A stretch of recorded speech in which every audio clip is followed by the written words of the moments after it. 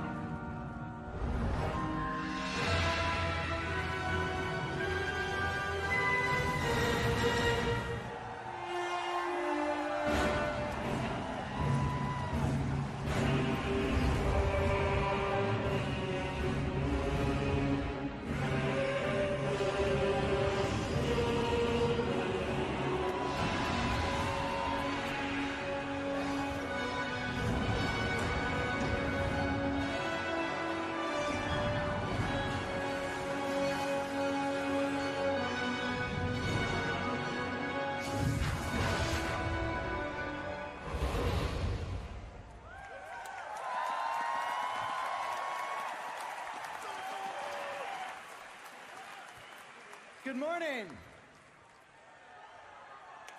My name is Gary Plattner, and I'm one of the lead artists on the World of Warcraft team. Thank you, thank you.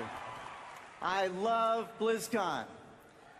Who here has never been to BlizzCon before, and this is your very first time? Wow, nice. Well, I know the rest of you know that we are a very close family. And I guarantee that you will make friends here that will last a lifetime. All right. Couple of quick announcements. Remember to keep all hands and arms inside the convention center at all times. And due to fire regulations, seating is very limited for all of the amazing activities that will be taking place in this hall, including the panels, the tournaments, and our closing night concert. So, if you leave one of those programs, you may not be able to get back into this hall, okay? Also, don't forget to pick up your BlizzCon souvenir programs after this opening ceremony. You can find them near the queue lines for the demo areas or at the guest service desks, which are located between Hall B and Hall C, and also out in the convention center lobby. All right? Okay. I'm going to bring Mike out here in a moment, but before I do, we need to go over some appropriate audience reactions, okay? Very easy, you're going to do them with me. There's only 3 of them, and the first one goes something like this. All right, yeah, okay. Okay, you think you can do that with me? All right, on 3. 1, 2, 3. All right, yeah, okay, all right. Okay, that's really a courtesy clap. That's something you're going to do if you're really not sure what Mike just said. You don't even know what's going on, but man, you're just happy to be here. Woo, yeah. Okay, good job. All right, the second one is mostly verbal, not a whole lot of clapping. It just goes something like this. Oh, wow, oh my God, woo! I think you've heard that one before. And I think you all can do it with me. You ready? On 3. 1, 2, 3. Oh, wow. Woo, yeah. Oh, awesome. Good job. That sounded really weird. Okay, last one. And I think you know what this is. And I'm not going to do it with you because I want everybody to go crazy. I need people to be as loud as you can. I want them to hear it all the way back in Korea. Can you get loud for me? All right, no, let's try it with me. Let's try it with me. On 3, ready? 1, 2, 3, go crazy!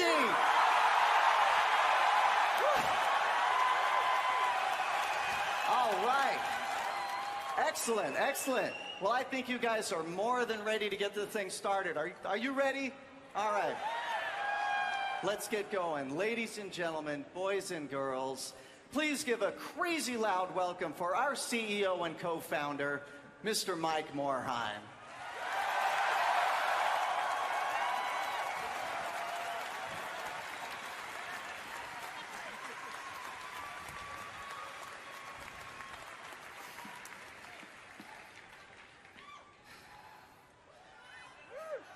Good morning, fellow gamers.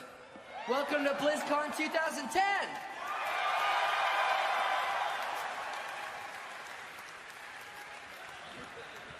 I look forward to BlizzCon every year because it's a chance for me to spend time with the most passionate, creative, and fun community of gamers anywhere.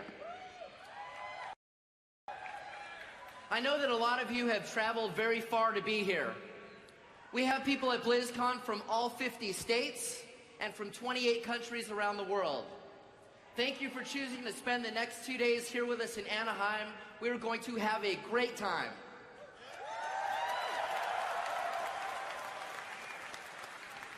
This year is a very special year for Blizzard. In addition to launching StarCraft 2 and preparing for the upcoming launch of Cataclysm, all in a single year, we are in the midst of celebrating some pretty epic milestones as well. Back in June, we celebrated the 10th anniversary of Diablo 2. World of Warcraft turned 5 last year, and the global World of Warcraft community is now 12 million strong and growing.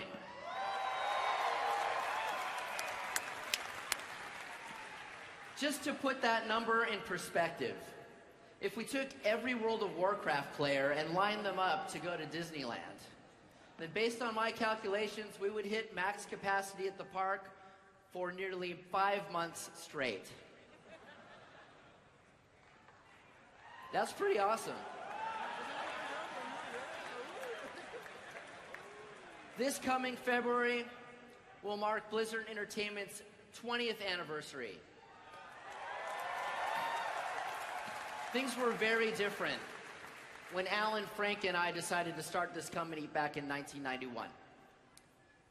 There was no World Wide Web. Britney Spears was a 9-year-old making her first appearance on Star Search. We had cell phones, but they were about the size of this podium. That was the year Terminator 2 Judgment Day was released. Who would have believed back then that the Terminator would eventually become our governor? And back then, there were only 3 great Star Wars movies in existence, as opposed to... Okay, well, maybe some things haven't changed. I'm just kidding. It really is a remarkable thing when you look at how this company and our community have grown together over the years. Our success and adventures would not have been possible without all of you. So on behalf of everyone at Blizzard, I'd like to thank you for keeping us on our toes and keeping to elevate gaming throughout the world. I'd like you all to give yourselves a huge round of applause. Thank you.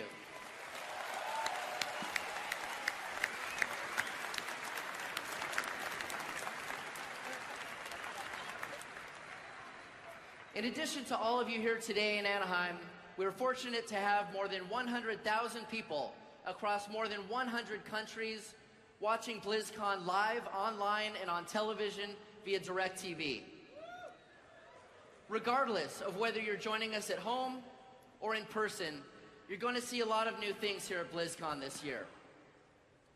For starters, the StarCraft 2 development team has been working on 4 custom games using the map editor, including Star Jeweled,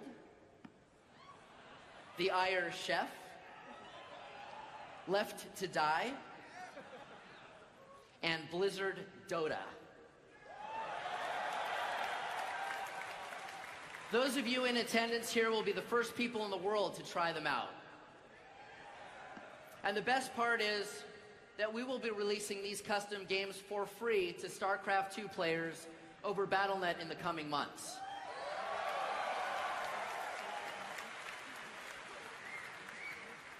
We will also be featuring 3 custom games from the community map-making contests. And our hats are off to the designers who came up with some pretty creative ideas. This year at BlizzCon, we also have 2 brand new stages for you to check out in Hall B. The Artist Stage will feature artists showing their creative process on the large stage screens and answering questions from the audience. On the Game Show stage, lore buffs will have a chance to compete in Warcraft, StarCraft, and Diablo contests for some great prizes. We're also doing something completely new this year called Blizz Chat, which will be a series of live community discussions complete with a Blizzard moderator. Head upstairs to Hall A to participate in the topic of your choice. I want to take a moment to recognize a truly amazing contribution that you folks made this past year. Thanks to your generosity in purchasing the charity Pandaren Monk pet, we were able to donate more than $1.1 million to the Make-A-Wish Foundation. That is a huge amount. Thank you.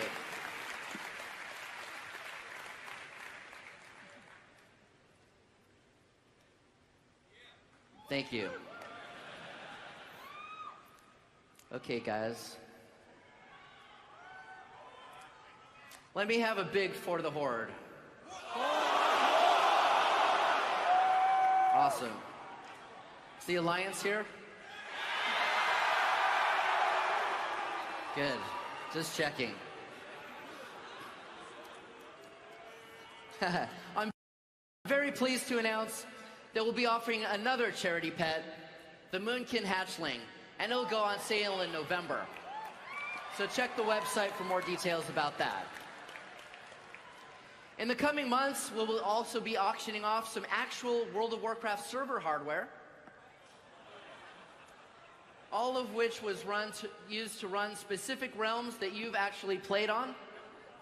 100% of the net proceeds will be donated to charity.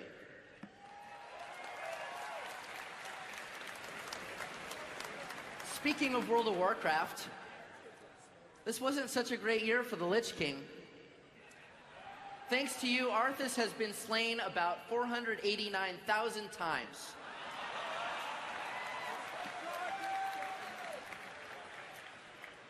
I want to give a quick shout out to all our players in China. As you know, Wrath of the Lich King launched there back in August, and it was awesome to finally welcome all of them to Northrend. Hello, China. Another reason 2010 is a big year for Blizzard is that this is the first time since 1998 that we will have launched 2 games in the same year. I guess you could say it sort of feels like a double rainbow year for us. All the way across the sky. What does it mean? As you're probably aware, back on July 27th, we launched StarCraft II simultaneously on 5 continents and in 11 different languages, an accomplishment of truly global proportions.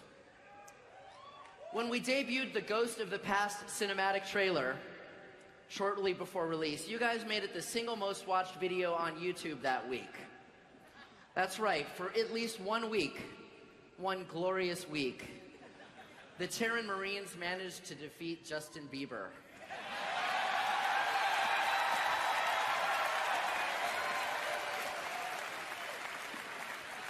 Within 2 days of release, you all helped make StarCraft II the biggest PC game of 2010 and the fastest-selling strategy game of all time. And by the end of 1 month, the StarCraft II community was already 3 million players strong. Together with StarCraft II, we also launched the new BattleNet service. To date, more than 91 million StarCraft II ranked matches have been played on the new BattleNet. There have been hundreds of esports competitions featuring Blizzard games this year, such as those hosted by Major League Gaming and the Electronic Sports League. In addition, GOM TV kicked off the first season of the Korean Global StarCraft II League. The total prize pool for the GSL this year is more than $500,000, the single largest prize pool in the history of StarCraft esports. As many of you know, a player named Fruit Dealer recently came out of retirement, and he won $90,000 in the first season championship of GSL. His story is pretty remarkable, and if we had known just how popular it would make the Zerg, we would have asked him to come out of retirement a long time ago. He's pretty awesome, though. Let's take a look back at some of the highlights from the past year, starting with BlizzCon 2009.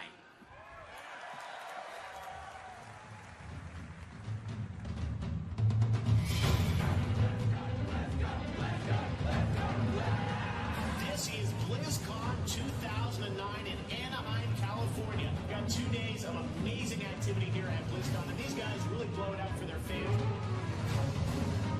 Very proud to introduce to you the new Diablo 3 playable class.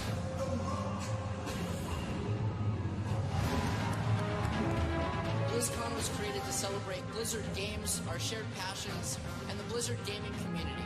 You all are part of something truly epic. Ladies and gentlemen, I give you World of Warcraft Cataclysm!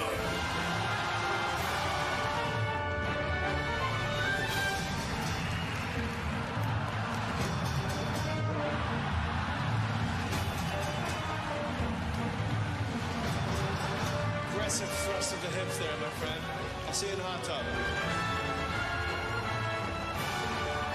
I don't know if that's hot or not. I'm so confused right now.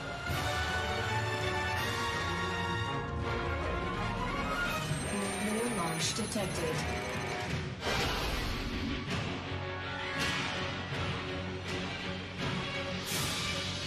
Are you ready for StarCraft 2?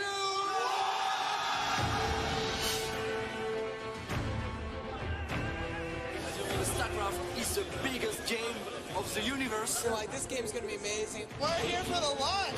You gotta be part of the experience. I came all the way from South Africa for the launch. Tonight's all about celebrating. We're so glad you guys are here to celebrate with us. We put everything we had into the game.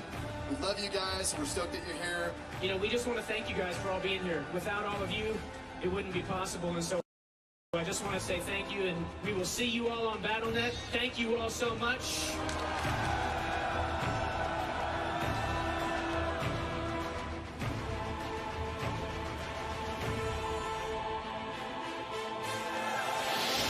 The StarCraft match is taking place right now. The grand finals is happening.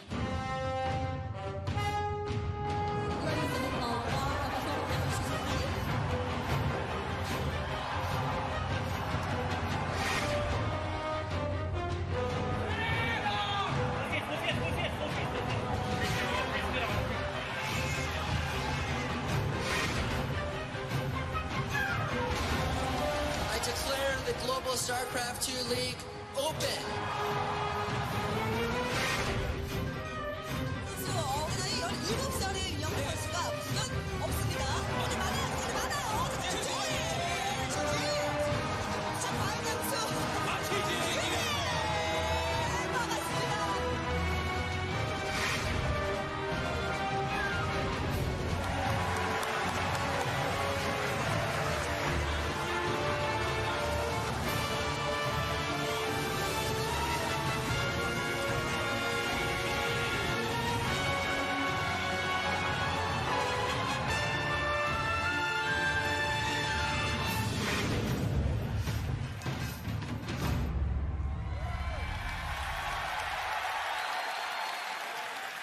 Pretty cool stuff, huh?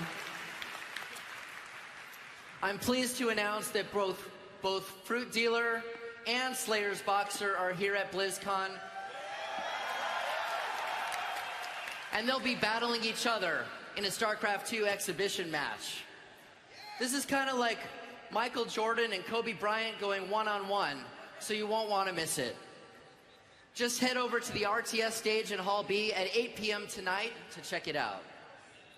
We also have the StarCraft 2, Warcraft 3, and World of Warcraft Arena Invitational tournaments taking place this weekend.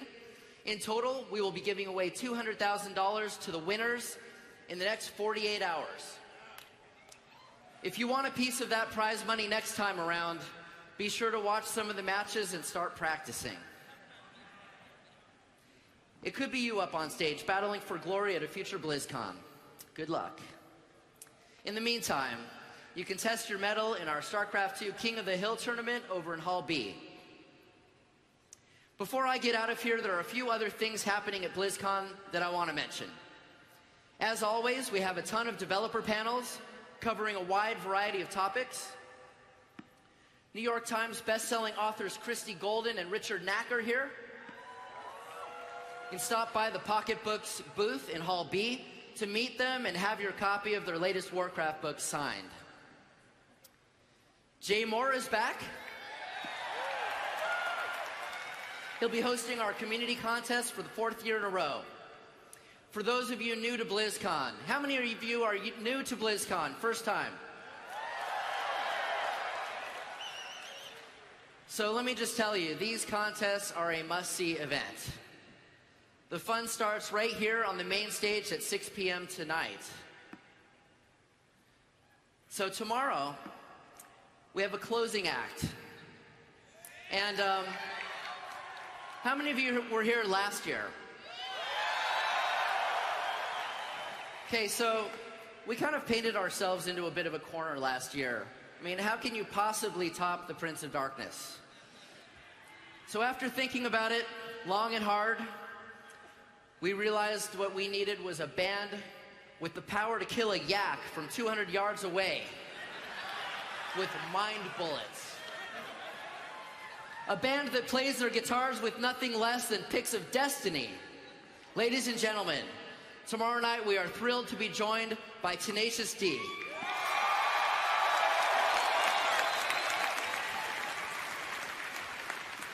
A word of caution. For those of you with children, please keep in mind, some of the band's content in the closing ceremony will not be appropriate for every age group. It probably won't be appropriate for most age groups. On December 7th, Deathwing will wreak havoc on the entire landscape that you've come to know and love, and these changes will be nothing short of epic. The beta testing for Cataclysm has been extremely successful so far, and I cannot wait for you guys to join in on the fun. To play a near final version of the game, go over to Hall A and stop by the World of Warcraft arena, where we have a ton of machines loaded up with the beta. And it's looking really awesome. We have had a lot of players come to us and say, "Hey Blizzard, I download huge patches from you guys all the time. Why can't I just download the expansion and start playing as soon as it goes live?"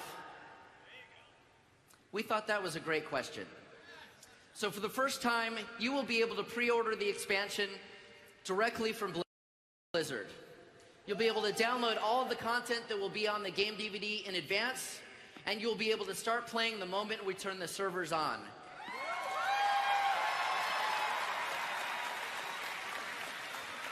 Which will be at midnight Pacific Standard Time on December 7th.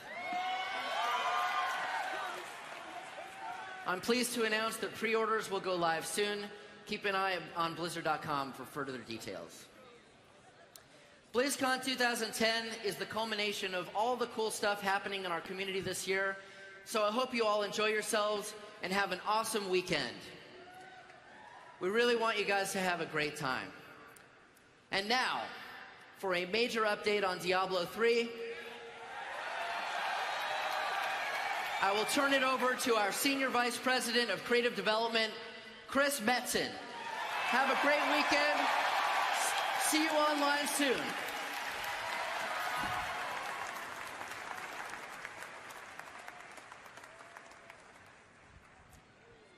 Well, what up, BlizzCon? Wow. Guys, I gotta be honest with you, walking out onto a stage, it was pretty, it was very American Idol, as a matter of fact. It kind of tripped me out. But, wow, this stage, I feel like Bono. That's really crazy. Thank you. But guys, you know, it can be a little nerve-wracking, a little intimidating walking out, talking to an audience this big. And for the past month or so, I've been thinking, I've been trying to, you know, consider, like, what do you say? You know, you walk out, you know, you guys want to hear about your games. And as I took a step back, and thought about, what I wanted to talk about, a number of words occurred to me. Specifically, I was struck by the power of words. I need to slow down because my brain is running way too fast. So guys, by way of doing like a little, social experiment here, I want to roll a number of words out at you. And I want you guys to respond. I want you guys to say or yell or scream the first thing that pops into your head as I roll out these words. Are you ready, Blizzcon?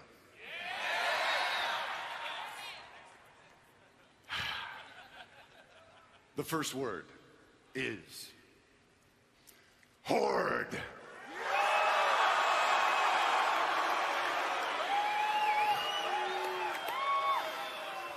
Get him, horde.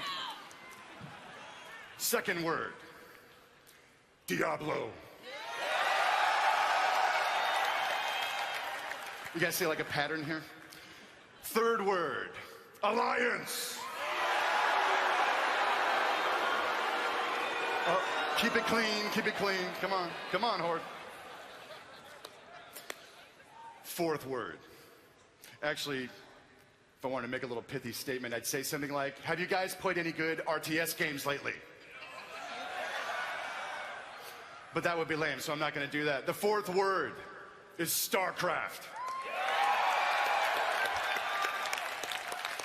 Hope you guys are enjoying that little ditty. We had fun making it. But guys, I'm struck by the responses, right? The power of words. What I hear, as you respond, I hear passion, I hear energy, I hear identity, and that's pretty crazy. And I have to stop and just say, I've got cotton mouth like you wouldn't believe. It's crazy. It's not for the reason you think. Come on. Come on, Blizzcon.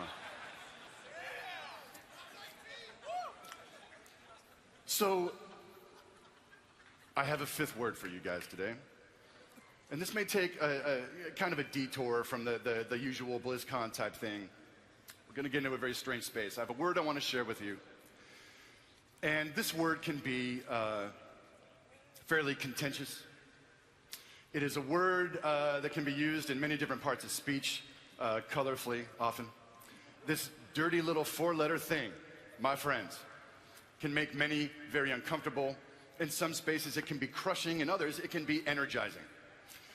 But as, a community of gamers, as a legion of fans, I feel that it's important that we can talk about any topic or term in a mature and adult fashion.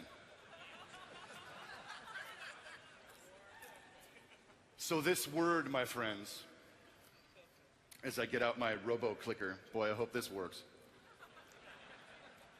Are you ready for this word, BlizzCon? Are you with me, BlizzCon? You sweet, sweet man. Give me a second here. I know we're on a...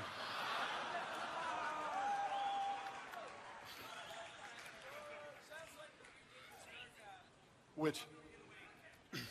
I see how it is. Security? All right, yeah. Just screwed up my... There we go. The word, my friends, is detour. The word is this.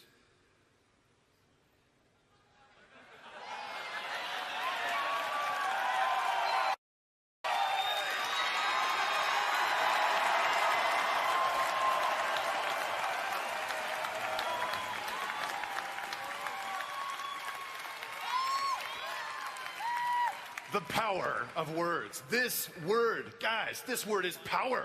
This word is identity. This is our word. I thought it'd be fun to change it up this year and maybe walk through a few illustrations of what this word means to many of us. In particular, a few illustrations of what it specifically means to me, and boy, will I show my age by rolling some of these slides out. And guys, periodically, I'm going to say two words. I'm going to say geek is. I'm going to raise up my little robo-clicker. And as I do, I want you to repeat with me, geek is. Let's practice. Geek is. Well done, BlizzCon. All right, this will be fun. You guys ready? I can stall some more. It's gravy. Okay. BlizzCon. Geek is. Growing air.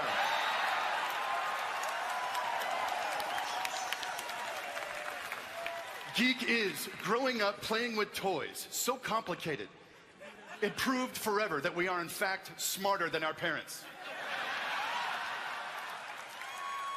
Geek is critting on a natural 20. My friends, I suggest to you, if you haven't done this with a Vorpal blade, you haven't really lived. Geek is, or not, crushing your enemies. Crushing your enemies, seeing them driven before you, and hearing the lamentations of the women. For some of you younger geeks in the audience, that is in fact our governor. You idiot! All right. Geek is this damn thing. This guy's shield pinging off of Nazi helmets. Get him, Cap. The man.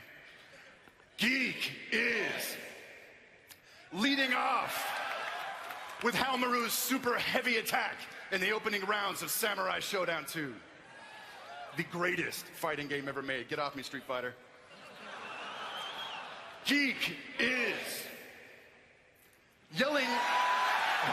Slow down.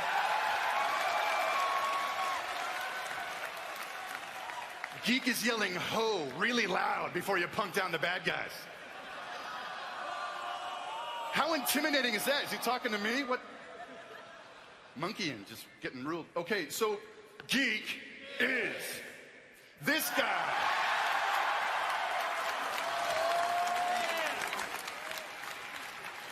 Geek is this guy turning off his targeting computer because he's feeling it. Geek is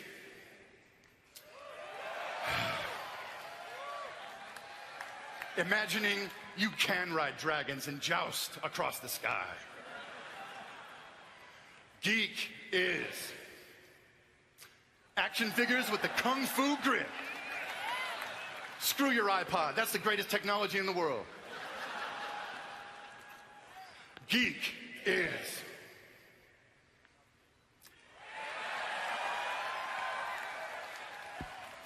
Geek is Frank Miller, reminding us all just how terrifying Batman can really be. Geek is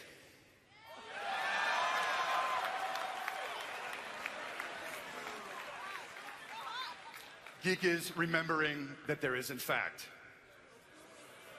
no spoon. Geek is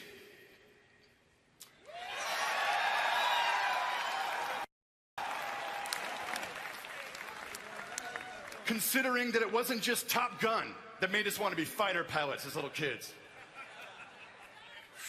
Talk to me, Goose. Geek is learning that with great power comes great responsibility. Toby. Geek is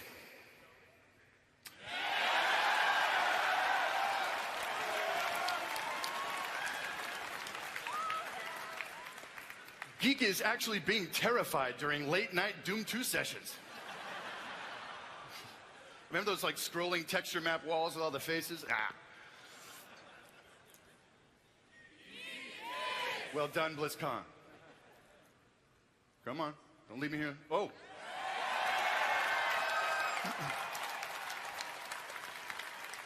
Geek is giving props to the undisputed baddest chick in the universe. Geek is.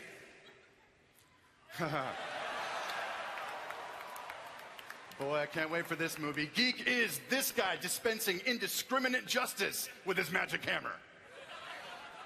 That's why Thrall got one. Thank you. Geek is.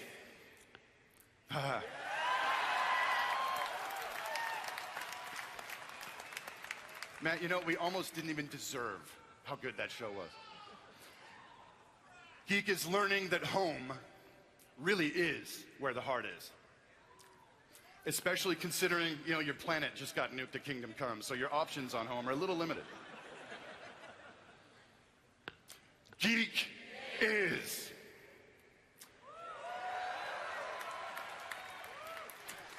Geek is exploring the vast, wondrous lands of EverQuest for the first time with your friends. And guys, consider, none of us and none of this would be here without EverQuest. Respect must be paid. I miss Halas.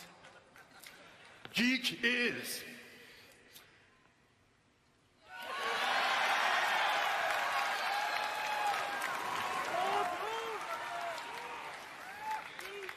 Geek is holding the line against impossible odds. That was a good one. Geek is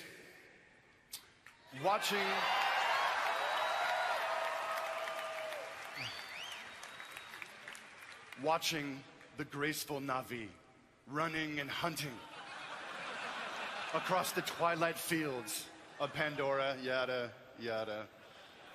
And pardon me, couldn't resist. Geek is.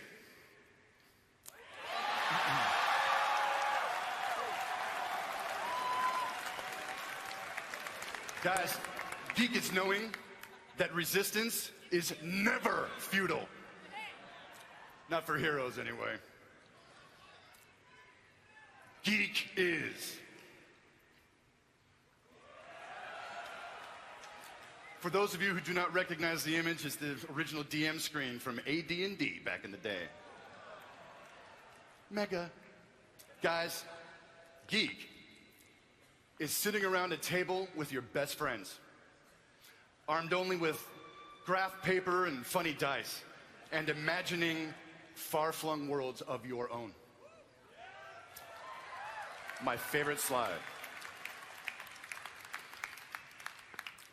Geek is.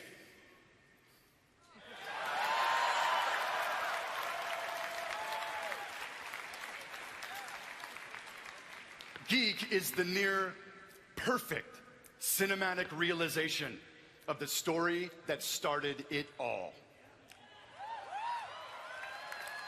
Mr. Jackson, wherever you are today, we thank you. Geek is.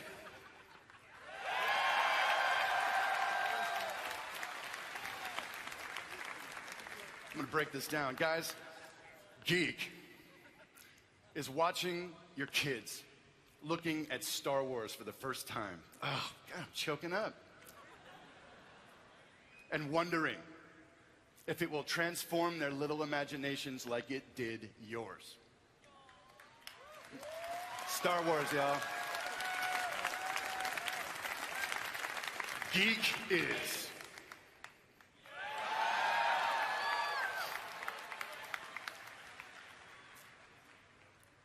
Geek is believing that the reason we love these characters, these worlds, these products, and 1,000 more like them is because there is a hero inside every one of us waiting to come forward.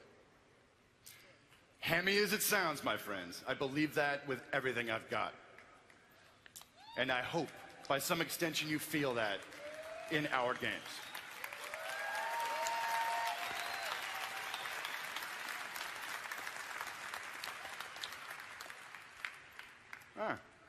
Well, clicker gone.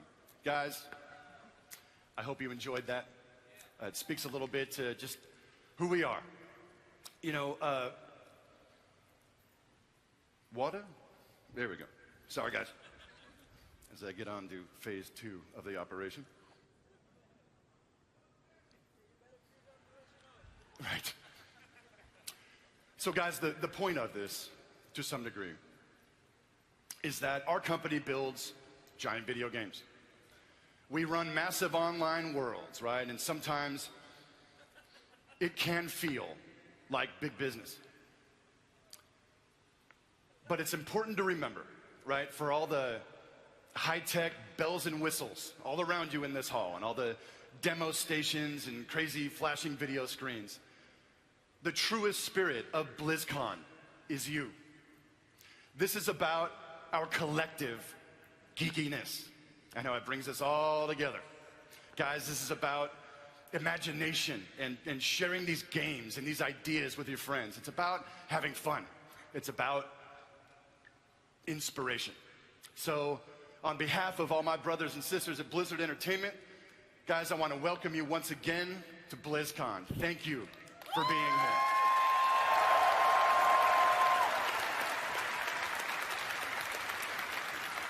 You know, I just want to thank you guys for letting us geek out with you. You know, we all need it. So, with all of that having been said, we've got some business to discuss. Diablo fans, where are you at?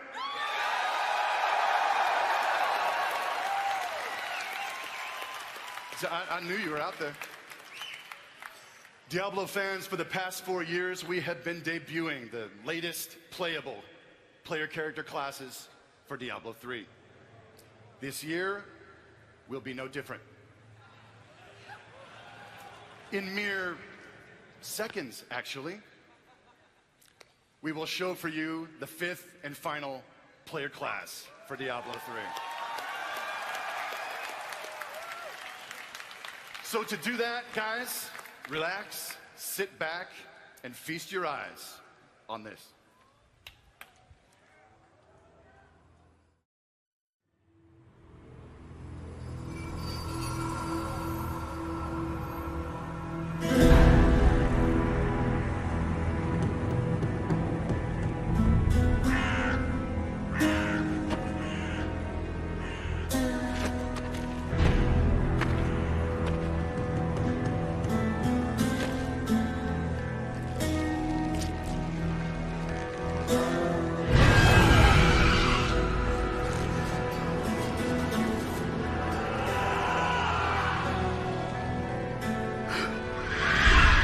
Someone survived.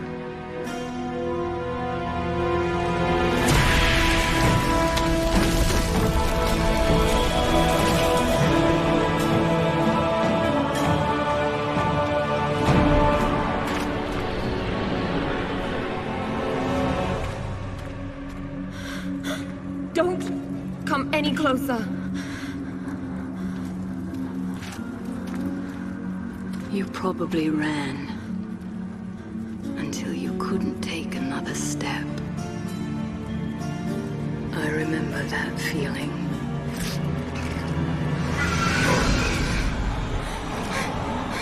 I had no choice.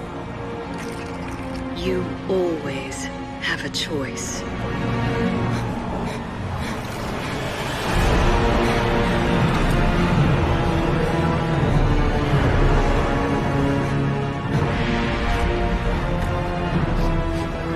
We're going to die here, aren't we? No. As long as I'm here, they are the prey. And I am the hunter.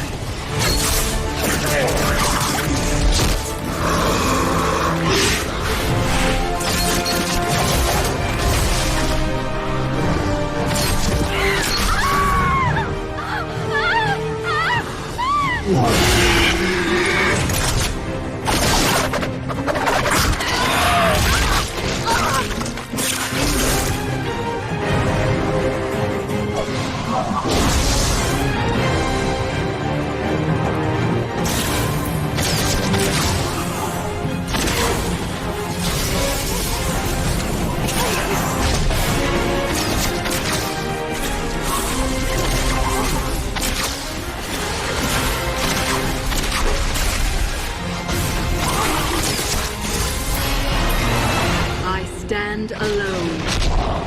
And if they keep coming, I will never stop killing.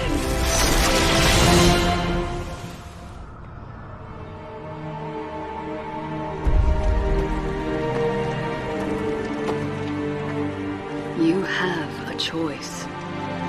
Hunted or hunter.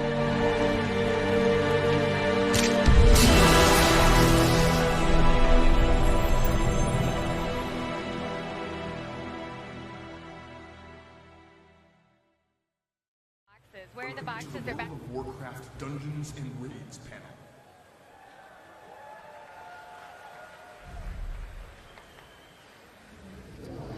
Hey guys, how's everyone doing? So my name's Corey Stockton, and I'm the lead content designer on World of Warcraft. And I'm Scott Mercer, the lead encounter designer. Welcome. So we're going to talk to you guys a little bit about what we're planning for the Dungeons and Raids coming up in Cataclysm. Is everyone hyped for Cataclysm? Just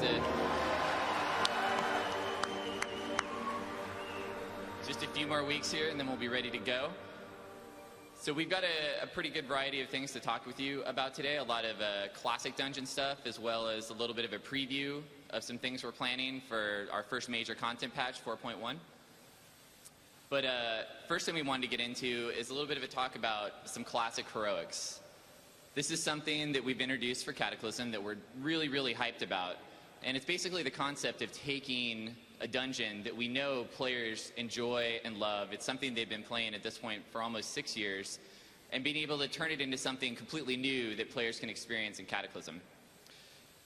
And in doing that, there's a number of things you have to do to make that actually come out good and feel like something that's really different, and not just taking it, you know, upping the HP of some of the creatures, swapping out a few things. Instead, we looked at this in a way that we could actually get a chance to basically redo the dungeon from the ground up, but keep all the flavor and all the things about the dungeon that players really like.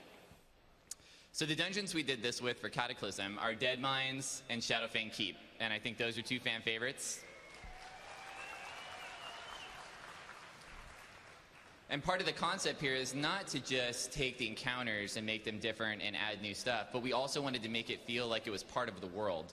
So not only are you going to see new bosses and new creatures throughout the whole dungeon, you're also going to see new quests that are in these dungeons as well. And we really think it kind of adds a new level to the dungeon as a whole. So you're not just going in there, like you might run through the LFD tool and get queued up into the dungeon. And you're going to have a whole experience. It's not just going to be running through, killing a few bosses and jamming through. We've changed it now for all the dungeons in Cataclysm that the quests actually appear inside the dungeon right at the front.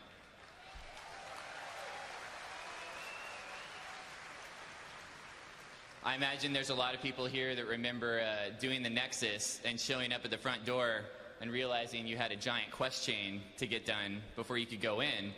And this is something we obviously noticed as the developers, and that we wanted to get fixed too. So that's something we've got taken care of for not only all the new dungeons in Cataclysm, but all the classic dungeons all the way back have that feature.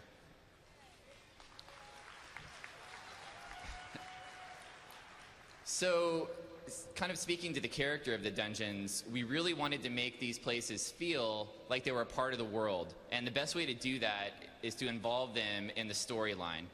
And so, with these two dungeons, we're kind of in a situation where it works out perfect. Because in Silverpine, Shadowfang Keep kind of fits that role just right. You worked your way through the zone, and it kind of works out well as the climax. Obviously, Deadmines works the same way. You've seen us do a little bit of this in some of the expansions. We've done this before. Look at Gundrak, kind of at the end of Zoldrak, as like that final dungeon you get to where you accumulate the story, finish it off. You could look at Stratholme, kind of similar in Eastern Plaguelands. And that's something we wanted to do here. We really wanted to carry that story through. So the bosses that you see in these dungeons, you're actually going to interact with on the quests while you're playing through the zone. And we just think that gives the dungeon so much more of a flavor and a reason why you're doing the dungeon. You're not just going through it to earn your justice points. You're going through it to actually finish the story and complete the quests that you're working on. So finally, along the way we were doing this, originally, as you know, we kind of announced these as a heroic only thing. We were going to do a heroic level 85 version for Deadmines and Shadowfang. But along the way, we ended up changing so much stuff that now the normal versions are basically updated as well. So it's kind of a feature that's going to go out for everyone. And you're going to see different bosses too. In Deadmines, you end up fighting a different boss in the heroic version than you do in the normal version. So now we got a couple screenshots just to give you guys a little sneak peek. Both of these places are available in the beta, so some people might have seen this stuff, but I know there's a number of people here that haven't been able to play in the beta. So here's Lord Goffrey, our new final boss for Shadowfang Keep. And then here's a picture of Vanessa Van Cleef. So a few things might have changed in Deadmines. Can't wait for you guys to get in there and check it out.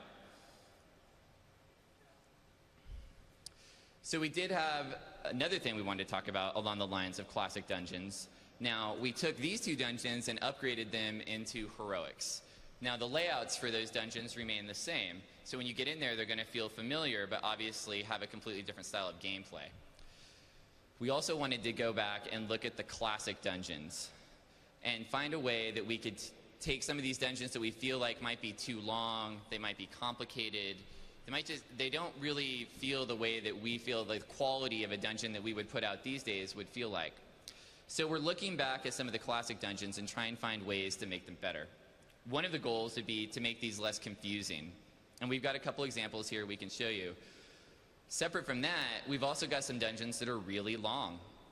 Try to do all of Meridon and see how, I mean, now granted, nowadays when you're leveling up, if you go back, it can be quicker. But for a new player, a dungeon like this is really, really long to get through. Something like Oldemon, you can die very close to the final boss and have a long run to get all the way back. And no one likes having to spend that time doing those kind of things. Above all, we want to make these dungeons more fun. So we've got a couple examples and a couple different ways that we do this stuff, and we want to go through that with you today. Now, we got some of these changes are going to be in Cataclysm that you're going to see on ship. We actually were able to get a few changes in on some of the dungeons. A large number of the things we want to do, we're planning to ship with our first big patch for Cataclysm, patch 4.10. So as far as the methods, the biggest thing we want to do is create wings. Now, this is something you guys have probably seen all throughout WoW. If you look at Scarlet Monastery, we've got wings. So players can kind of pick up like a bite-sized chunk of a dungeon and say, I want to do this part right now, but I don't want to go through the whole thing. We've obviously done this moving forward. You saw this in Burning Crusade, in Northrend, with Utgard Pinnacle, Utgard Keep. We kind of have two wings that share the same style, but the dungeons are different. But if you imagine trying to play through Utgard Keep and Utgard Pinnacle together, that's kind of what we're looking at for some of these classic dungeons that are in WoW now. So breaking them up into wings is something that's going to feel really good to most players. So here's an example. Here's Oldemon. Classic. So this is how Oldemon looks now. This is a top-down view of the whole dungeon. You can see down there in the bottom right is where you enter. You walk in. It's got a huge section. It kind of looks like a maze. So what we want to do is take a dungeon like this and be able to break it up. And we want to find good places to do this. So here we've got a great opportunity with Ironaya. There's this whole event that plays out where you find the staff, you get the staff together, put it in the city, doors open, Indiana Jones moment. Seems like a great place to kind of end this dungeon and have that be the final boss. So you can kind of see here that the dungeon on the right, that's where Ironaya would end and be the final boss. Then on the left side, we would break it out. We've got a back entrance for Oldemon. Out in Badlands, you can come in the backside. Now, they would take that backside entrance and turn that into the main entrance for the second wing, thereby basically taking Oldemon, converting it into a winged situation. It gives us two dungeons that are more bite-sized chunks, easier for players to understand, easier to navigate, and at the same time, we get a chance to go in there and mix up the encounters a little bit and deliver a new experience.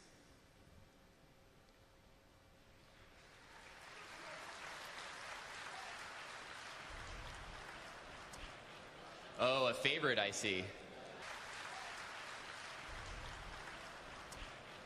Oh, a favorite I see.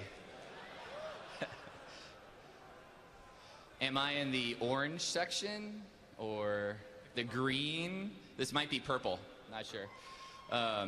So a number of people have gone through Meridon.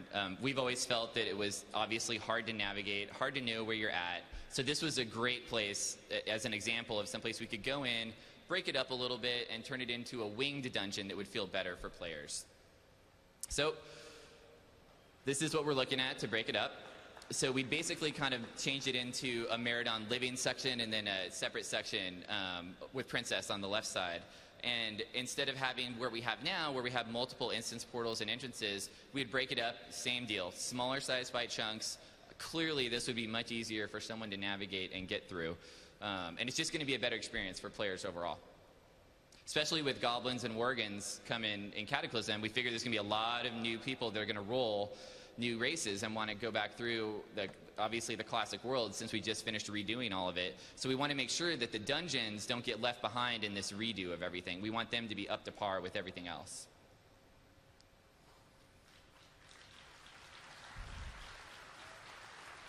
So Creative Wings was our first method. We've got another thing here. Oh, scissors. So there might be some other ways to fix things, which might just be to cut them because they just might not have worked out that great. And so we've got a couple examples here of places where we feel like we've got dungeons that could, they could use a little trim, a little nip, a little tuck here and there. Sections that might be too long. It's just areas where you get into this dungeon and it feels like you're going somewhere, but you're fighting trash for a long period of time. Bosses are too far spread apart. There's nothing interesting. So in these cases, we want to go into these dungeons, trim a few areas out, and get them to feel better. So we've got a couple examples of this. Oh.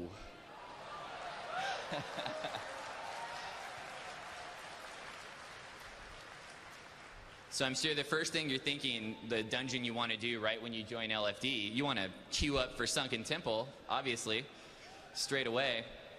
So this is an example of Sunken Temple. It's a giant dungeon, and taking nothing away, it's a great place. Obviously, we've all been playing in it for years, but we think we can make it better. And there might be a simple way to do that. It just so happens is the way Sunken Temple is laid out, you've kind of got the top floor and the bottom floor. And it's actually pretty simple of a way that we can modify that and have it actually work really well in the game without having to make too many changes to it. And this is an example of a dungeon where this change has made it into the game for Cataclysm. So this will be there on ship.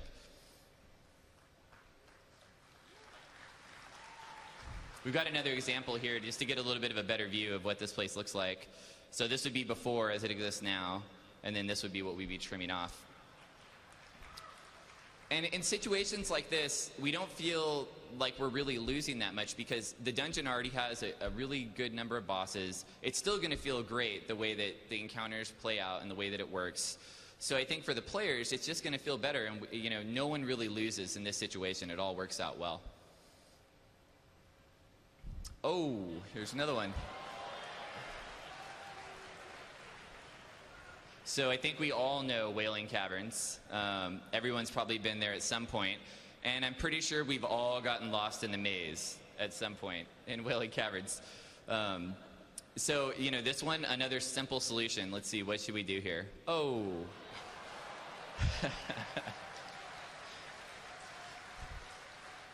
Some of these decisions weren't too hard to make,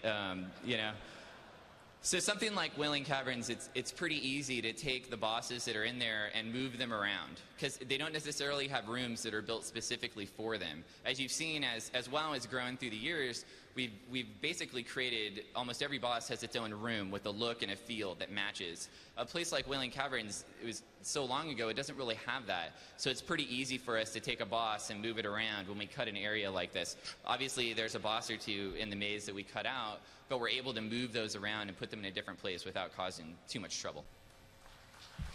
Thanks, Corey. At the beginning of every expansion, we always take some time to look back, see what worked, see what didn't. We started talking about what we wanted out of Cataclysm rating, and I just wanted to go through some of the things that we identified as goals or things to work towards. One was more raid zones for ship.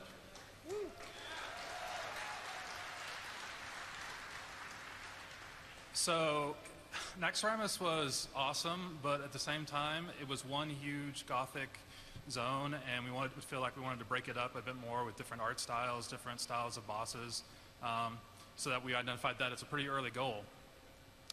Another one, we wanted to make the coolest encounters yet. We started actually beta testing a lot of our raid encounters this last Sunday, and we'll be continuing to beta test over the next few weeks.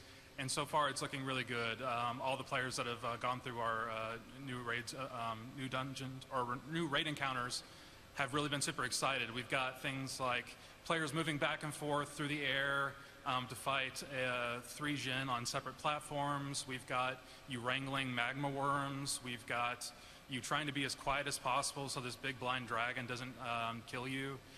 There's all these like interesting new mechanics that we've got that are really going to, we think, play out well and it'll be a lot of fun for you guys. Another one, like Corey was just talking about how we want to put all these things in nice bite-sized chunks. So we feel that's pretty important because it's a whole lot cooler when you go into a raid, you have a night of raiding, everyone's gotten together, and you actually go through the raid and finish the raid in one night. It's a way better feeling to end a night saying, okay, this is done, as opposed to coming back in and say, well, we got to do another couple nights. So we really want to take the raids and put them into more bite-sized chunks.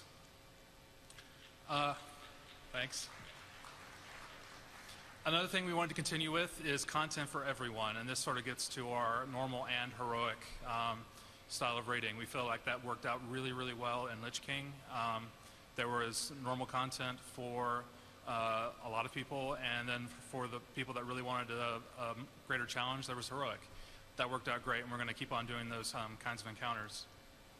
And another thing we wanted to do for Cataclysm was try to make our raiding more flexible, which gets into, well, the flexible raid lock system. I wanted to talk about this for a little bit. The flexible raid lock system is actually really just sort of an evolution of Lich King raid, something that raiding, we always look back and say, like, hey, how could we make this better? What could we do? How can we make it more convenient for players? How can we make it better for raid and guild leaders to schedule and manage their raids? So back in Old War and even back to Sartharian, we did this cool thing of, hey, let's make encounters where you get to determine the difficulty of the encounter by whether or not you leave one of the Black Drakes up, whether or not you want the help of the Titan helpers in Old War. There's a lot of different things, and those turned out really cool. In fact, it turns out so cool that in Trial of the Crusader we said, hey, let's just make the entire thing heroic. So you no longer have to choose on an encounter-by-encounter basis. We just say, hey, if you want to set the entire thing to heroic, there you go. And then in Ice Crown, we said, well, it's actually sort of a pain in the ass to like go out, you know, reset the raid, go back in as a new difficulty. Let's just make it so where you can choose on an encounter-by-encounter basis whether or not you want it to be normal or heroic. And I know a lot of people, like, this has worked out really well because it means they get a whole lot of heroic loot off the boat.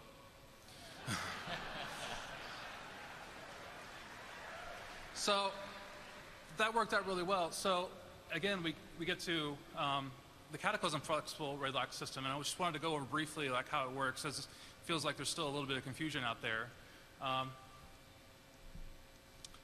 The basics of it is that the normal difficulty raid progress is actually saved on your character now. It's not saved on a raid ID anymore.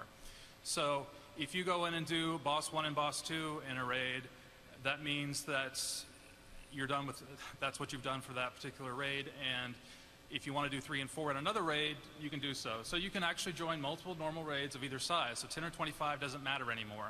So in Cataclysm, along with this, is that they're actually going to be dropping the same loot. So what we want to do is create a situation where, depending upon how many people you've got available to you, let's say you've got, normally you're a 25-player raiding guild, but it's the holidays, and you don't have that many people. Well, you can switch to 10. Let's say something happens and a lot of people have to miss a weekend. No problem. You can switch down to 10. Let's say that, you know, you get a bunch of people together and all of a sudden, like, wow, Cataclysm is so awesome. All these people came back. That's sweet. And all of a sudden, you can go and do 25-player raiding again. Again, trying to keep it super flexible. The key thing here is you can only defeat each boss once per week. So that's the sort of like the big thing you sort of have to remember. And also the one like sort of caveat is that heroic difficulty works pretty much so like it did in Wrath of the Lich King, where once you've killed a heroic boss, you're locked with that raid group to that raid with a raid ID.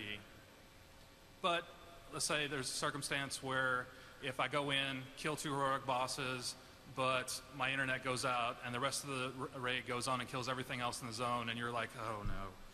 Well, you can actually go back and do normal with another group or with an alt raid or something like that. So again, it's super duper flexible. And like I said, there's a bunch of benefits. it helps players with erratic play schedules. Not everyone has the ability to say, all right, Tuesdays, Thursdays, and Saturdays, these are our raiding nights. Some people have jobs or school situations that babies, children, I mean, life is complicated. Things happen. I mean, a real life emergency doesn't necessarily end your rating for the week, and that's pretty cool. Another thing here is that, like I said, raid leaders have more schedule and roster flexibility. If you can't, in a lot of situations, like if your main tank doesn't show up or you just don't have enough people to do 25, that's pretty much so it for the week. But with flexible raid locks, you can take a 25, go down to a 10. You can take a 25, go down to 2 10s, and then later on in the week, when everyone does get back together, you go back into 25 and you beat everything on 25. So flexible raid locks, we think, will be a really nice addition to Cataclysm raiding that will give everyone a lot of flexibility and means to raid hopefully when you want to and with the people you want to. So here's just trying to show off the UI. It's a little bit hard to see, but again, going back to the idea that it's your character. In the middle, on the left is the raid pane that everyone's pretty familiar with, and then when you look at raid info, there's the information for Ice Crown Citadel in this case. And up on the right-hand side, you actually see a list of every single encounter in the raid, with a note of whether or not you defeated it or not. So the messaging here, we're trying to be as super clear as possible. If you step into a raid that's already in progress, what's been defeated and what's not, so you know, hey, do I want to like be in here, or do I want to bail and maybe like come back with a different pug? And again, this is sort of the error message you get when you come in and say, hey, these are the bosses that are dead. If you join this raid and you want to kill another boss in here, that's cool, but those are all the bosses that the game's going to consider you to have killed. So be real mindful of these messages when they come up, because they show you what the raid's been doing when they come into the zone. So I'm going to hand it back over to Corey, show you the patch, go over a little bit of what we're going to see in patch 4.1.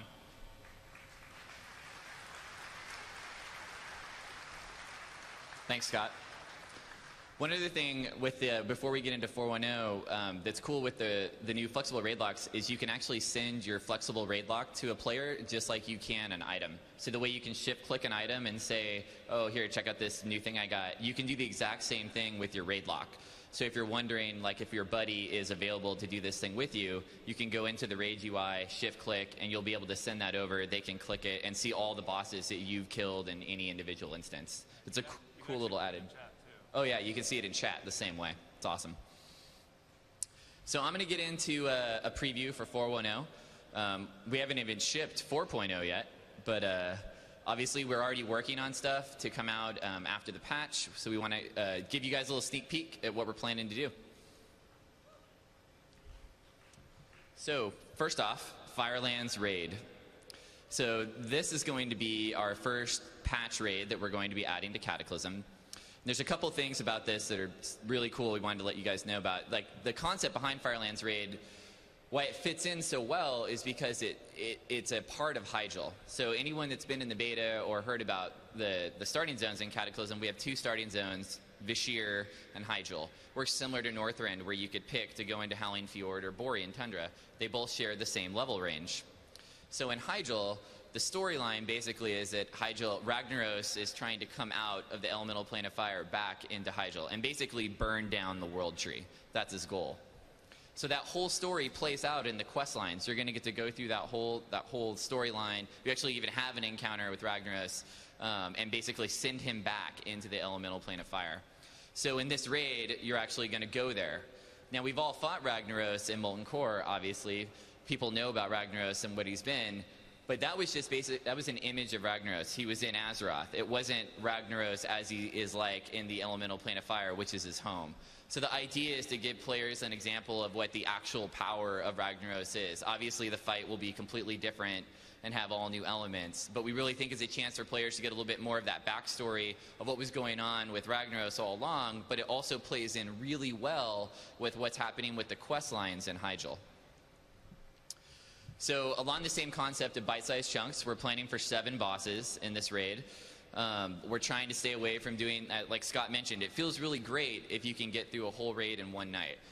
Because then in a week, you can do multiple raids. You know, you might be able to do one raid Tuesday, another raid on Thursday, and maybe one Saturday.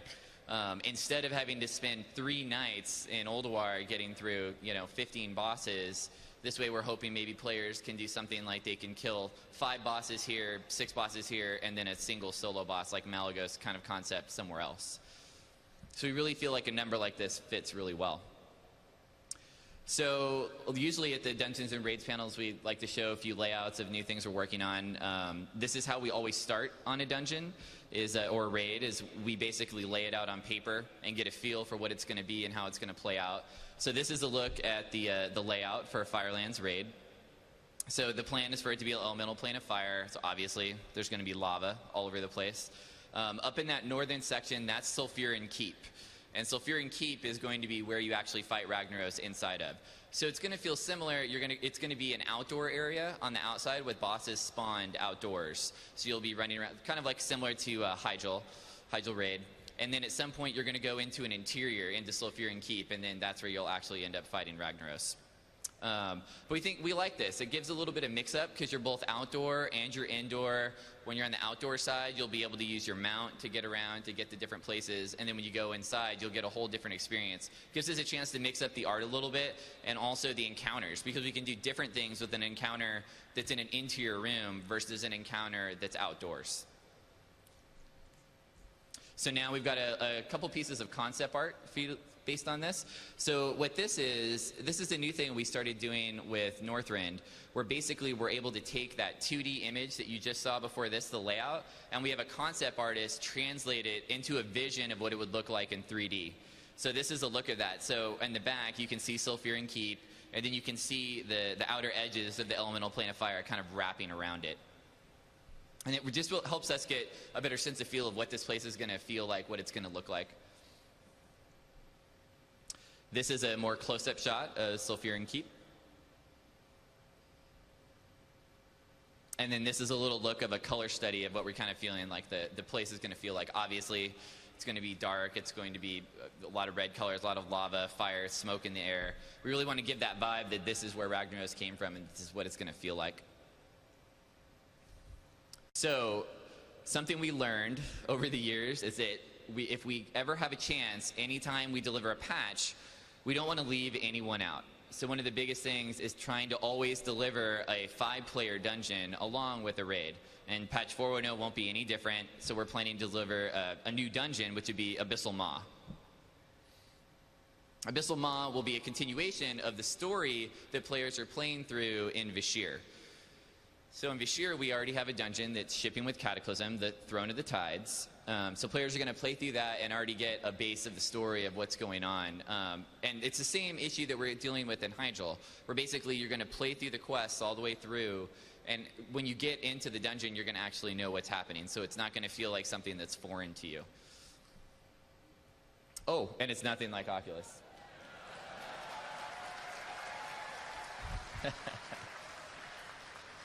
You're going to see the layout here of what this dungeon looks like, and it's separate areas, like almost like underwater. We've got these risen areas, and players are going to play on these each individual areas, and then they're going to travel from one to the next.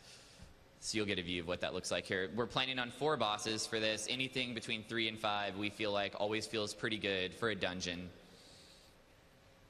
So this is a look at the layout. Same deal here. This is what we start with and how we get things going.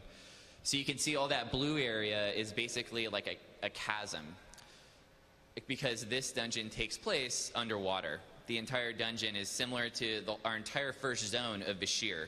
So everything about this will be under the water in the elemental plane of water. And we have a ton of new tech that we're introducing with Cataclysm that helps deal with players being underwater.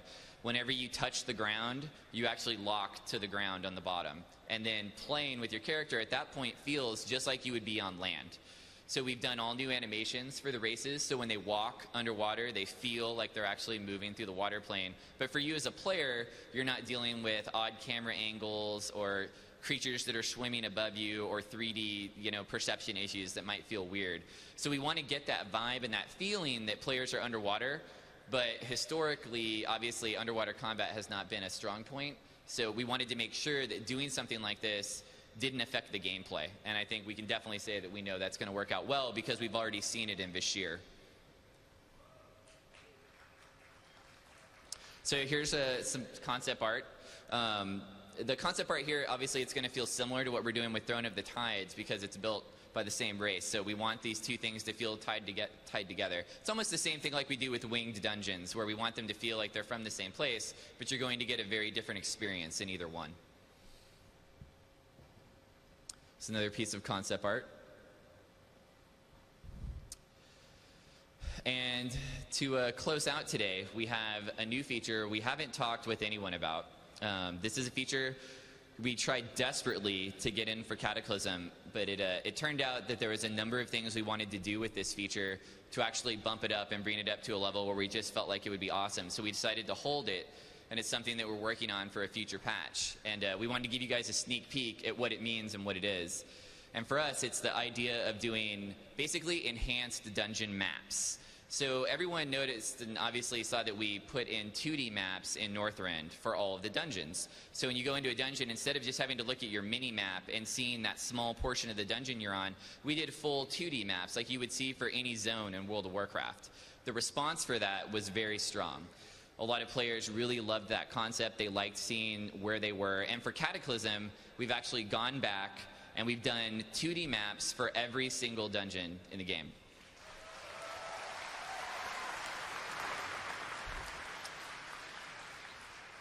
So that's our first step, and we thought that was great. Now players aren't going to get lost. It's going to feel like they're knowing where they're going.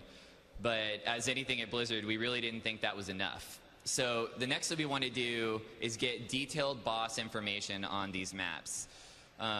So when you're in a dungeon, you come up to a boss, you want to know what loot is this boss going to drop.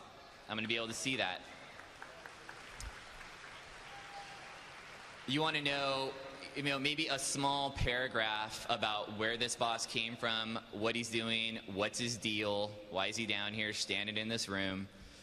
Give you a little bit of background on the story. Thirdly, we also want you to know the abilities. As you've seen, in Northrend, we're able to actually link abilities through the chat. So when you're in a raid fight and an ability happens, it shows up in your chat and you can actually click it and get a detailed tooltip on what that ability was and what it did. Have the ability to see these things before they actually go into the fight. Because if you look at any fight now in the game, the only way to really find out if something, what it does, is to die. You have to basically pull the boss and figure out, oh, well, he's doing this meteor that we've got to get out of the way, or he's doing a pulsing AE and it's killing us.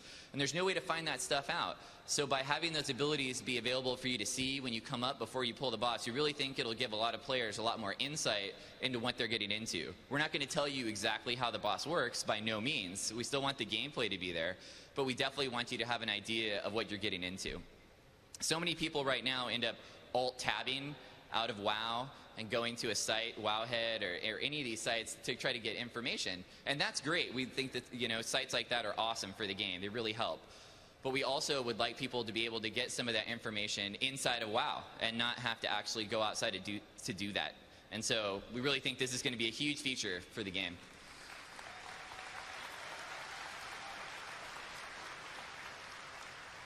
To go along with this, we're going to have 3D portraits of the bosses, so when you see them, you'll be able to see an actually 3D animated, full-on model of the boss, get a chance to see what he looks like. It's just a cool feature that helps you maybe get a better vibe on who the guy is and what he's doing. It works really well with the idea that we're going to show lore on the boss.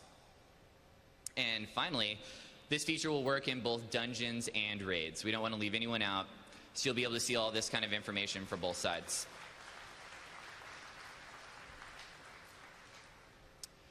And to close out today, that's all the information we have for what we're planning on. Give you a little bit of a sneak peek of Cataclysm and stuff we're planning for the patches. But we wanted to leave you guys with a really awesome video we got from our DVD production team of what you can expect in the raids that are coming with shipping Cataclysm here in just a few weeks.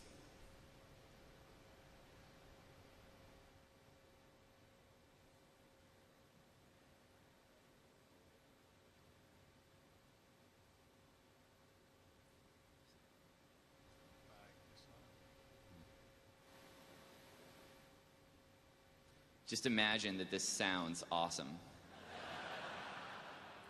Yeah, so this is the first two bosses for Blackwing Descent, what you just saw there was the Omnitron Defense Council and Magmaw, the lava worm. Sweet elevator. Yeah. There's Maloriak.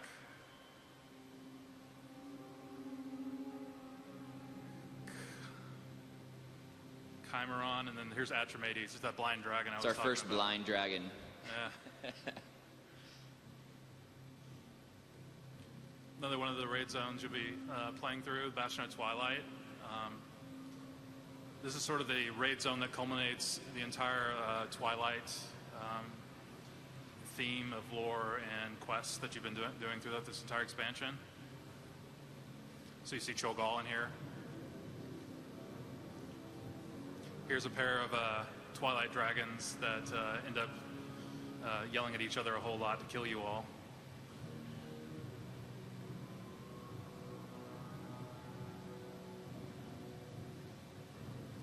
We have a bunch of elementals. We actually have Ascendant Council. There's one of them. You'll be fighting a Ascendant of each elemental type in the fight. Here's Cho'Gall. Just chilling on the throne. Hanging out with his beak. With a huge hammer.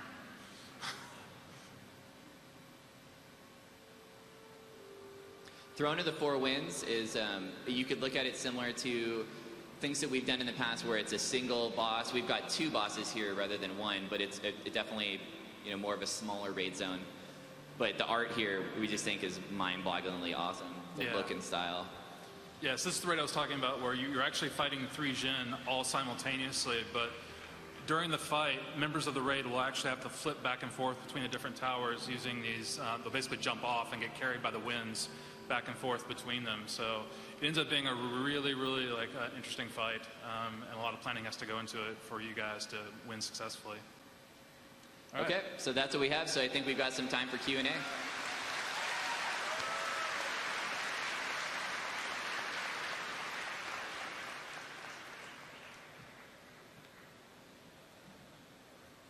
Hello. Thank you very much for all the work that you do. I have one question about LFG system looting.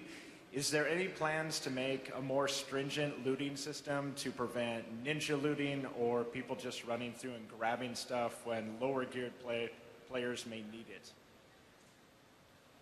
There's a couple things you're going to see in Cataclysm that have changed. Have you played in the beta at all? No? Yeah, you're definitely going to see some changes there from what we have in Shipping WoW now. We're a little bit more stringent about which classes are able to roll on which items, specifically looking at, you know, can they wear this piece? Is it good for their spec? You're going to see some advancements there. As far as ninja looting and those concepts, we're hoping that what you're going to see there is a way that, you know, by the way that you can roll individually only on that item, if that guy isn't able to wear it, hopefully he shouldn't be able to roll on it, which would keep him away from being able to take that item. It's definitely an area that we've known that we've had to work on, so it's something that we looked at for Cataclysm, so you'll definitely see improvements there.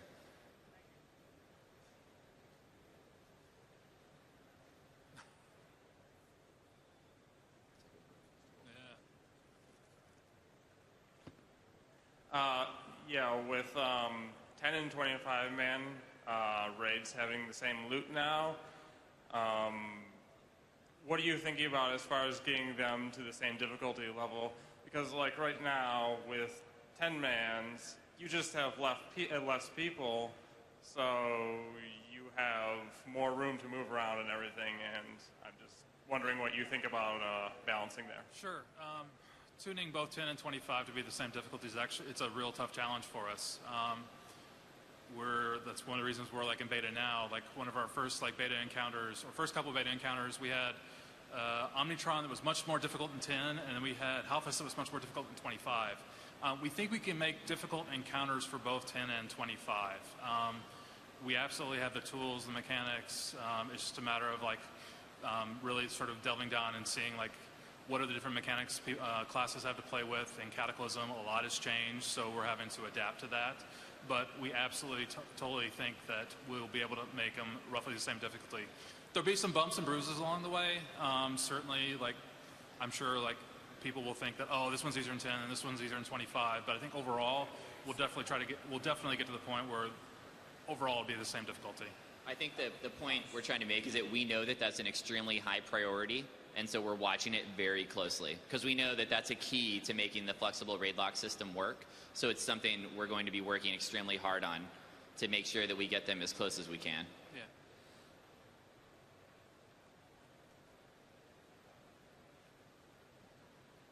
Hi, my question's mainly about tuning and the fact that it's kind of weird that you have 7 or 8 bosses on Heroic 25 that are easier than, say, normal Lich King on 25. And also, what have you learned forward going, you know, those 7 or 8 bosses that are easier, there's a huge difficulty jump between those 7 or 8, then going to Death Whisper, then going to Putricide Syndragosa, and then the massive difficulty jump going to Lich King. And I'm not saying hard is bad, it's good, keep it up, but what have you learned going forward? Okay, yeah, so Lich King was sort of a special encounter for us. I mean, it's Wrath of the Lich Kings. We want to make sure that whenever you went up there, it was a super epic fight, that it carried with it a bit of difficulty.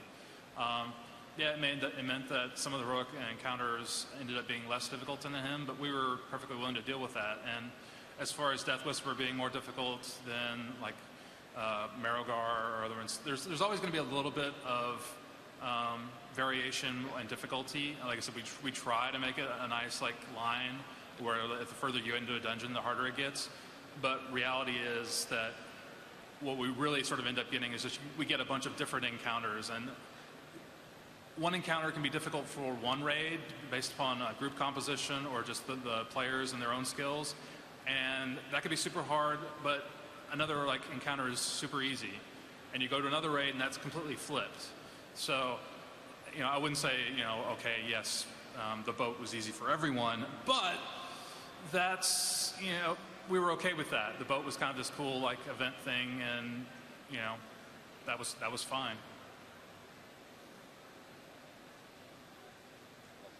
Yeah. With the flexible raid lockout, why isn't Pugs gonna stay? I mean, why wouldn't Pugs break apart easier? If you are in a Pug and you fail once or twice, people are gonna start splitting off really quick. Is there anything that's gonna prevent that? I mean, with them being able to come into another group at any time? I think that's something that players should, I mean, we know that there's going to be some psychology there, but that's going to play out over time. Obviously, initially, that's going to be rough because not everyone's going to know the encounters. But if you look at the state of Lich King now, right, where most people, we've got the weekly raids, the weekly raid quests, so many people know so many more of the encounters. I think obviously up front in Cataclysm, it's going to be a little rough. But I think as time goes by and players learn more of the encounters, you're actually going to see a much better Pug experience than you're seeing now.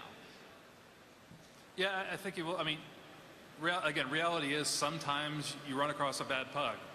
Yeah. Happens to us all. But when it does, the nice thing about like the new system is that you're not hosed for the entire week, right? Now, sometimes you'll find really great Pugs and you'll be like, oh, this is amazing. Just don't break up, don't break up, don't break up, don't break up, don't break up. We got to get this loot. But you know, with you saying that, like, hey, it's easier to break up. It's also easier to get new people. Yeah. Right. There's the flip side to it as well. Like, it's much more easier to find people that, hey, I had some time this week and haven't raided, and I know what I'm doing, and I'll be an asset to this Pug. So it works both ways there, and I think overall it ended up being a net positive. There's two sides to the coin on that for sure. Yeah.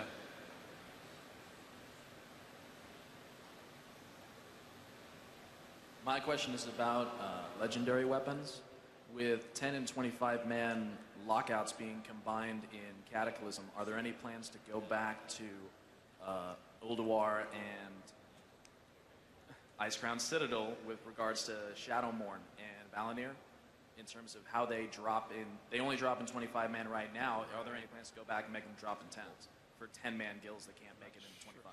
So you're asking, are we going to go back and change the way the Shadowmourne fragments drop and all the other, like, just, are we going to correct the way those change? That's a good point. That's something I'll have to bring up when we get back in the office on Monday. I don't know the answer to that offhand, so I don't really want to say something that's being correct to you, but I don't see why we wouldn't. Yeah, it's a great suggestion. I mean, for sure.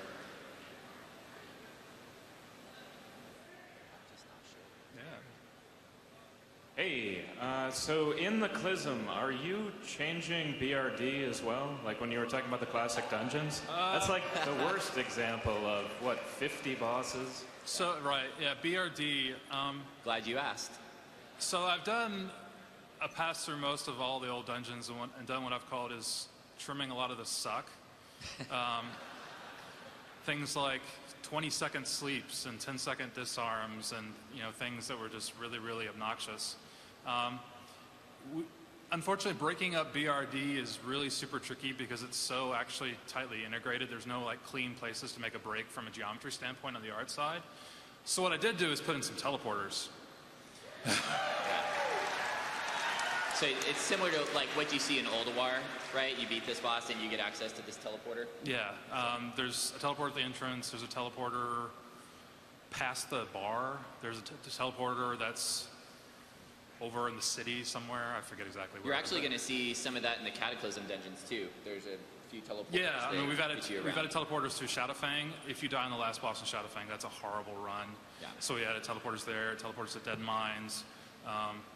We actually gone through, you'll see in the next, if you haven't seen it already, you'll see in the next beta iteration that we've added to a lot of Cataclysm ones as well.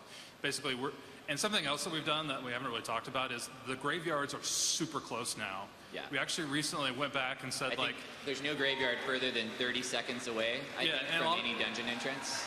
So in a lot of cases, we put the graveyard for a dungeon right outside the portal. Yeah. Right, because when we started, we're like, hey, Dead Mines is awesome now. It's really, really cool. I died. Wait, how do I get back? Yeah. Whoops. There's nothing really fun about that dead run back. I get lost trying to get through the micro in front of the Dead Mines portals. We're moving the graveyards, everything. We want you playing the game, doing the encounters, not running so much.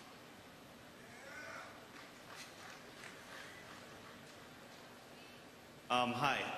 Okay, as a raid leader, a lot of times, or even just as a pug goer, or just as a raider in general, a lot of times people want to join raids, or for instance, say for instance a raid fills up way too fast, and you're like, oh man, I really just at least want to check this out and be involved with either the guild or the pug. So have you guys ever considered a maybe raid observation / queue system? So say for instance you had 30 people or 31 people, and the rest of the people above the 25 cap, for instance, in this case, would be able to stay with the main tank or some object, so they couldn't fly ahead or check out the other area, spectating in Counter-Strike or something. But and then as soon as one person drops, the next main tank in line on that queue would be popped right in there. So then that way you wouldn't have to summon them or deal anything.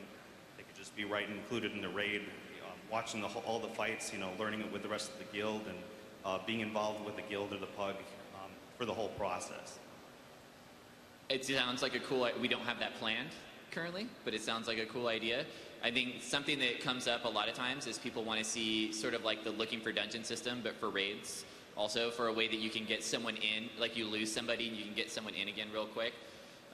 It's just, that's a very difficult thing to do from the design end, just because raid encounters are a whole different beast than dungeon encounters, so it's kind of hard just to throw someone right into it and try to have them not have a bad experience because they might have never done that. And then you think about the other 24 people and they're like, where did this tank come from? He just queued in out of nowhere. So it's definitely something that we've talked about a number of times. I just don't think we have a great solution for that yet. Yeah, but observation mode would be a really cool thing. Yeah. I agree with that. That's a pretty huge feature, and we'll have to see. We'll talk about that more and find out when it looks like we could do something like that.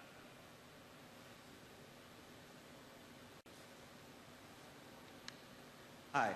So I'm concerned about encounter mechanics, particularly in terms of more hard stuff. I'm a heroic raider kind of stuff.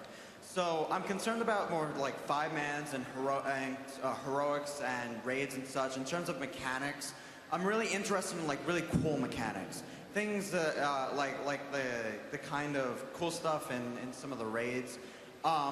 My main concern is in terms of that there's this sort of the binary kind of thing where certain mechanics are either the kind of big flashy thing that you just cannot ignore and it kills you instantaneously, or on the other side it's something that's really subtle or something that isn't necessarily very obvious, but it won't kill you immediately. It'll just kill you if you're an idiot and you don't move out of the fire. So my concern is more like, is there any middle ground there? A lot of the times it's the kind of thing where it's just either you're stupid or you weren't paying attention. That kind of an idea. Yeah, we talk about that quite a lot, Constantly. and it's actually a pretty nasty design problem. Especially if you're, let's say the tank and healers, they know they've got a whole lot of things on their plate, but let's say you're a DPS player and you don't get out of the fire. If it kills you, you understood what happened. You didn't get out of the fire. If you're just taking like a little bit of damage, you probably blame the healer. That's just the way it sort of works out. So we're actually really like thinking like how to communicate properly to DPS and the healers and tanks as well. Like, hey, this is why you're dying. It's not just because, oh, the healer ran out of mana. It's because the healer ran out of mana because they had to heal this person and this person because they screwed this other thing up. Trying to put the dots together is a pretty complicated thing. And we're trying to come up with ways to make that a whole lot easier. You know, better ways to sell mechanics, better ways to... We try to make things more visual. You know, Yeah. So hopefully you're not having to look at a buff that's stacking at a counter. You know, one of the new features for Cataclysm you're going to see is we actually have meters that the dungeon guys can actually custom script individual meters. So take, for example, like Insanity on Cthulhu. Instead of having that be a stacking buff with a number, you'd actually get a visual meter just like you'd see across the screen. And that meter can grow and go back and forth. And we have a number of different ways to implement that into the game. Yeah. That's just like one example of a way we can try to make some sort of mechanic be a little bit more visual and hopefully kind of meet that middle ground. Yeah, the blind dragon that we've been talking about, how you want to be as quiet as possible, how loud you are is actually represented on one of these types of meters, like just called the sound bar. And you can actually see like, oh, I'm like 20% full, 40% full, 60% full, uh-oh, I'm at 100%, and he's nuking the crap out of me right now. I just screwed up. We want to keep making more detailed and cool encounters, right? But you kind of hit a wall at a certain point that it gets so complicated that you have to explain it for 15 minutes before you can get into it. But as we're getting more tech, I think you're really seeing the encounters grow in a way that's a little bit more visual, but they're still getting cooler. Right.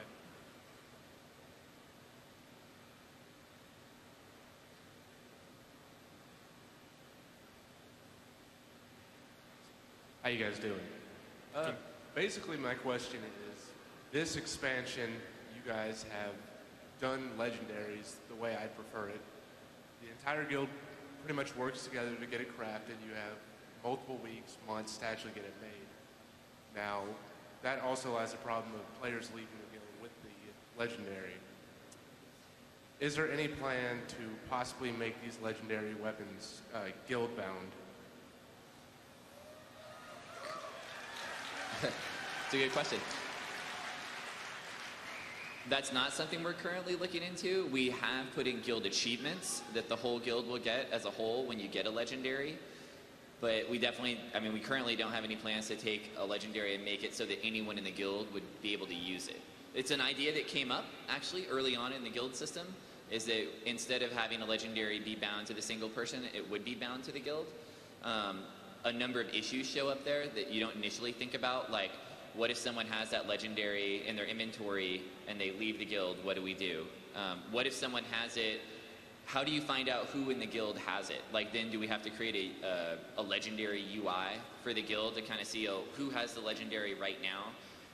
And when we kind of dove down into it, our feeling was that it was kind of a little bit more complicated than what it was worth for what you got out of it. That's why we're kind of looking to the guild system to help people feel like they're able to, because what you're kind of getting at there is you want everyone to work together as a group, right, and all reap the benefits of something. And I think that's exactly what you're going to see with the new guild system stuff. There's rewards, perks, spells, abilities, all kinds of things that you can get that the whole guild gets to share in, not just one person. But to your exact question specifically, for the time being in the future, most likely legendaries will still be for one individual person. We have enough time for about one or two more questions. That was good. That's right. All right, I just figured I would ask about common fear of many 25-man raiding guilds. It's very common knowledge that a lot of people don't necessarily agree with their 10-man structure idea. but they do fear the reward system for actually doing 25-man raids. One of the things they worry about is it looks like on what I saw on your live raids that were already shown that it's about 5 epics per boss in a 25-man and 2 epics per boss in a 10-man. That's the same ratio of loot per person. What I remember hearing was that it was originally supposed to have more loot per person for a 25-man raid. Is that something that we're looking at? We actually still do award more justice points in a 25-person raid than you get in a 10-person raid. So what you're talking about with the loot individually, but you end up buying the items that you want with justice points, and so those end up getting more in those individual raids than you do in a 10-man.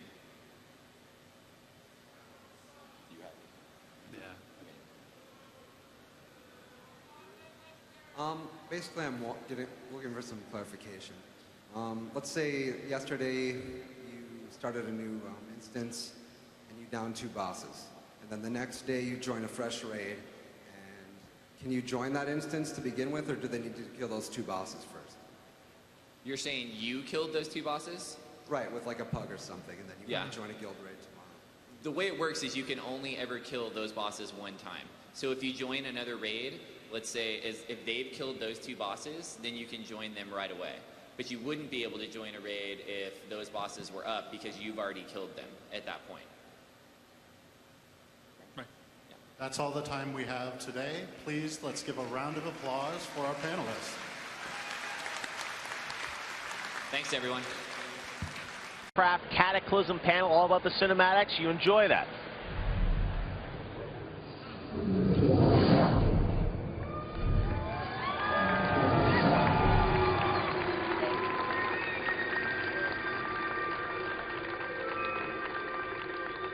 Welcome to the Blizzard Cinematics Cataclysm Panel.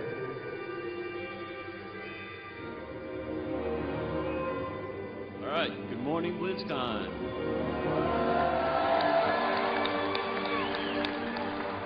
That's pretty good. It's early, I know. See if we can get a little out of them. Come on, good morning, Blizzcon. Come on. Yeah. All right. Cool.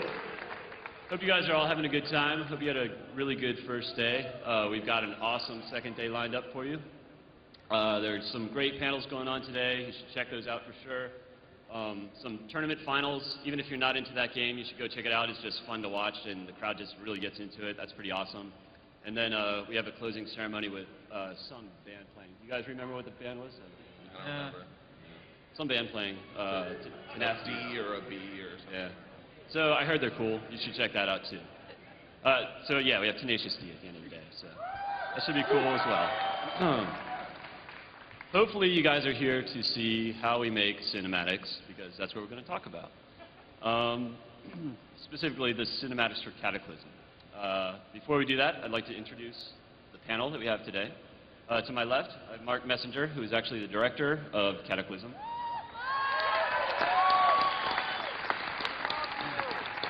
This is Mark's Blizzard director debut. He was originally a storyboard artist for us, and we needed a new director. I used to direct a lot of the WoW pieces, and I moved over to StarCraft 2, so we pulled Mark in, and then he kicked ass, I thought. Next we have Seth Thompson. He's our environment modeling supervisor. Morning. Fun fact about Seth is I've known him for many, many years. He and I went to college together, and the first time we met, he offered to dance the robot for me. He was a little bit intoxicated, but it was awesome. A little bit later. We'll do that. All right, next we have... Question and answer time. We'll do that. Maybe at the Q&A, you might be able to convince him. The Q&A, sorry. Next we have Mike Kelleher. He's our visual effects supervisor. So, as you guys have seen, the visual effects team just really kicked ass on this project. They earned a lot of achievements and leveled up and all that stuff. So, figured it made sense to bring him on here. And then finally, we have Taryn Gregory, who seems to have a fan base right around here.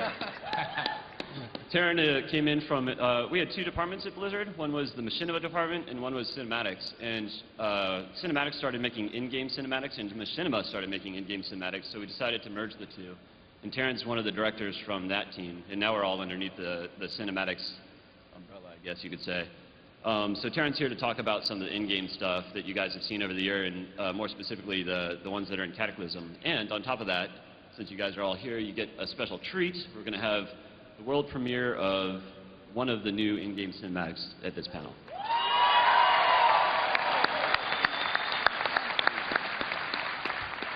And then myself, I'm Jeff Chamberlain. I've directed a few of the pieces that you're familiar with, but I'm really just going to hand it off to these guys.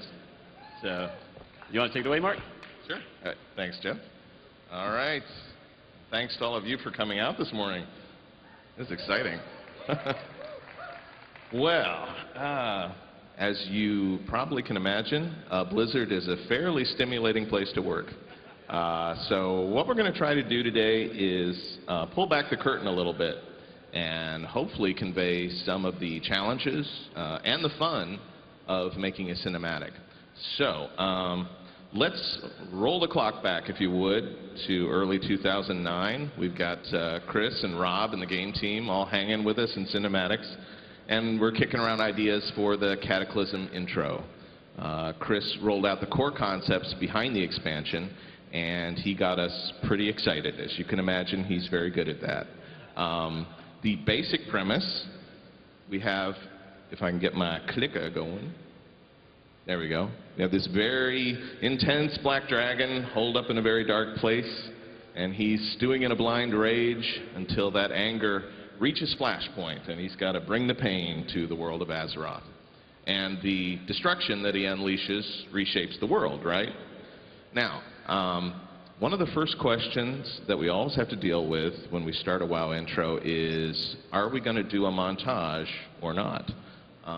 That approach has served us very well in the past, and it's a pretty natural way of showcasing an MMO. But the Wrath of the Lich King cinematic had been a narrative story, and we'd all really loved doing that as well. So I was pretty pleased to see that the consensus seemed to be that we could do both. We could have the effect of a montage or a travelogue of showcasing different lands, but we could try to couch that in a narrative story of Deathwing gearing up to wreak havoc. So, so we all left that first meeting feeling pretty in sync about what we were going to try to accomplish. In cinematics, we started doing some, designs and early sketches. But pretty quickly, we realized there were some big questions to answer. And one of the biggest ones was, which lands are we going to break, right? We were kind of like, yeah, all of them. We were kind of like kids in a candy store. We were like, well, can we do Darkshore? What do you got? Can we do Orgrimmar? What's going on? Dare we say Stormwind? We had we did boards I can show you for all kinds of destruction. We had, let's see, lava boiling out of Ironforge there, or Firestorm through Thunder Bluff, or there's the Stone Talon Mountains exploding. I think we briefly considered setting the World Tree on fire, but we didn't go for that. Anyway, the game team was super helpful in sorting this all out with us. We did have some criteria for making those decisions. Number one, level of recognition. We really did want to depict places that hopefully you guys would recognize. Number two, balance, because we felt an obligation to share the pain between the Alliance and the Horde. And three, what we call the cool factor, which is really just the strength of the image itself. The tidal wave looming over Booty Bay, that was an image where everybody just said, yeah, that sounds really cool, blowing up a Zeppelin over Orgrimmar, sounds great, let's do it. Deathwing on the gates of Stormwind, absolutely. As soon as that idea came up, there was no doubt that we were going to do that. That was the second of our really big questions, and that's a thornier one, right? Which races do we want to feature? In the beginning of our process, we usually have this blue sky period where all ideas are welcome.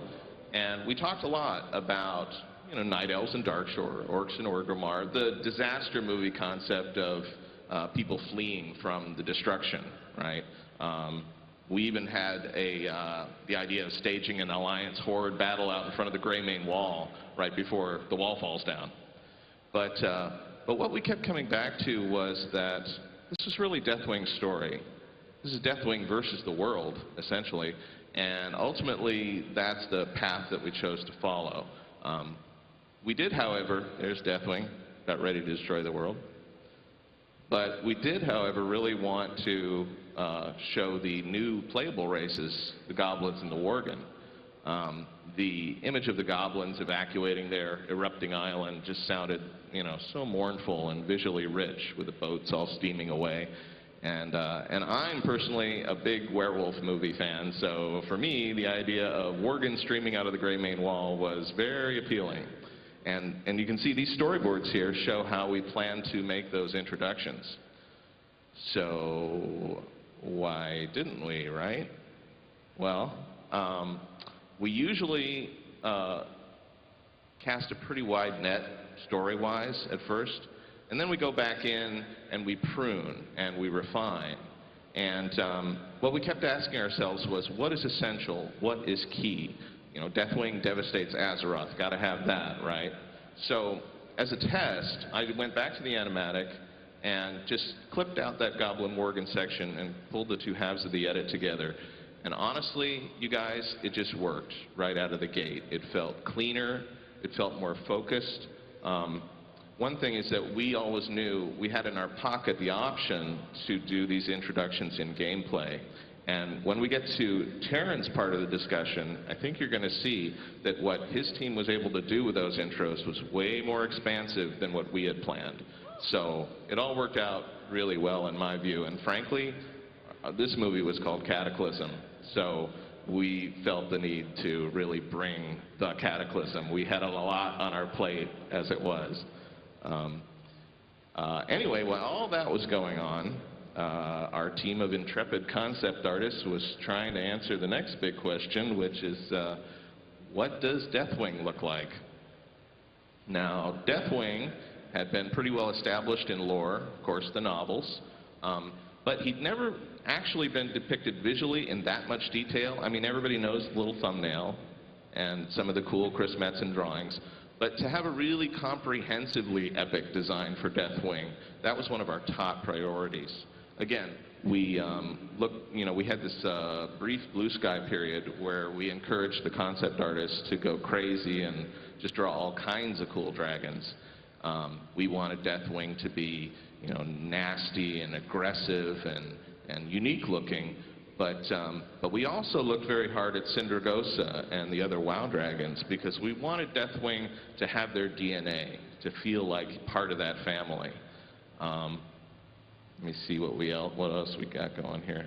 Ah, yes, Deep Home.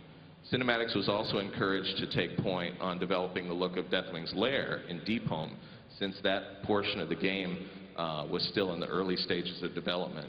It usually takes us about a year to do a WoW intro, so we need to get out in front of the game as soon as possible. In this case, the idea that developed was that millennia ago, the Titans had created this majestic chamber defined by these towering columns. And it was beautiful until Deathwing showed up and basically defiled the place with his presence. Once again, the game team gave us a lot of help in designing the look of this place, including, let me get to it because it's really cool. My clicker doesn't want to advance to that. Maybe the secret clicker could help. Isn't that a cool one, by the way? There we go. There we go. We also have creative development. There we go. There we go. We got these designs actually from the game team itself. And beautiful designs for the cranes and the battering rams that are used to hammer plates into Deathwing's skin. Speaking of Deathwing, let me see if I can get this next one up here. I want to show you this cool concept that came from creative development. This guy represented something of a turning point for us. You can see certain details which made it into the final design, but what this guy really represented for us was an attitude. You know, this guy here, he just looks tough and battle-scarred and kind of crazy. So this gave us something of a compass heading to steer by. We were also really excited about this idea that Deathwing's rage manifests itself literally as this boiling lava inside him. He is the Earth Warder, so like the Earth itself, he's full of the stuff. And he actually needs these metal sutures or plates to hold that molten fury in and contain it. This design here is an example of that concept. Everything was going pretty well, but we were still looking for something else, something signature that would set Deathwing apart from the other dragons. Now, over the course of the Warcraft saga, Deathwing's armor has been retrofitted and replenished numerous times. So for this incarnation, we thought about doing something with the jaw. And initially we went back to this guy here and just started cribbing metal jaws onto it. It was kind of like, well, okay, that's kind of cool. What if we just made it bigger? And so we just kept making the jaw bigger. Until we got to this point and decided, okay, let's show it to the game team. And the immediate reaction was, oh yeah, that's him. That's our guy. Now, there was still a ton more design work to do. I mean, check out all these variations. We were looking for just the right silhouette, the right combination of body style, wing height, neck length. But for me personally, that moment when we saw Deathwing's face in that meeting, that was very, very cool. Design is cool. It's super fun. But as these guys will attest to, it's only the beginning of the process, right? I mean, it's one thing to draw cool stuff, and it's quite another to translate that into 3 dimensions. So, for that next part of our talk, let me hand off this wonderful clicker to Seth Thompson.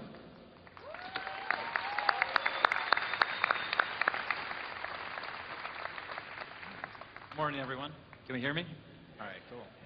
Last time I was in front of a crowd this big was about 15 years ago in college in a wrestling match with a piece of spandex on me, so I'm a little bit nervous to be in front of you guys again today, but thanks for coming out, and looking forward to show you guys some cool stuff here. So, especially being at 10:30 in the morning, I'm sure some of you guys have the Blizzcon Saturday morning hangover, so I'll try not to scream too loud in your ears here. All right. So, as Mark was showing you, based off all the amazing concepts, the stage with modeling that we had to start doing was to actually take those concepts and do a literal translation of them. So I'm going to go over that a little bit, and then I'm also going to talk to you about a lot of the different lands that Deathwing was going to destroy. So that's my specialty with the environment modeling, but I am going to be representing our entire modeling team today to get into both things. So the first thing to think about with Deathwing is this is the biggest character we've ever done before in terms of small details, large details. We knew he was going to be flying over everyone, all the different cities. He was going to have to look really good from a distance. He was also going to have to look good up close. So we had a lot of different modelers working on this, and so many different people touched this asset. And there was 2 guys in particular that really spearheaded this. 2 of our talented character modelers, Chung and Alvaro. Chung, he was a really good selection for this because he actually single-handedly pretty much handled all of Sindragosa for the Wrath of the Lich King cinematic. So he's a dragon expert. He's really good for this. And just talking about how monumental the scale was of Deathwing, he was huge. By huge, we mean really huge. So this representation here will show you how Deathwing just dwarfs Chung and Alvaro, and he is bigger than the size of a football field. So this was, you know, a really big thing to work on. So in order for us to get to this phase where you see this final really nice textures and model detail, we start with a concepting phase of our own in a 3D modeling process. And this is where we'll have artists work out base shapes, we get art direction, we apply more feedback from these base shapes, get some more art direction, and then we can kind of get a final sculpt like you see here. So one thing to think about with this, the cool part of this studying process that you see here is this 3D sculpting programs are used. Some of you might actually do them yourselves, like ZBrush and Mudbox, but it's this really free-form, fun way for us to create as artists with a very limited technical restrictions. So just imagine if you had a box of clay yourself and you can start making forms and have a lot of fun with it, and then we worry about the technical stuff after. So this is the best way for us to get these base forms signed off. The next thing we have to do is start adding all the extra little details. And as Mark was telling you, DPalm was a big challenge for us. So this shows you an example of where we do things to the camera. We want to really focus on what the viewer is going to see. So you can see in here, if you were to see actually firsthand, we have this low poly geometry. Then we have an art director come in and they'll paint over this again. And then you can kind of get the final look that you have here if everything goes according to plan. One other thing in particular to think about is an asset like Deathwing is so big that we wish we had time to make every single little part of him look amazing. But due to production needs and also making sure that we give the biggest bang for the buck for the viewer, we have to focus on these isolated areas. So that's why you're not going to see a close-up of Deathwing's ankle, because we just don't need to spend a lot of time on it. And then, in the end, you'll get this really nice look like you saw here. So before I get into the environments, what I want to just talk about is how creating Deathwing was a unique situation where we had a lot of creative freedom, meaning I don't think we'd really fleshed out and complete 100% before the capacity what Deathwing was going to look like in its entirety. So we got to work a lot with the dev team, as you saw, with the jaw getting bigger and bigger. And it was this really fun organic creation process. Now, when we're moving into the World of Warcraft, the lands, we know all of you players out here recognize the different structures that are in the game. So it was very critical that we made sure that everything that we create in our cinematic world represents the stuff that you guys see as players every day when you're in the game itself. So a good example of this to start with is Darkshore. And what I want to focus on here is where we take things with heightened realism, and we'll go from an in-game asset. Heightened realism example would be like small planks on the pier here. In this next shot, if you look down low, there's algae barnacles on the bottom of pier structures. We even add shingles to the tops of roofs. You may ask, why do we go shingles instead of these straight boards? This is an interesting part of the creative process where we get to work with our extremely talented in-game team and talk to them about, hey, we got this idea, we want to add some more detail, we think it's going to help sell the scale. And even in something like this where maybe it strays a little bit from the in-game design, they're like, yeah, go for it, let's make it happen, and we get those little extra elements in there that really sell this and make it feel believable in this cinematic world that we take our movies to.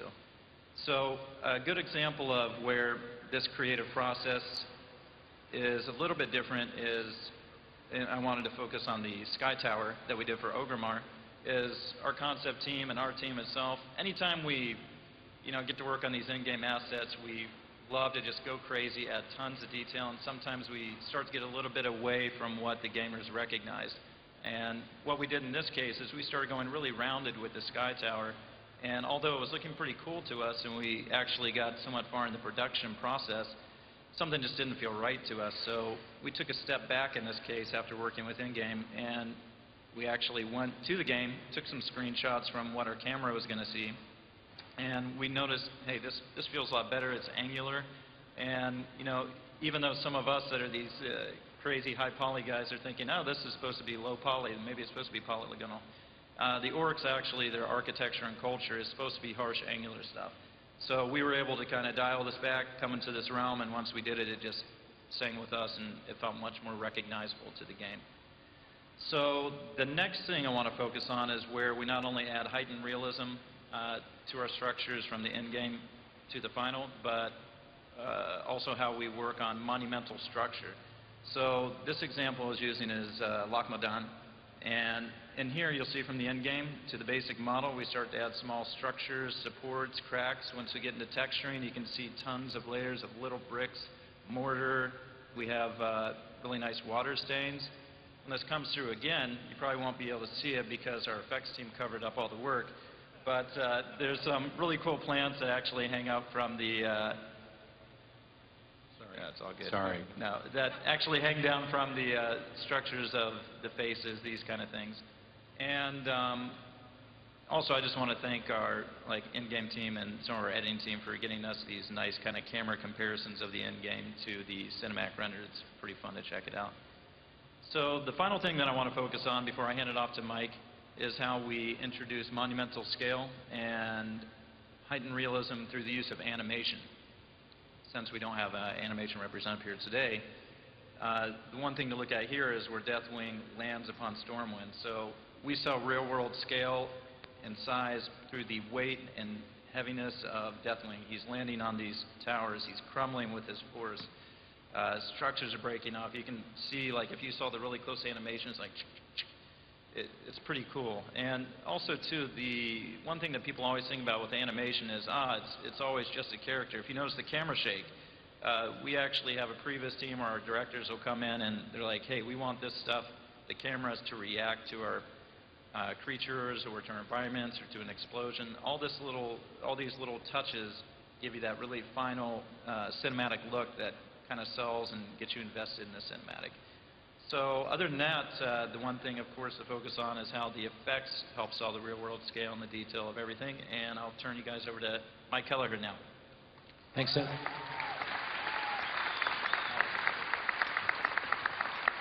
Good morning. My name is Mike Kelleher. I am the supervisor for the effects team. And I just wanted to talk a little bit about the effects you see inside the Cataclysm cinematic. The first time I think my supervisor and I looked at the storyboards that Mark had drawn, I think we actually laughed out loud. I may have cried a little bit. We have never, ever attempted anything like this before. It's just the sheer scale and size of some of these cinematics was just extremely daunting. There were going to be a lot of big challenges here. I think even at one point we actually asked seriously to the team, you're not joking, right? This is what we're going to do. And no, we very much wanted to do this. So I took the storyboards and I took it to the team and I showed it to them. They had a few mild concerns and they provided some really, really positive feedback. Then we got to work. So today I want to talk about two different shots. The first one is 1,000 Needles, and the second one after that is Curtain of Fire over Darkshore. The 1,000 Needle shot actually was really initially a very, very different looking shot. The wave was going to actually tower above us, as you can see here in this side view, and then come crashing down on our camera position. And that was going to be challenging just to maintain the level of detail from the top of the wave all the way down to where the camera was. So we started to think a little bit about how to change that shot. Here's an example of the bathtub idea. The wave would come in from the back of the canyon, come careening across one of the walls, smash into the other side of the canyon, and eventually overcome our camera position. This sounded a lot more detailed. The wave would be in the back. We would just have to deal with the skirt. Here you can see this great color script concept from our concept team that we started working with. So we started development with that. Here's an example of one of our initial particle passes, just that skirt that I talked about of wave water. And it's pretty good, but there was a concern that the particle count was beginning to get a little tiny bit crazy. Here's another example of the entire skirt as it approaches camera. And I think at the end of this this one right here, the particle count gets to be about 12.5 million particles, and we're only about halfway to camera position at this point. So that was a little bit frightening. That gets worse in the sense that these particles are actually not spray or mist or anything like that. It's more of just we're going to smooth those out, and those will become the surfaces of this water. As you can see here in this example, even at 12 million particles, it just wasn't the detail level that we needed it to be. Those mesas in the front are 250 feet tall. The big ones are 1,000 feet tall. Plus, we're having an enormously difficult time keeping textures on it. We had this spray here that needed to be emitted from parts of the wave, and when we actually tried to put foam textures on top of that, they would slide and slip, as you can see in this example. I thought it was cool, but the director rejected my, hey, what if we fill 1,000 Needles with saltwater taffy concept? Still think it's neat. So what did we do? We had this huge problem. Well, the answer was we actually changed the shot. Here's an animatic, just rough animatic of what we wanted to do. You can see here there have been a lot of changes. We're a lot closer to the wave. The camera is tilted up so we don't have to worry so much about that skirt. This is just a rough animatic to get an idea so we can start the conversation about what we wanted to do. Here's a flushed out model with some of the amazing modeling that Seth and his team did. Just a little bit further down the line, sort of talking about what we were going to do to this wave. And this really opened up the shot. It made it feel a lot more dynamic, more dangerous. The viewer was not going to get out of that canyon in time. So this was the approach that we went for. And I think this is just a great example of how things change at Blizzard. The shot, modified over time, and I think we ended up with a better shot. So now that we were going to hit that wave, that wave's going to hit that mesa so close, we knew we were going to have to really focus on that interaction. This is some technology we started developing for that. Mere particles or dots wasn't going to hold up. We needed to feel that volume of spray. The spray might be 200, 300, maybe 500 feet tall. So this is just an example that's been put into a waterfall form when we started using it there. Every effect shot is made up of a lot of different layers, so I just wanted to break this one down for you. Here we go. That's the final shot. Here's the initial wave with some of the texturing and undercurrent. There's some foam surfaces on top, some reflection, and finally we get to our particle passes. Then we start working about maybe trying to integrate that wave into this wonderful world of Thousand Needles. Here comes the spray. A little bit of color wash, foreground rocks, a little more spray, and then we cover the entire thing with a giant wave of water. No, it's awesome. It's a great shot. And since this is Cataclysm, why have one tidal wave when you can have two? So I wanted to also break down Booty Bay for you, just the same sort of thing. Here's the wave, some of the foam texturing. Interestingly, we could never actually get the foam to look right, so we finally ended up going to shoot some photographic foam off the coast and then stitching this giant map together to cover the entire wave, and that seemed to work. Spray for the boat. Here's our surfaces, and goodbye, Booty Bay.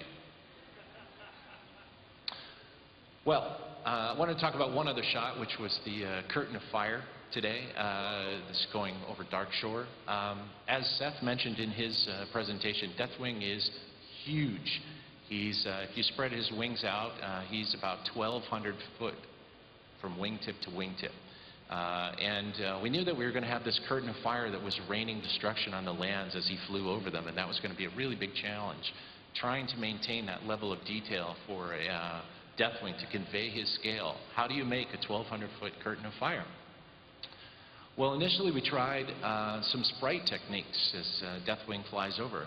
He's flying about a mile in this shot, and sprites are just simply 2D cards with little cloud pictures on them. You can sort of see that here as he flies over.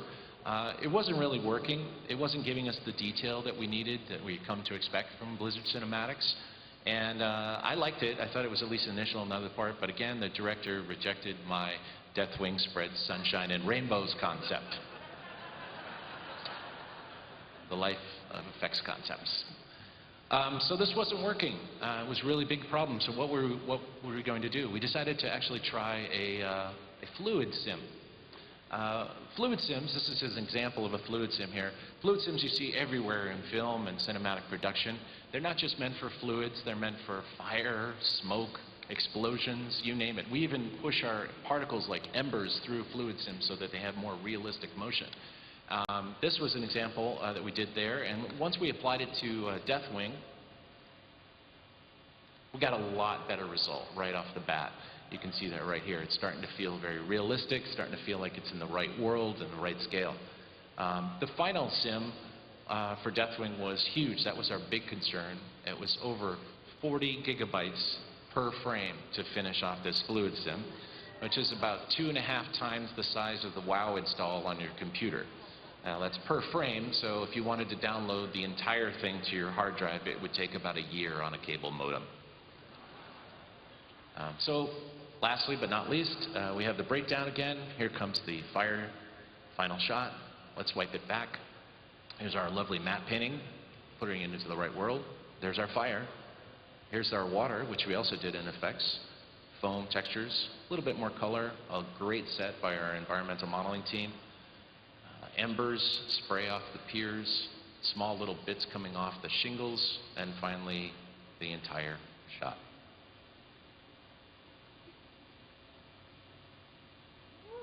So that's it. Now, I was very happy that Cataclysm, thank you. Thank you. I was really happy that we got to do some amazing effects for Cataclysm, put them front and center, make them almost characters themselves. But as Mark mentioned, we were unable to really do the characters that we wanted to. And so now I'm going to hand it off to Taryn Greger, who's going to show you some amazing stuff from the in-game modeling team. Taryn. Thank you, Mike. So we're going to change gears quite a bit here from Deathwing and start looking at the other in-game cinematics that we've been doing for Cataclysm. But before we get right into the meat and potatoes of it, I'm going to give you a little bit of a backstory on WoW in-game. WoW in-game was started by 19-year veteran Joey Ray Hall as a goal or an effort to bring more story to the game trailers he'd been producing for Blizzard for 19 years since he's been working here. This man actually modeled and animated most of the introduction to Warcraft 1. So, I'm sorry for Joey Ray. So he had been making these trailers for WoW ever since it was first announced, and he really felt like it needed more story. And so to achieve that end, he actually started bringing in some community machinimators to work with him on these stories as they were coming out. He started with the Naxxramas trailer and with the Black Temple trailer, and with each one of these, even though we were up against some pretty strict limitations, the ambition just kept getting larger and larger, all the way up till Fall of the Lich King, and then finally, you know, Bolvar taking the throne. We arrived now at Cataclysm. So, as Mark had mentioned, unfortunately, the Goblins and the Worgans did not make it into the pre-render cinematic. And for all that was worth, we were very, very, very happy when the game team came to us and said, we have 2 movies for you to make. One for the Goblins and one for the Worgans to bridge between the level 1 through 5 experience and the level 6 through 10 experience. And some of you who have been playing the beta, you may have already seen the Goblin cutscene. Who's seen the Goblin cutscene? Anyone? All right. So who here would like to see the Worgen cutscene for the first time? All right, it's my pleasure to present to you the world premiere of the Worgen cutscene in Cataclysm.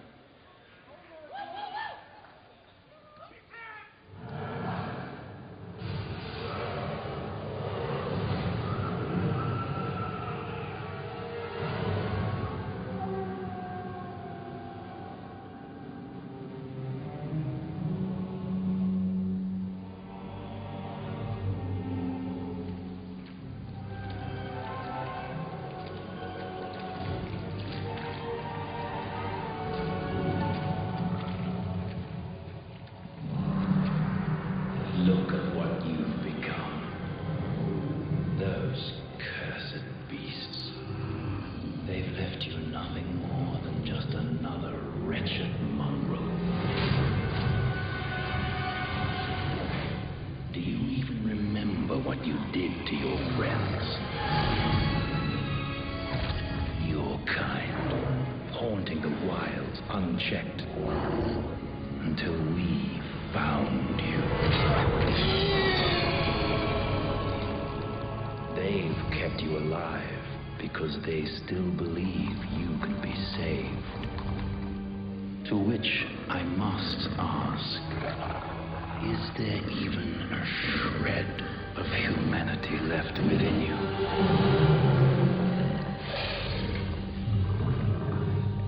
Perhaps we will find out soon enough.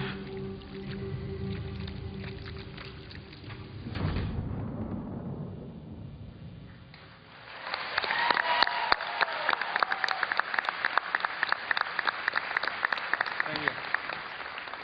So, the World of Warcraft team had set us up with 2 incredibly wonderful opportunities to plug into their gameplay experience. So their story was all set and well and good to go.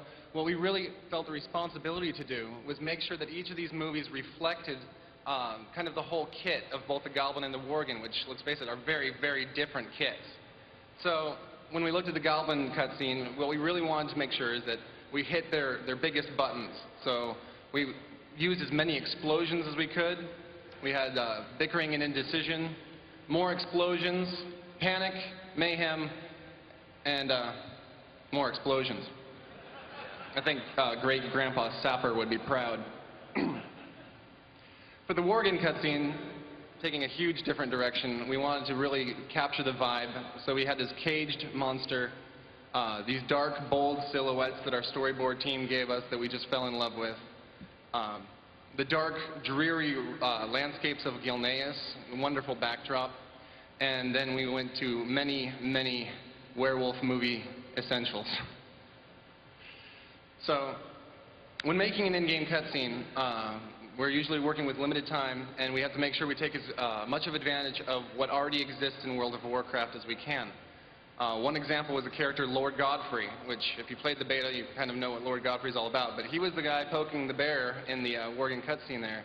And we really wanted this guy to stand out, you know, and have a nice cinematic vibe to him. So when he's walking through these rainy scenes, we wanted him to have a heavier cloak, so we actually went right in and lifted Arthas's cloak right off of his back. He doesn't need it anymore anyway. For that silhouette that those storyboard artists gave us, we wanted those glasses, so Ozzy wasn't using those. And for the face, we took Tyrion's face and kind of worked up from there to make it some headway.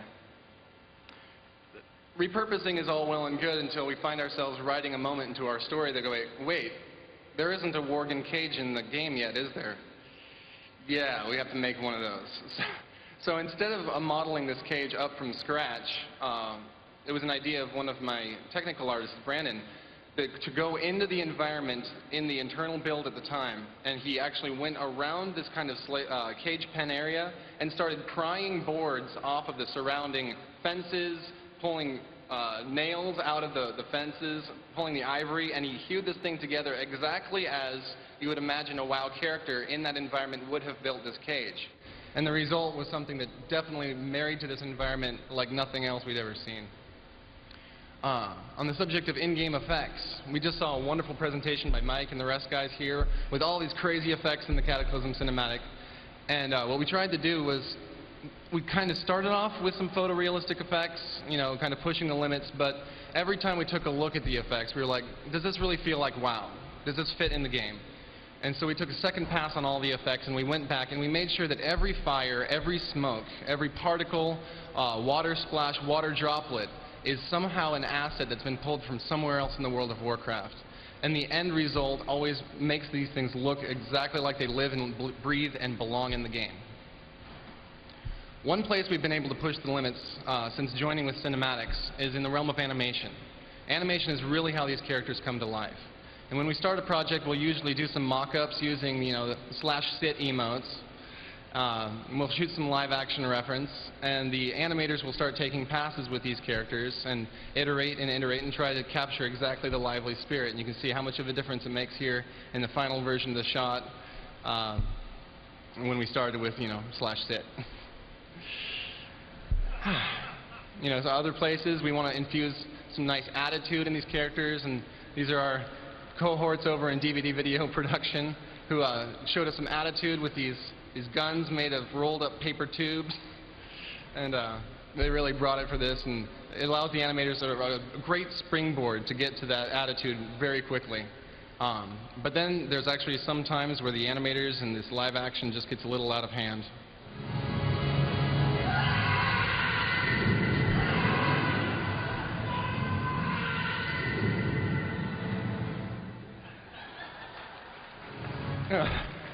The animators really brought it, and then we love what they did on that. So, to wrap it up, one question we get a lot in in-game cinematics is, so what do you guys really do to the image besides just videotape the game and ship it? And the truth is, a lot. We'll usually mock things up early in the process, and between then and final frames when they go out, we're spending a lot of time and a lot of effort dialing in, you know, additional atmosphere, additional lighting, and dialing up the effects, and really taking the game we know and love and adding those elements that make it cinematic, that people come and expect from a movie, you know, the bold silhouettes, the vignetting, the lighting, but at no point do we ever want to supersede what WoW has already created, because that's where we want to be and that's where we want to live. So just adding a little bit more lights here, a little shadow here, a reflection of the Worgen's eyes in his glasses, really dials that up. And for instance, the rain, you know, it was a clear day, so we had to add in the rain afterwards. But so I'm going to wrap up with that, and we're going to have a Q&A here in just a few minutes, but I'll pass it back to Jeff. Thank you.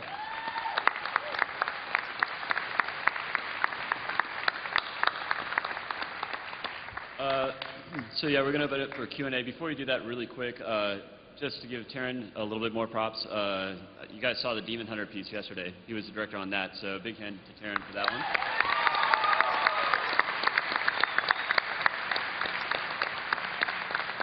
And then finally, most of our crew really devotes their life to this passion of theirs, and most of them are in this crowd, so if you could just give a big hand to those guys out there, I'd really appreciate that.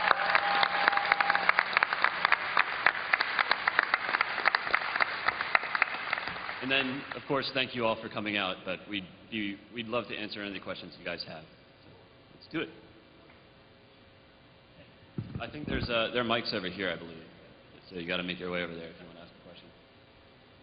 And then if there isn't time afterwards, come hunt us down and we could answer questions too. Hi. Of course, we've had many years of World of Warcraft, but if Blizzard had never come up with the World of Warcraft, of course we would have had Warcraft 4. Now, are there some moments that you would have loved to craft cinematically, like the final battle between Maya's Shadowsong and Illidan, or the fall of Kael'thas, or the eventual, you know, sundering of the Lich King, you know, Tyrion breaking free of the ice and cracking through Frostmourne? Are there moments you just really would have loved to get your hands on and really just made them sing? Oh, absolutely. I think the hardest thing for us is to actually pick those moments, because for us it would be great to just tell the entire story. You know, I mean, we love telling stories. It's what we do. So it's hard for us to pick those key moments, you know. It just ends up being a collaborative effort with the game team, what they want to show, and, you know, what we have the ability to do, because we're limited, obviously, in time. And we just try to pick those key moments. But, yeah, of course, there are tons of times that we'd love to, you know, show Arthas and Illidan going at it on, you know, up in Northrend and stuff like that. So, yeah.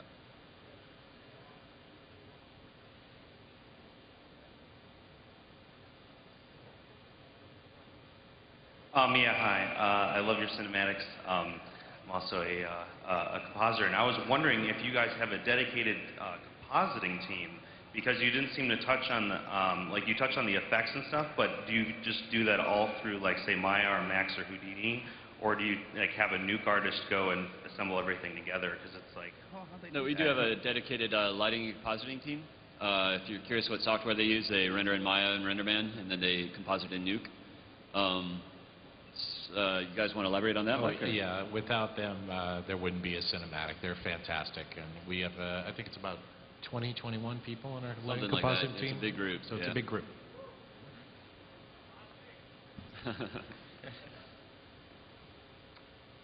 Hi.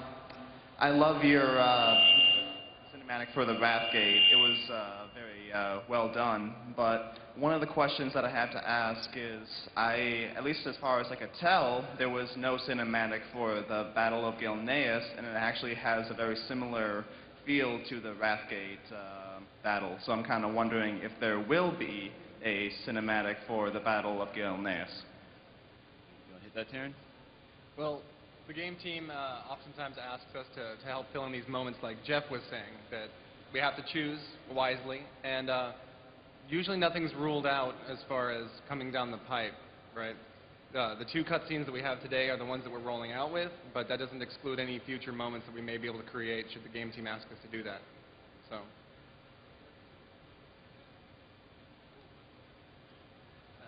Hi, in Fall of the Lich King, you added hubs where people could see the cutscene if they hadn't killed Arthas, or go back and watch other cutscenes like Wrathgate. Do you plan on doing anything in Cataclysm where you can go back and watch some of the cutscenes that maybe you didn't kill Deathwing, but you can watch what happened afterwards? That's a good question. really We probably good have to ask the WoW devs over there if they're going to hook that up.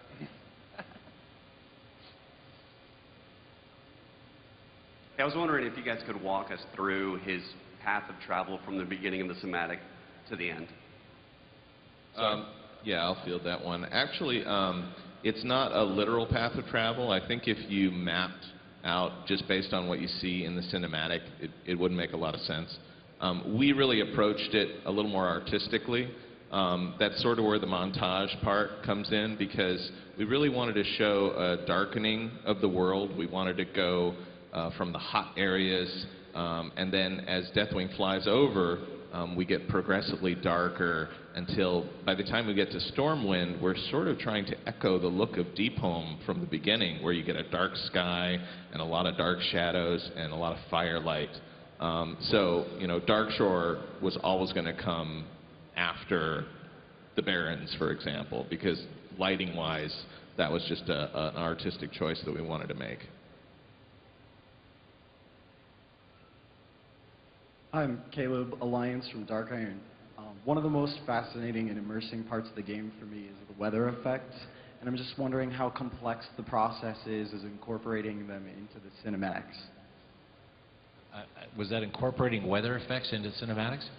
Oh, that's a really good question. Oftentimes in our cinematics we have to do wind, and that itself sounds like no big task, but it actually involves a lot of departments, especially if there are characters in the scene as well. We have to work with our sim group. We have a separate sim group that does cloth and hair, and it's a real big challenge to make sure we're all on the same page, you know, to make sure the hair is blonde. I've been in cinematics where the wind is blowing in one direction and the hair is going the complete opposite way. And of course that has to be fixed. But yeah, it's a big coordination effort.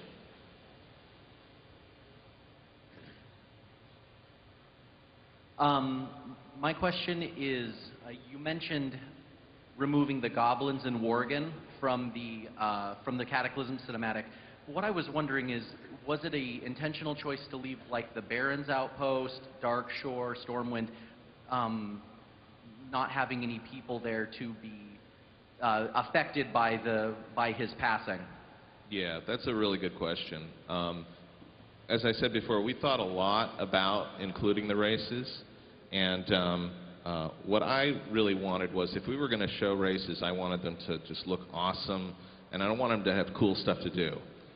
What I think we didn't want was to have tiny little sentinels leaping off the dock in Aberdeen, or tiny little orcs spilling out of the Sky Tower. That would have felt kind of like a, I don't know, a 70s disaster movie to me, you know, just a little cheesy maybe. So, you know, we felt that by making the cinematic race-free, we were actually making it more accessible and more giving everyone equal ownership of it, you know? I mean, because whenever we talk about what races are we going to include, the follow-up question is, well, who are you going to have to exclude? Because, you know, the idea of doing a character vignette for every race, and then on top of that telling the story of Deathwing destroying the planet, you know, we just felt like that was kind of unmanageable. So, but you know, we keep trying to include whatever races we can. We have enough time for about one or two more questions. Hi, first I'd like to thank you for coming to SCAD a couple weeks back. My question is, could you go over the shading that you did on Deathwing? Was it procedural? I was looking more at the specular and the bump. And could you talk a little bit more about how you use RenderMan as a shading language? Okay. Well, we didn't, as far as I know, we didn't use any procedural stuff for Deathwing. We have a actually really talented shader team, which is actually a look development team with us that works pretty integrated with our modeling team. So they can create some really nice shaders. They'll have, whether it's subsurface data, really nice spec bump components, and based on how we see something far away or up close, we'll adjust those parameters a bit. So all of those things you see in the movies, you know, a spec might be more intense for how a light has to hit it in Deepholm on an armor, and then in another shot we might dial it down a little bit, these kind of things. And yeah, definitely RenderMan is something we've been using for the last few years now, and I think right now we're really starting to get very strong with the language, and it's one of those things that I think each cinematic you're going to see even more great stuff about it. If you want to talk a little bit after this, I can give you probably some more specifics, and I'll look for you out here. Okay? Hi, I'm also a SCAD student, and I was just curious of how you felt for fluid simulations versus Maya versus RealFlow versus Houdini. And also, I noticed some of your water shots were done play blast, and like I didn't know if you comped in some Houdini water and like the simulation for the dam breaking if you did the RBD and Houdini. Well, the effects team actually uses almost all of those packages you mentioned. We're pretty package agnostic. People quite often, a lot of the shots are unknowns. People say, "Hey, can you make 1,000 orcs run down a hill of snow with their hair on fire?" And we have to figure out a way to do that. In this case, a lot of the fluid sim was actually done on a third-party package called Fume. And then it's actually rendered in RenderMan. But we've used all of those in the past, and we'll probably use anything else that comes down the pike. That's all the time we have. Let's have a round of applause for our panelists.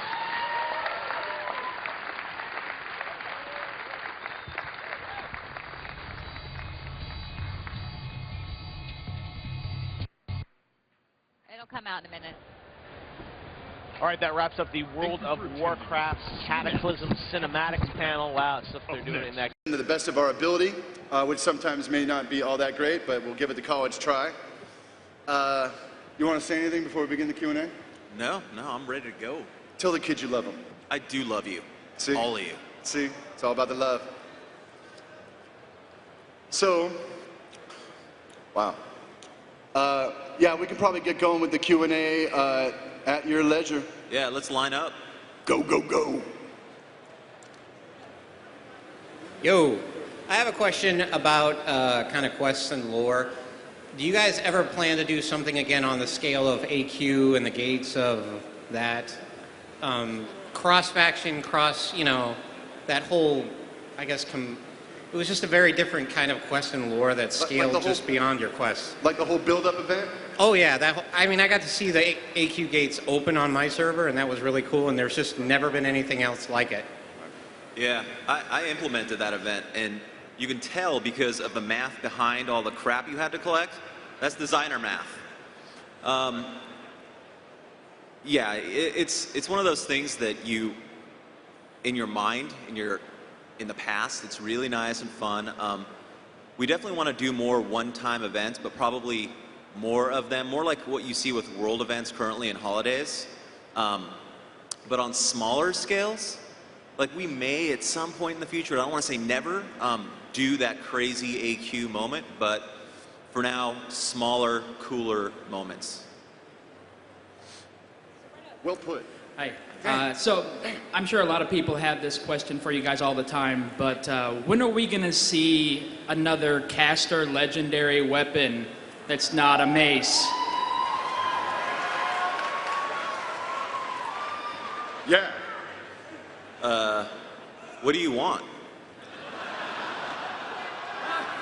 Write this down. Something I could use, maybe. I'm a mage, so I got like a little knife and a big stick. So here's the question. Okay. What would make you happy? An answer that's not never. No. Seriously, what would make you happy? What do you see? Not a win. A stick! The big stick, how about that? A big stick, all right. Craig Street, you out here somewhere? Someone take notes? Staff, you got it, it's coming.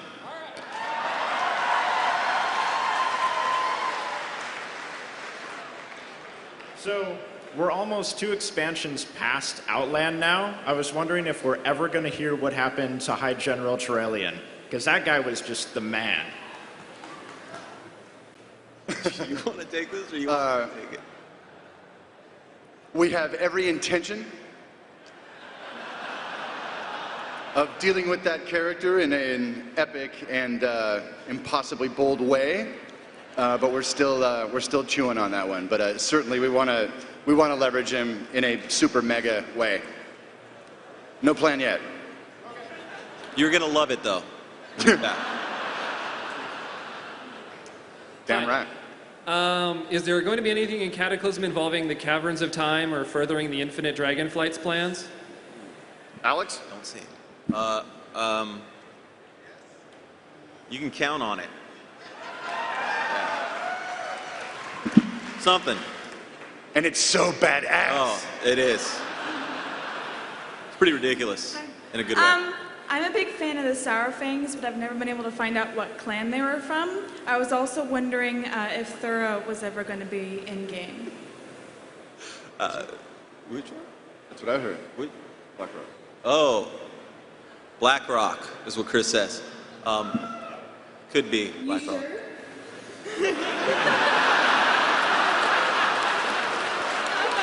80%. Oh, it's BlackRock. Not 100%. As of 3 seconds ago, it's BlackRock.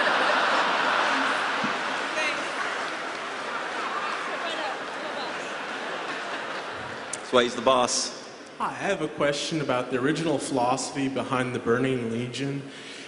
Originally, Sargeras was the trash man for the Pantheon, and he'd see them create all these races, and then they become corrupted, and he'd have to go take them out. And then he came up to the philosophy that all life is evil. But then he disappears from the picture, and the Burning Legion's purpose seems to have shifted subtly. Is the original philosophy behind the Burning Legion that all life must be exterminated, or has Kil'jaeden shaped the Legion into his own engine of conquest?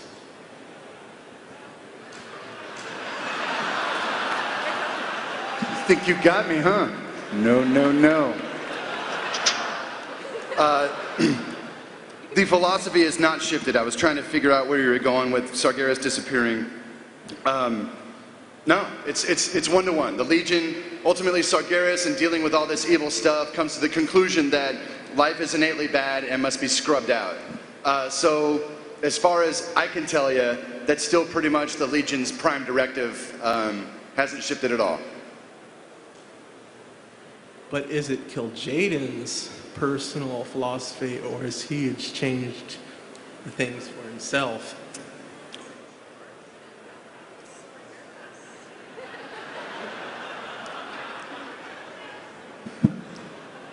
I think it is his philosophy. No, it's a really good question. I think it is his philosophy, but at the end of the day, you know, we pretty much just smashed his head back down the toilet bowl, you know what I mean, at the Sunwell. Get out of here. So he's going to be dealing with totally different emotions at this point, right? Like he wanted to eradicate all life before, and it wasn't real personal. Now it's personal. We will likely see him again.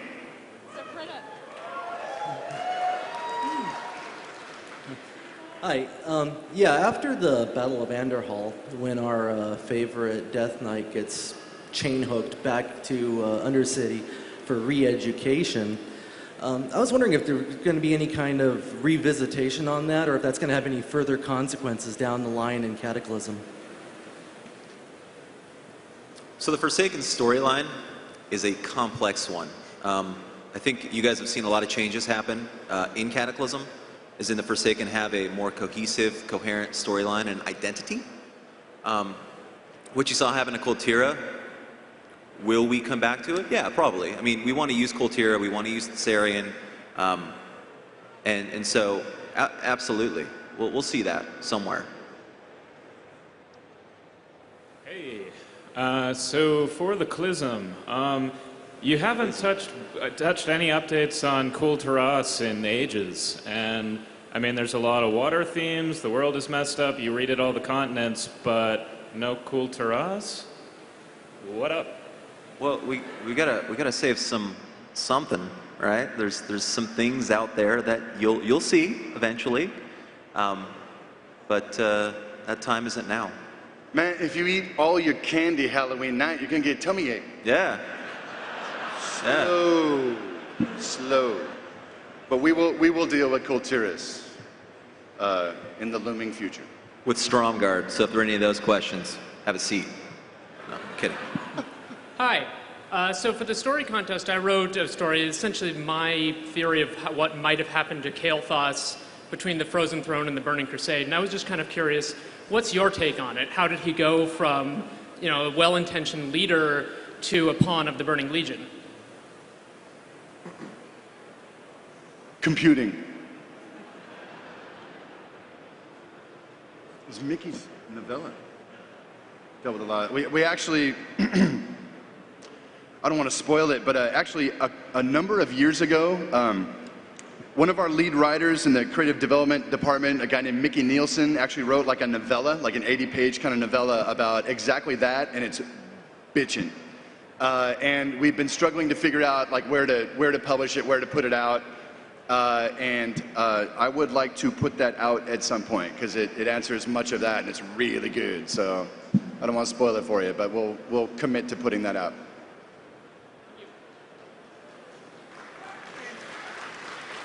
I noticed they were asking about the legendary caster weapons earlier. I was wondering if you had any plans to add Medivh's staff back into the game for those who couldn't run 40-man Nax. No. Sorry. Snap. It's been there and done. That's right, I'm a bad guy. That's right. Thank you. So, we were looking forward to a Windrunner family reunion between Sylvanas and Verisa, and maybe Ilaria, and didn't really happen throughout the course of Wrath. So, any plans for that anytime soon-ish, maybe? We'll have that wrapped up along with the Turalian storyline. Yeah. Is that the case, sir? In Stromgarde. With Atiesh. There you go. Hello, I am a proud orc shaman, Loktar Ga. Loktar!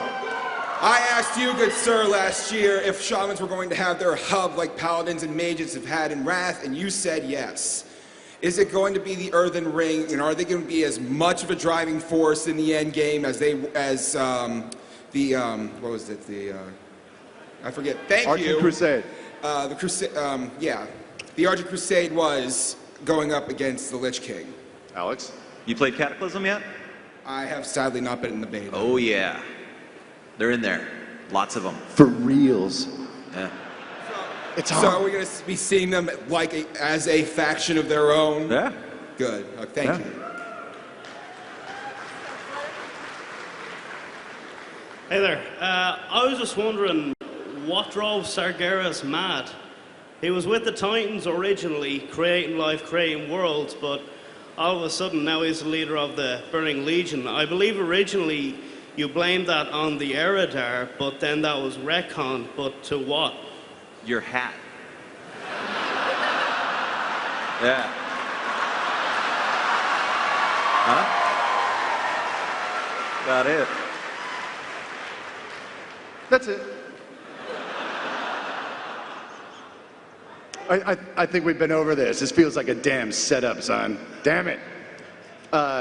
So yeah, I mean, we've explained before. You know, we had the whole kind of sequence of Sargeras going out, fighting the bad guys, kind of slowly but surely over time, being kind of corrupted by just the dirt and filth of all these nasty races. Now, let me think about this. I think in the War 3 manual, I suggested that he had met a particularly bad race that put him over the top. It might have been the Eridar at the time. And then when we were developing the Burning Crusade and I wanted to make the Draenei a new heroic race, it was necessary to kind of, revamp that idea and have him having corrupted them. And that went over like a fart in church, apparently. But you know what? I still stand by the idea, blah, blah, blah. Like the newer idea just serves the Draenei race much, much better. And if that's what you're asking about. Was that what you were asking about, particularly? Well, yeah, just what drove him mad, but you've not seemingly decided. Who says he's mad? Say what? Who says he's mad? Is he mad? I don't know. Maybe he's just misunderstood. ill-tempered? Yeah, You know? there you go. All right. Thanks for your question, man. Hey, good afternoon. I was wondering if there's going to be any lore about the troll moonkins at all, due to the fact that they've never done anything with the moon, or is this some kind of plot to just get rid of moonkins in general? I hope so. Ouch. Honestly. No. Love Moonkin. Yeah. Well, we are actually developing, or have developed much of the troll druid lore in-house. And I don't know if we're releasing all of that with Cataclysm. We're kind of building up to it. So you'll get something. Get some. How you doing? What's happening? I was wondering for anyone else that had legendary items or in the process of creating the legendary items, like the Valnir Hammer and Shadowmourne, if you guys had the intention of doing a quest line or a series of quests in order to get a upgraded version for level 85. Some of it will be useless, like TF for tanking, or people that had Grand Staff of Atesh for healing or DPS, or Right-Handed Ragnaros for a DPS weapon for two-handed melee. It'd be a substantially nice idea to have those legendary items that were useful back in the day brought back to life for use in 85. Yeah, I mean, much like the Atiesh question, it's not planned. We don't plan on doing that. We want to introduce new legendaries and new cool things for you guys to get. We feel that when those legendaries come out, they're exceptional items with exceptional lore and story behind them. And they get used. They get their use. We don't necessarily want items to last forever. You know, a big part of playing the game is getting new items. So I don't want to say never. So you may actually see Atiesh come back one day. Who knows? But for now, we don't have any plans to do that. Hi. I have a question concerning phasing technology with questing. And is there any thought or plans of using phasing technology to sort of reinvigorate existing zones instead of always looking forward to adding new content, in the sense of having level 85 quests that would require you to go back to the Northern Barrens, and the mobs and the enemies you'd encounter there through phasing would be level 85, so you'd be able to quest at that level, but it wouldn't interfere with the lower level characters in the area, and basically make it so our existing zones aren't one-stop shopping and more of a persistent world. Heroic Barons is one of the first projects we've been working on. I mean, so in Cataclysm, all these zones got revamped. Pretty much everything on Kalimdor and the Eastern Kingdoms, and many of those zones use or incorporate heavy phasing. Now, if you're asking, is the plan to ever allow players to go back at max level into a phased version of Northern Barrens? Not necessarily, although for the next patch, we have been setting you guys up in Highjaw and Cataclysm to come back to a healed Highjaw, which will be a level 85, like open questing, public questy type environment. I don't want to say we never do that, because we did discuss it. For something like a Westfall, if you follow the Van Cleef questline, the news story.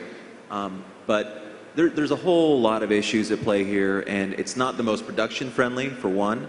But there's definitely some cool ideas there, and it's a cool idea to do. So we might one day.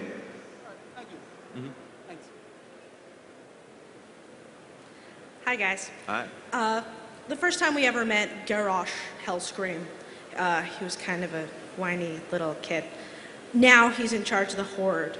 We saw in Northrend that he really become a warlord. Are we going to get a war chief out of this guy, or just another angry Hellscream?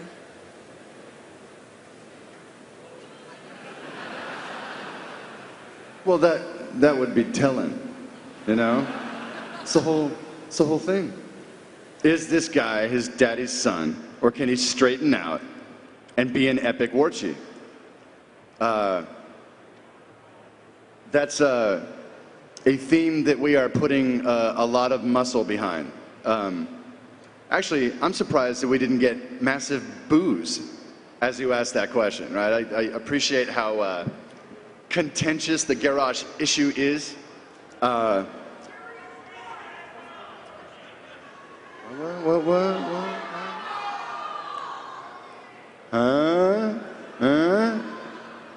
I'm sensing tension. Get in line. But you got to understand, here's the thing. It's part of a far larger storyline when you start talking about guys like Thrall, and damn it, I like talking about guys like Thrall. I'll tell you for nothing, Thrall is the most important person on Azeroth. Because he's green and he's sexy. For no other reason. But Thrall is, I mean, he's a pivotal character in this franchise. And when you start, and honestly, guys, like since the shipping game, we ain't done all that much with him, right? There was that cool bit in Nagron, good job, dude, with where he meets Grandma and, you know, kind of has that whole kind of reveal of his true name and all that stuff. And you know what, other than that, we haven't really used this guy to his potential. And he's got huge potential. So the whole Garrosh thing, you got to understand it's done in tandem or almost reflexively to what we're doing with Thrall. How can I put this? Any of you guys read The Shattering yet? A few of y'all. You know, the whole idea with Thrall is that, can you argue that this guy who's so he's so Clark Kent, right? He's so straight up, he does a good job all the time. He doesn't swear, right? He doesn't, you know, beat anybody down. Like he's a good leader. He's a noble soul, right? And he spent all of these years building and running the Horde selflessly.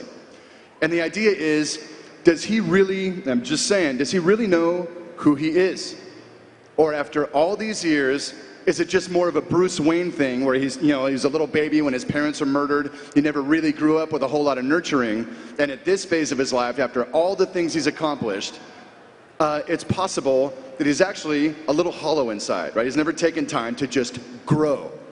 So there's a lot of story we're going to start pushing relative to Thrall, and we needed to construct a character. Well, Alex had already constructed Garrosh for Outland, and then geniusly kind of utilized him to be kind of a counterpoint to Thrall. So what you sense out of this guy just being generally a meathead and hyper-violent and a hothead and all that stuff, you know, the intention is to kind of counter that against the Thrall we know. And if we're going to put Thrall through the steps, we have to have like a foil, if you will. So trust me when I say it's all going to play out. There's really good stuff coming. Try not to get fixated on Garrosh, right? He plays a pivotal role, and I think he's a really interesting character by himself. If many of you have been playing the Cataclysm beta, like, you'll begin to see there's other shades of this guy. He's not as one-dimensional as he seems. Because when everybody gets moving on the websites and everybody's on message boards going, this guy's a one-note wonder, right? On message boards, if we're not talking about it a lot, like, everyone just assumes that that must be true, but it is not. So there's really good stuff. I'm so over-answering this question. So be patient. This is going to play out, I don't know. I think it's going to be some of the most spectacular story work we've done in WoW, like, ever. And it's going to count, and it's going to have soul. So for all the darkness, Horde, don't lose hope. What I would tell you is, if you love the Horde today, how much more will you love it when you need to fight for it, right? You're going to dig it.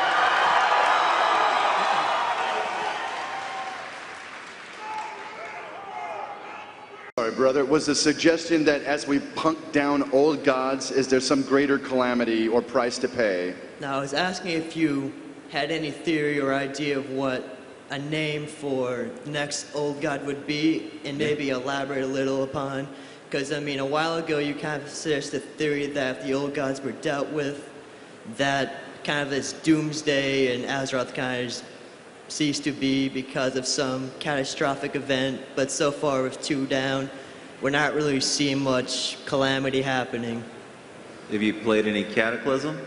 You know, like where the world blows up? Because of the old gods? Yeah, because of the old gods. Right. So, have we publicly announced the? I don't. You might, if you're astute enough, see his name or its name uttered in a few places in Cataclysm, but it's out there. You want to know what it is? Oh, N'Zoth? Yes. I was asking your permission. Oh, I thought you Get in trouble by rolling it out. No, let's roll. The third old god is N'Zoth. And we've suggested, I think directly, that he was the critter responsible for the spark of the Emerald Nightmare. And he's got all sorts of other weird shit going on, so he's a real problem.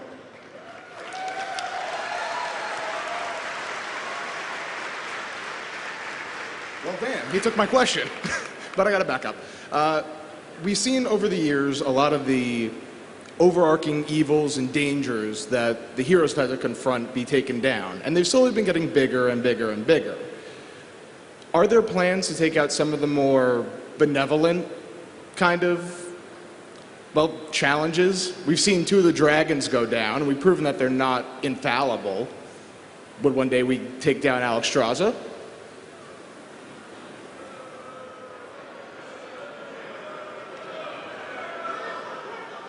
All right, let me answer it this way.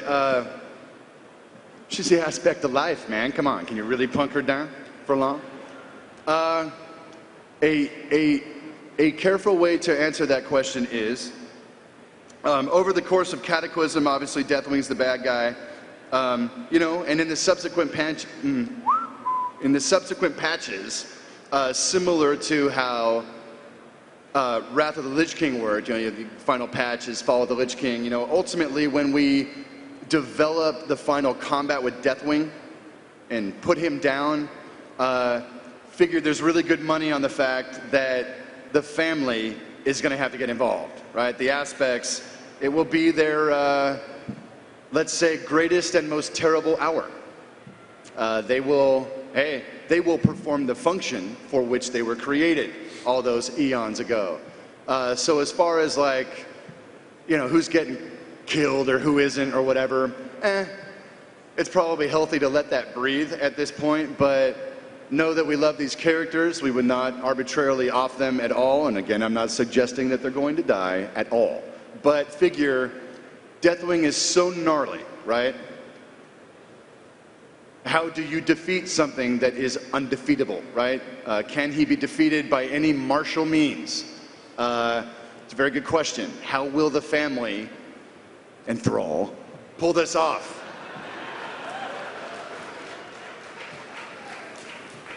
Oh, I just have to say it. Damn it. So you know how Thrall's a shaman? Yes, we do.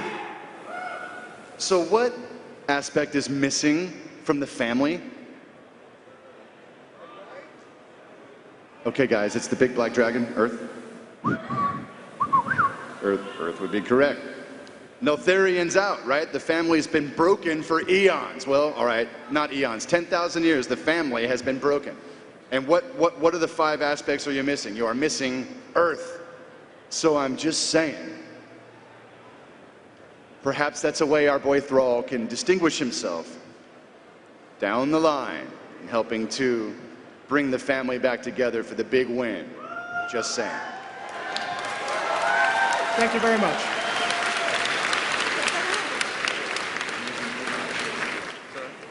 My name's Althea from Big Crits, and I have a question concerning the book lore and how it pertains to Cataclysm.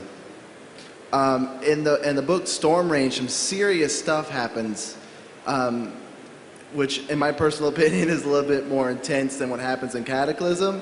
And I was wondering, is everyone just going to forget what happened to them after the Cataclysm? And what's the plans concerning that? With the nightmare taking over the world and pretty much keeping everyone in eternal nightmare until the deed was done. I don't want to get spoilers, that's why I'm being kind of vague. So the question would be, do we reference the events of the novel Storm Rage broadly in Cataclysm? Is that the question? Specifically broadly, like I personally wouldn't like if it was touched on or I was like, oh, this happened. And I understand there's some stuff that Malfurion does to take out some of the people responsible for what happened, but like, it happened to everybody. Like, everybody was affected. I just want to know, is it going to be brought up a lot? There are things in our literature that are harder to pull off than others. That's one of them. Especially in an expansion when you're dealing with breaking the world. things can get muddled. So it's dealt with delicately in Cataclysm, but yeah, we don't hit you over the head with it, for sure. And it's, to some degree, to follow up to that, do you think all these battle-hardened cats are going to sit and whine about a bad dream when there's molten magma spewing up under their feet? You know, it's kind of an issue of priorities, right? Yeah, that's what everyone I've ever brought that up to told me. It's like, oh, the Cataclysm, you know, screw whatever happened with the Nightmare, that this shit's real. No, I mean, it's continuity. The Nightmare totally happened, but in terms of prioritization of, you know, like rewriting all the NPC quests, like it's you know, important to err on the side of the big giant game rather than the super cool but, you know, lesser read novel, you know. I mean lesser read relative to 12, you know, point something million and, you know, the couple 100,000 that bought that. No disparaging remark whatsoever. Awesome. Thank you for hearing me out. Right on, man. Sure. Hi, this is an honor. I'm an old school tabletop role player, as I can assume that you are as well. Thanks. There's two of them. I'm in a guild on an RP server, and we absolutely love storytelling, Roy Strauss Forum Dynasty. But one of our things is we were always wondering if there were tools that might be implemented into the game to sort of facilitate role-playing, like instead of having to rely on add-ons, like some sort of flag for role-playing or some sort of character description, or are you more comfortable leaving that to the community to do on its own? Yes. So let me get this straight. You want something like a story pane for your character, essentially? Maybe not something that, like, even going back so far as, say, EverQuest, they had like a little character description that would pop up when you inspected somebody. Sure. And I always thought there was something that maybe was missing from the interface of Warcraft that might be beneficial to a lot of people. I mean, I wouldn't rule out the possibility. We haven't really discussed it often. So sure, we can bring it up again. Yeah. It's a cool hook. All right, thank you very much. Mm-hmm.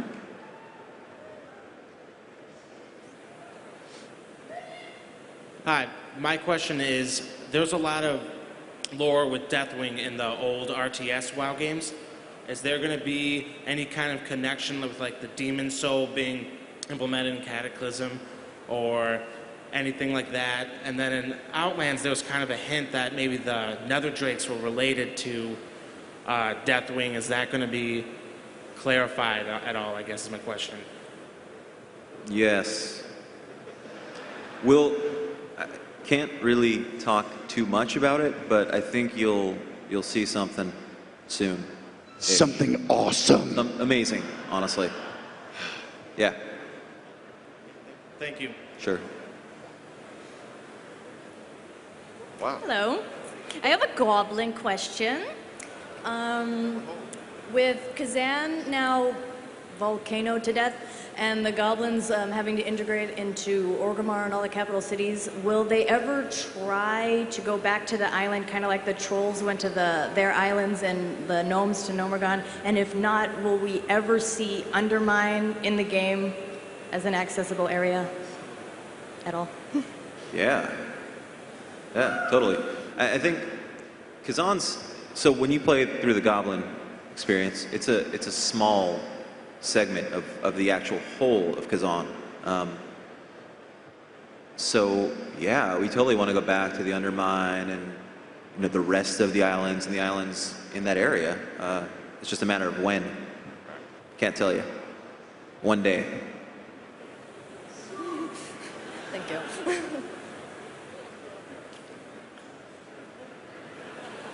Hi. I know that the Paladins got a lot of attention in the last expansion, and that the Silver Hand, the joining of the Silver Hand and the Argent Crusade was a big point. But I've also seen about the Eastern Plaguelands and Western Plaguelands, how they're being rebuilt. So I wanted to know if the Paladins were still going to play a big part. Maybe there was a dungeon or something. Is there a reputation to be gained? So you see the Argent Crusade, and what they're doing right now is cleanup, right? There's remnants of the Scourge still floating around, or undead that aren't quite being kept in check. And the Plaguelands was kind of their base of operations. They're spreading out, and with the Cenarian Circle, cleansing the land. Will there be a dungeon? that revolves around that? No, not necessarily. Nothing planned right now. I think the last expansion, I mean, we did a lot with the Crusade. And so, give them a little bit of time to breathe. We'll see them again.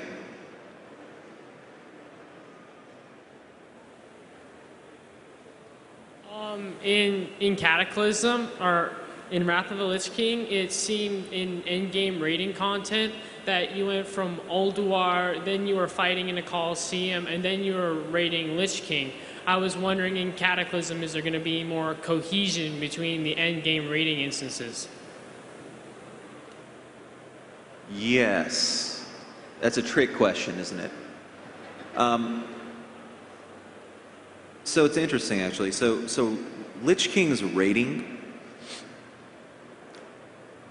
there actually was a story there, a common thread throughout all of those. Was it pulled off as masterfully as it should have been? No, I don't think so. Yeah, and we'll continue to improve our methods by which we convey that to you guys. So yeah, I definitely think that in this coming expansion we'll have more. Thank you. Hi, I'd like to point out I really like the way you did Shadowmourne this time around, and it'd be nice to see that in the future as a quest-based kind of raid community build-up for your legendaries. My question relates to, I play on a role-playing server, and I'm concerned about priests and the nature of the cult of Shadow. There's some exposure to it, and there's a bit on the WoW Wiki article, but I'm not sure how the races outside of the Forsaken really fall into playing that particular character archetype. I really enjoy it as a mechanic standpoint, but there seems to be a severe disconnect from a lore standpoint.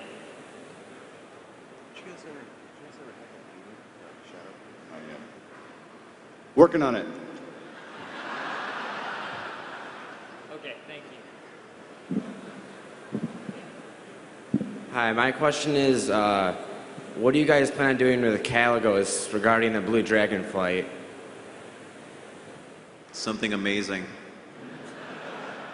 It's so fucking boring, dude. Give it. Go! Oh. Take it. You think we should? Yeah, sure. Really? Yeah.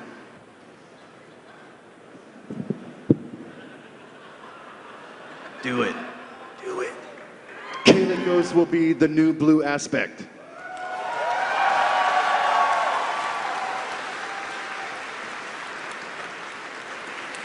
And just in time.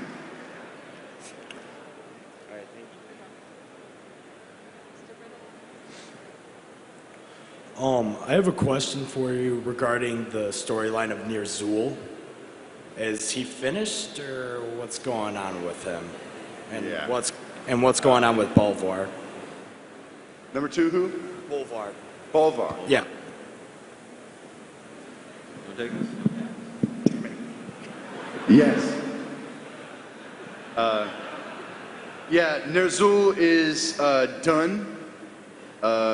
He served us well in that capacity, but really the Lich King idea really is the ultimate expression, through as Arthas or whatever. Nirzul's done.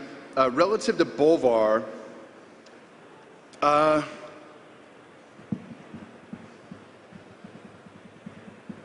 think about this, guys. It's kind of weird. There's where my instinct goes in terms of the storyline, and then there's kind of like, we're probably not going to build another Northrend expansion anytime soon, right? So, we're trying to push ideas in new and fresher directions. But it's kind of like one of those Outland things, right? As Cataclysm is kind of present day, how do we illustrate for you guys what's going on in Northrend, right? Like, so Bolvar's sacrifice was pretty bitchin'. And ultimately, for some length of time, he's going to be up there keeping a lid on the Scourge, with the Argent Crusade kind of playing good cop, and making sure that the undead are not, getting rowdy again. But Bolvar and the fact of him being this new kind of Lich King is definitely something, it's definitely fertile soil. But we are unlikely to chase big undead themes for the next little while. So it's kind of hard to say how that will play out. All right, thank you. Is there any update about the Warcraft movie?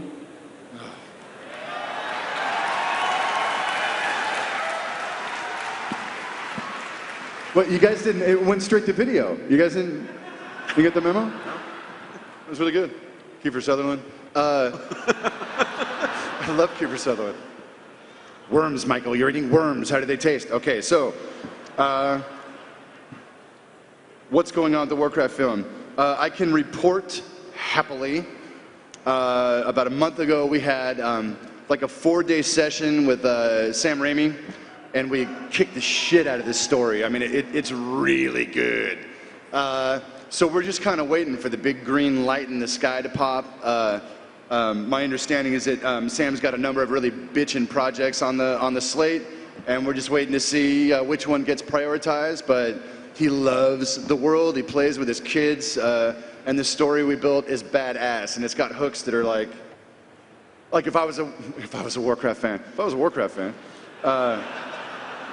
I'd be pretty excited about some of these hooks. I mean, obviously, I can't tell you much about it at this point, but we broke through a very serious wall that we had on this project, not necessarily with Raimi, but just in terms of just vibing out with him and his team, and we showed him what we had, and it was just like a geek cyclone as we banged this story out. So with any luck, you know, hopefully very soon we'll have something to talk about, and we'll see some, you know, real progress, you know, started on this thing. It has been a long haul, but, you know, sometimes you got to move a little slower, you know, to do it right. And we are going to do it right.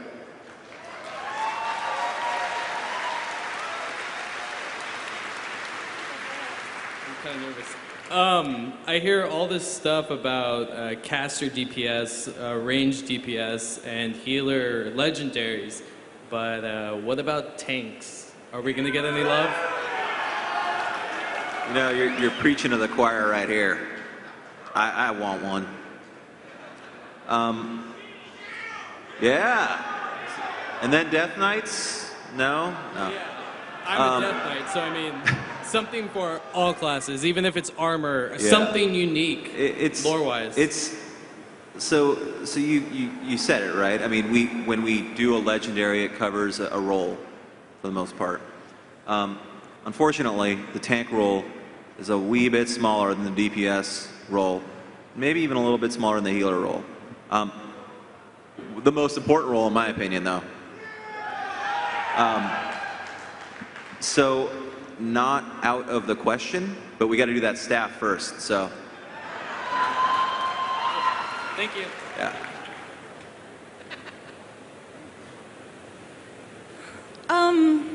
I just had a question about Thrall. Are Thrall and Jaina ever going to get together and have a family? Because Figure Jaina's got a little green fever going on. I don't want to hugely spoil it or whatever, and I don't mean this in a marketing way at all, but you guys should read The Shattering, because it's good. And that will give you a pretty, oh hell, I just tell you, absolutely not. Thrall is going to be a nice girl from Nagron and have beautiful little brown babies, like he's supposed to. What's the Oz? He's a traditional orc. Come on. But she's not Jaina. They're walking down, you know, Valley of Honor, and with this little pink chick on his arm. Like, that ain't gonna fly. Come on. And here's another point. What happens to the men that Jaina dates? I'm not gonna do that to my boy Thrall. Oh no. Thrall must live. So, yeah, let's put it to bed. That's a funny choice of words. All ages. So, yeah. We have time for one or two more questions. How's it going, guys? What's up? Hey, thanks for the tank love, by the way. That's appreciated. A legendary shield would be amazing. And it'd be something different. But anyway, so I'm going to change my question because the guy in front of me already asked me. So Ghostcrawler promised us a moose. Where in the hell is our moose? Where's our moose? Yeah. Yeah, he did. Damn that guy. You're gonna have to find him and ask him yourself. 'Cause I have no damn idea. Yeah. Moose. I want a moose. I want a moose. You want some moose? Where is it? No idea. Hey, Rocky! Yeah. Last question. Make it good. Hey, Bring it, dog. No pressure. I remember back in the Molten Core days when you finally got to Ragnaros and you woke him up and he just one-shot Majordomo Exodus. Is he gonna do that to some poor guy and when he comes back? Yeah. Yeah. You want him to do that? I do too, yeah. That would be amazing. Just Yeah, dude. some poor new bastard to die. Totally. Like 3 guys. Yes. I go like 5. You do 5. Wow. Yeah. 7. I don't know. More death. Yes. Fiery, glorious death. We got time for one more? Let's do one more. One more time. All right, now that Arthur is dead, how or will you be able to make Worgen or Goblin or any other race Death Knights in Cataclysm? Oh, Arthas. So there is actually a story here. So when you play the Death Knight area right now, Arthas is dead. Why does that area exist? And the simple reason is that area exists in a different pocket of time. It's before anything happens. Certainly is a little bit strange that you get popped out into, wherever you do, but what we're looking at with the Worgen and Goblin is a pre-Lich King Worgen. So what is that, right? Where does that come from? Is it a minion of Argyle? Yeah, it is. So you're not necessarily the same Worgen that you play. Goblin's a little easier. I mean, there's goblins all over the place, and if he's piling up the bodies and resurrecting them or corrupting them, a lot of those around. So it's a different timeline is what that Death Knight area is. I guess I'd also say that necromancy, the science of bringing dead things back, is not exclusive to the Lich King. It existed before Ner'zhul was ever turned into the original Lich King. So in that way, there's flex room to have lore substantiate newly created Death Knights. Sure. Great question.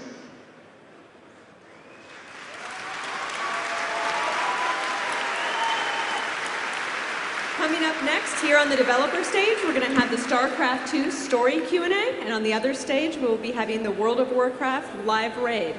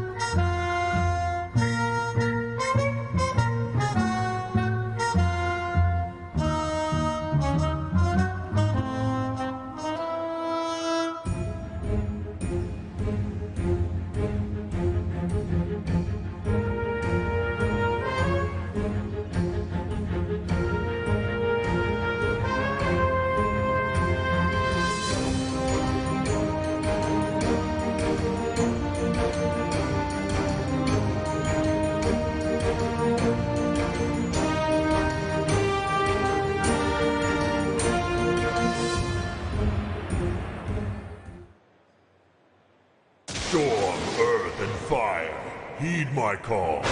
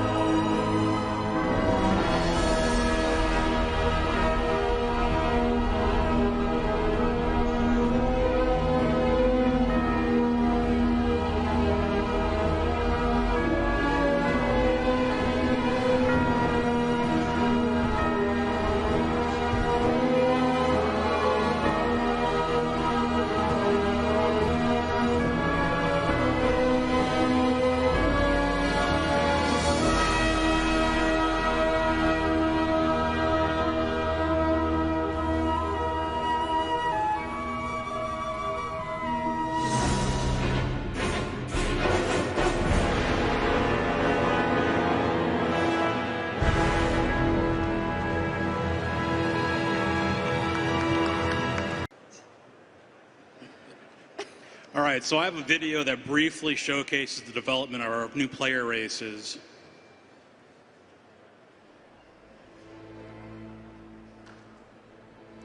So here we have the old world Worgen. It was fierce, but it wasn't player character fierce.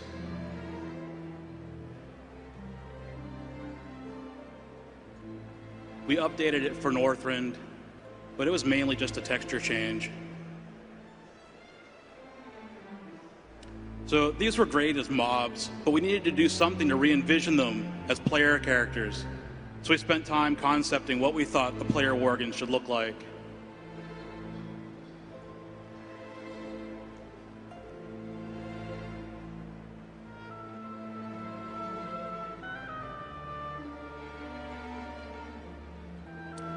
And this was our first playable version. It was a good first pass, but it seemed to be lacking something. So we studied what we had done, identified what we felt like we were just missing on, and we modified it into this, our new final Worgen.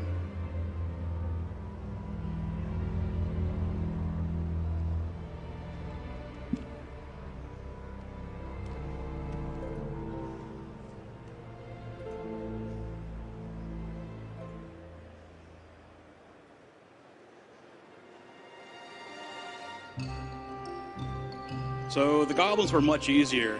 They are so established in the game. We had this really old model to start with, and we had to find a way to breathe new life into it.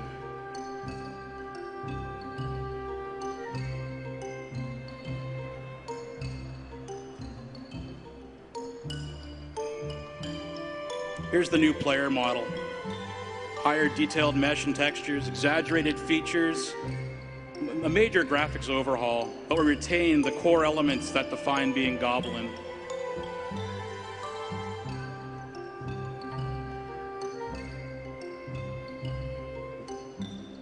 Notice the variety of facial customization available. They have many dozens of combinations of ears, noses, and chins.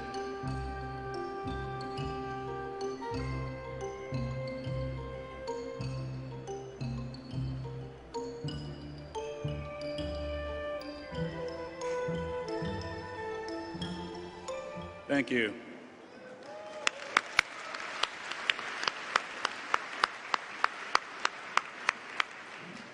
So our lead animator, Steve Aguilar, couldn't be with us today, so I'm going to attempt to go through his presentation. This will show you how much I pay attention when we're putting these things together. I should also mention that in Blue's presentation, we don't show the Worgen female because we actually recently put a little more work into it, and it's not at a point where we're ready to show it yet, so that's why it was not in his presentation, in case anyone was wondering. All right, so let's look at animation. So the animation team is responsible for not only animating characters and creatures, but also effects, or some of the effects we do for the game. This was a druid regrowth spell that Slim did.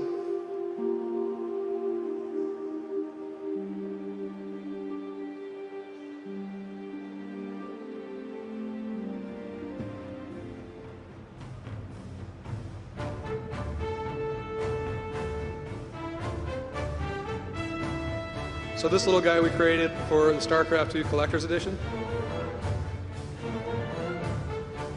And this is a good example of the partnership between animation and effects, where the animators will go through and make them look cool, and the effects guys will go in and make it look alive. This little guy, you're all gonna get. This is Deathwing Murky.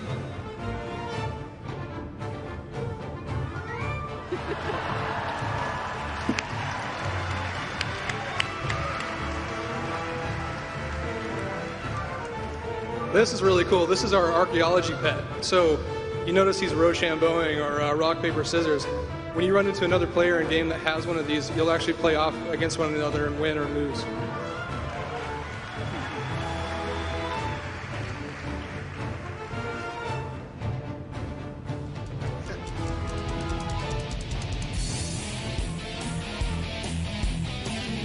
So these are the new dances that we did for the Worgen and Goblins.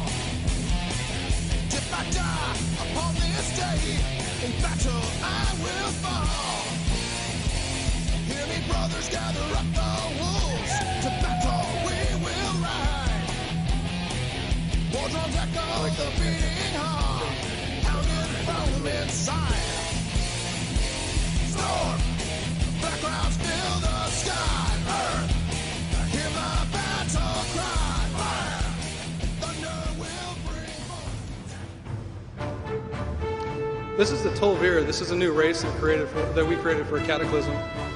They're actually a stone skin Titan creation, but this is one of the skins that we did that's more of a flesh or a live version. This is the Etten.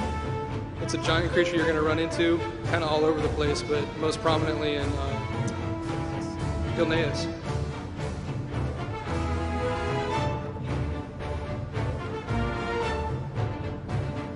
So these are the pygmies. I love these little guys. I'm sure we'll be seeing a lot more of them in subsequent expansions, but we're going to see them all over the starting Goblin experience. Then we have pufferfish. that act like pufferfish. Bashir is an enormous new zone, so we created a lot of aquatic sea creatures to fill up the area, like turtles.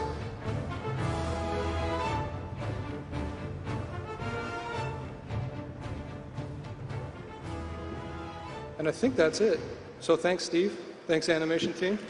On the dungeon.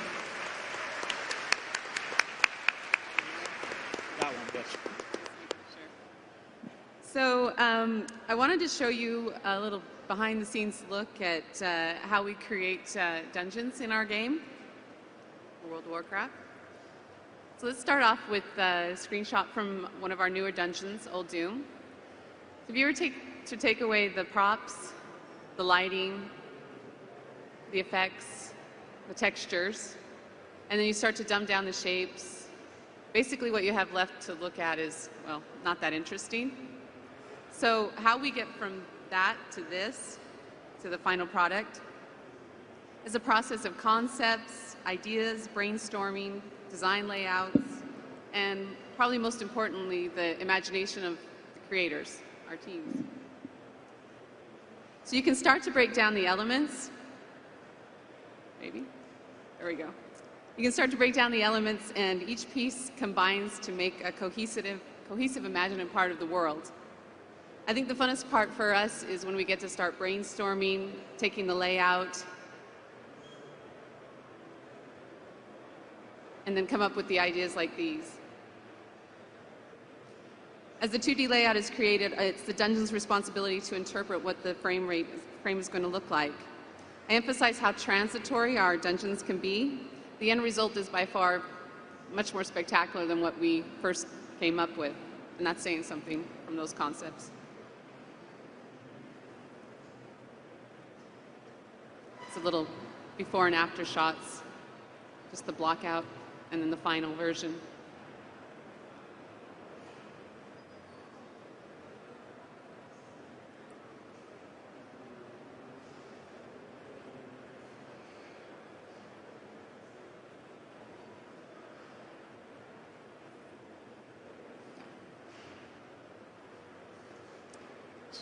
So the dungeon team gathers reference from many resources. I'm having a hard time here. There we go. We take our research very seriously, and we like to study to make sure the colors work, get the right set of textures and materials. So easy, just go down to the old Home Depot. As well as making sure the structure fits with the culture kit. We also have to make sure that the scale is correct, so that every character, whether you're a gnome, a human, a blood elf, got to make sure that they fit through the door as well as be able to navigate the play space in the dungeon. We also like to draw what inspires us, spikes. And we like to give each other feedback, usually very maturely, take it well.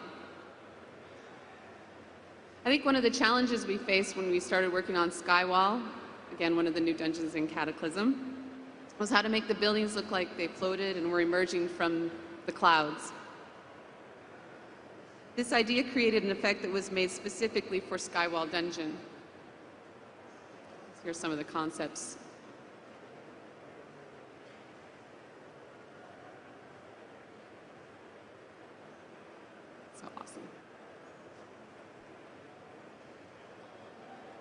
So although it may look strange in the 3D program, the effect in the game gave us the look we were trying to go for. Our modeler went back and forth with the programmers to get just the right look, and a lot of trial and error. But I think they were pretty successful.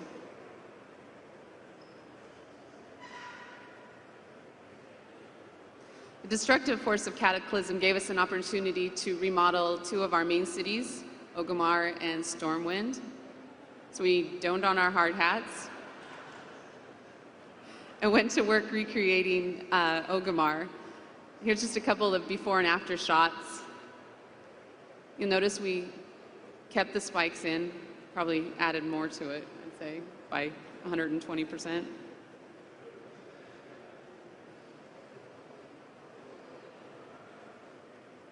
It's a little better. So as a dungeon lead, I like to encourage my guys to really involve themselves in the dungeon creation process, and hopefully that comes across when you play our dungeons. That's it. Thank you.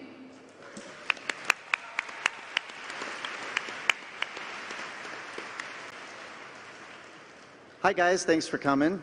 My name is Gary Plattner. I'm the lead environment artist. On the environment team, our responsibility is for the exterior parts of the world.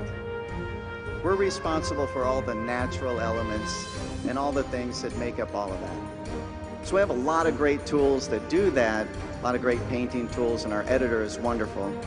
But you have to keep in mind that every zone we've ever done is basically, it's not procedural. That means everything is pretty much done by hand. So when we start a new zone, we want to make sure that the entire zone looks as though one guy painted it, like it's a painted picture by one person, so it looks natural. Because when we start a new zone, we basically have nothing. We have a few Illustrator maps, but what we want to get and what we want to start with is a concept piece. This is our roadmap for the zone. One of the most exciting parts of my job is to paint some of the concept images for the new zones that we develop. For example, Gilneas was one of my favorites. We wanted to make this place a home for the Worgen, and so the type of characters and culture that we had talked about needed to be kind of reflected in that environment. So, you know, my feeling was it should be kind of cold and rainy, forested, and kind of gloomy, like those werewolf movies that you've seen, old New England, Sleepy Hollow, that kind of Salem witch hunt type of thing. I also wanted to bring in, some German Black Forest kind of imagery to create kind of a gloomy place. You know, even though it's an alliance race, we wanted to give a little bit of spookiness, a little bit of kind of a Halloween flavor.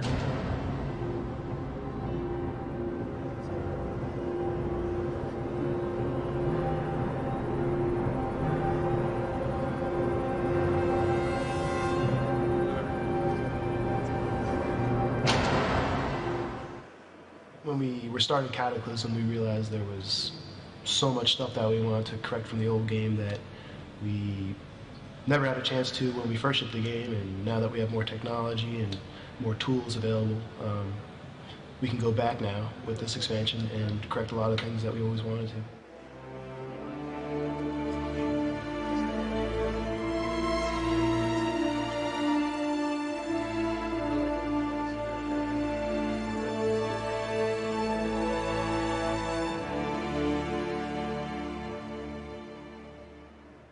One of the tasks we were planning to work on was the element trees for the starting area for the humans.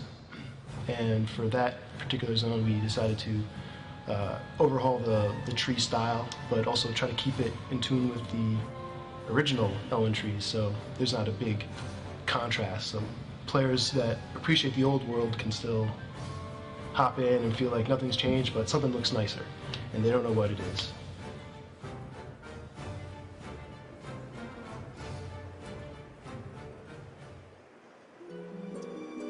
One of the most difficult parts of making any of these zones is the lighting. It's very hard to do. I had to light everything with this light spheres that were difficult to move and hard to save.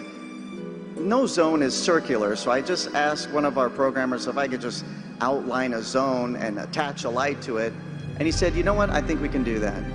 And he came up with this great tool where here you can see Kalimdor, where I could just outline a zone and attach a light to it and throw some light spheres in there if I wanted to. This is huge for me. I thought it'd be kind of cool to show that off.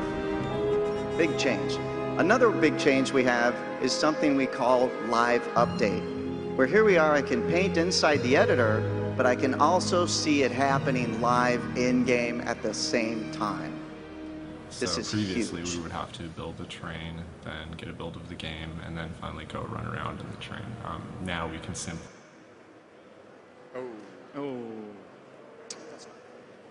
Technical. push and pull mountains up and down while we have a character sitting right on top of the mountain or beside it, and we can instantly get that relationship. So it's been extremely useful just for setting up vistas, for creating POIs, landmarks, all of that sort of thing. It just gives us a really quick way to get feedback on what we're doing, and since we are building such large-scale features, I mean, it's just great. You know, we're moving huge amounts of terrain and geometry around. It's nice to have such immediate feedback.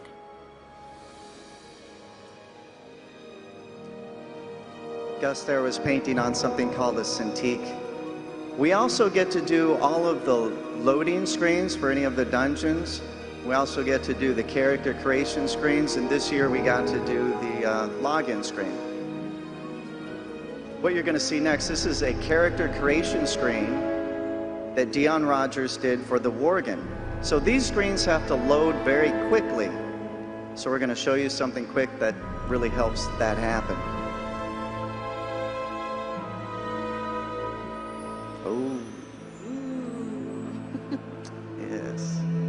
That background is actually 6 high-res pictures that make it look 3D.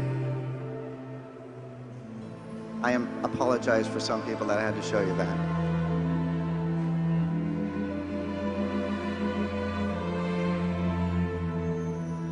We also got to do the login screen. The login screens are very important. We want it to be very epic. It's the first thing you're going to see in the game, so we really worked hard on making this special. First, we wanted to do something like the Maelstrom, you know, big swirling water, and we thought that would be the way to go. Wasn't quite working out. I think there's a slide here coming up. We weren't sure we liked that. We thought we'd go with something more traditional, like a portal of some kind. So we thought we would look into some of the Twilight Hammer stuff and started to make a portal like that, and that's the direction we went in. These are some of the early concepts. And here's some progression shots. No one has ever seen this. Hardly anybody on the art team has seen this.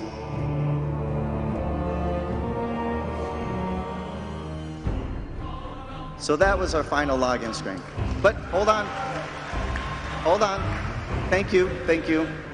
We liked this a lot, but then we didn't like it. We felt that nobody would really understand who the Twilight Hammer was. It's high-level content. You wouldn't even see it. So we actually started over. This was literally months ago, and we sat down, and Metzen said, look, all I want is something black, something red, and something dragon. And we were like, well, that's not really our direction, but we'll look at what we've got. And we had that old desktop picture that has been around earlier this year of Deathwing on top of some building. And we're like, well, that's pretty cool. That makes a little more sense. Let's kind of look at something in that direction. And then remember the cinematic just got finished where Deathwing lands on Stormwind. And we're like, well, that is a classic image. It's a classic fantasy dragon on top of a castle. The cinematic is going to end. You're going to see the login screen. Let's go with that. So we did a quick sketch, and we started working on a new login screen.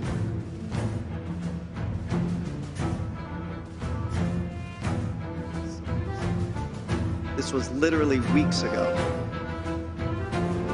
You guys ready to see the final version? There it is. Beautiful.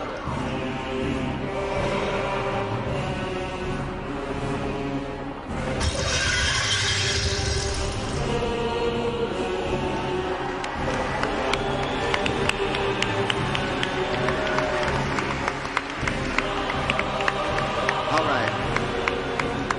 This isn't shown anywhere at Blizzcon, so thanks for coming to this program. I also got a little behind-the-scenes version of this, just like the character creation screen. This is a quick turnaround. We're only going to build what you see, so there's a lot of stuff missing, but it's interesting to look at.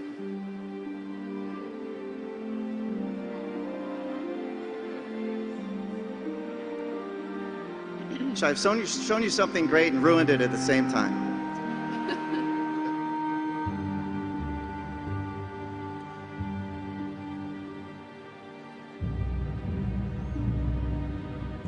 A lot of work went into this. Thank you.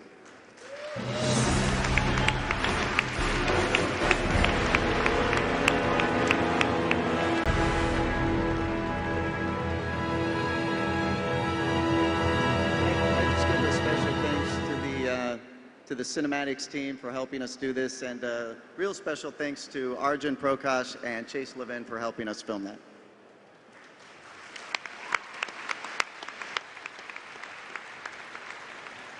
So I think we still have a few minutes if you guys have any questions. We're going to be taking a couple of questions. Do we have time? Let's go 1 second, please. And everybody, we're done. They're going to ask questions. 1 second. Oh, it's a line. Frozen. Did a good Am I good to go whenever? Yep. Okay. My daughter has been drawing since she was 2 years old. Now she's 12. She's an incredible artist, and the only want she has in life is to become a Blizzard employee and artist. What would your advice be to have an artist, go through in college to get where you guys are? That's a noble goal for sure. My advice, and you guys feel free to disagree with me on this one, but I really don't think that, man, this is going to sound bad, but I really don't think that college, what school you go to, really matters that much. The things that we look for are talent, obviously, first and foremost. Passion and personality probably come in second, and it's hard to choose which one of those goes over the other. But if she's really focused on coming to Blizzard and working on a Blizzard game, then it really just comes down to know the style. Like, have her play these games, have her draw it. Like, I think, most of our artists learned from just drawing things that they liked and things that they were into, and then got to a point where they did it for a living. So if you're a fan, then that's probably good. Just keep her on that track, and she should be good to go. Okay, so first of all, thanks. All of the art that is involved in these games has always been a huge inspiration for anybody that likes to actually do anything in type of art.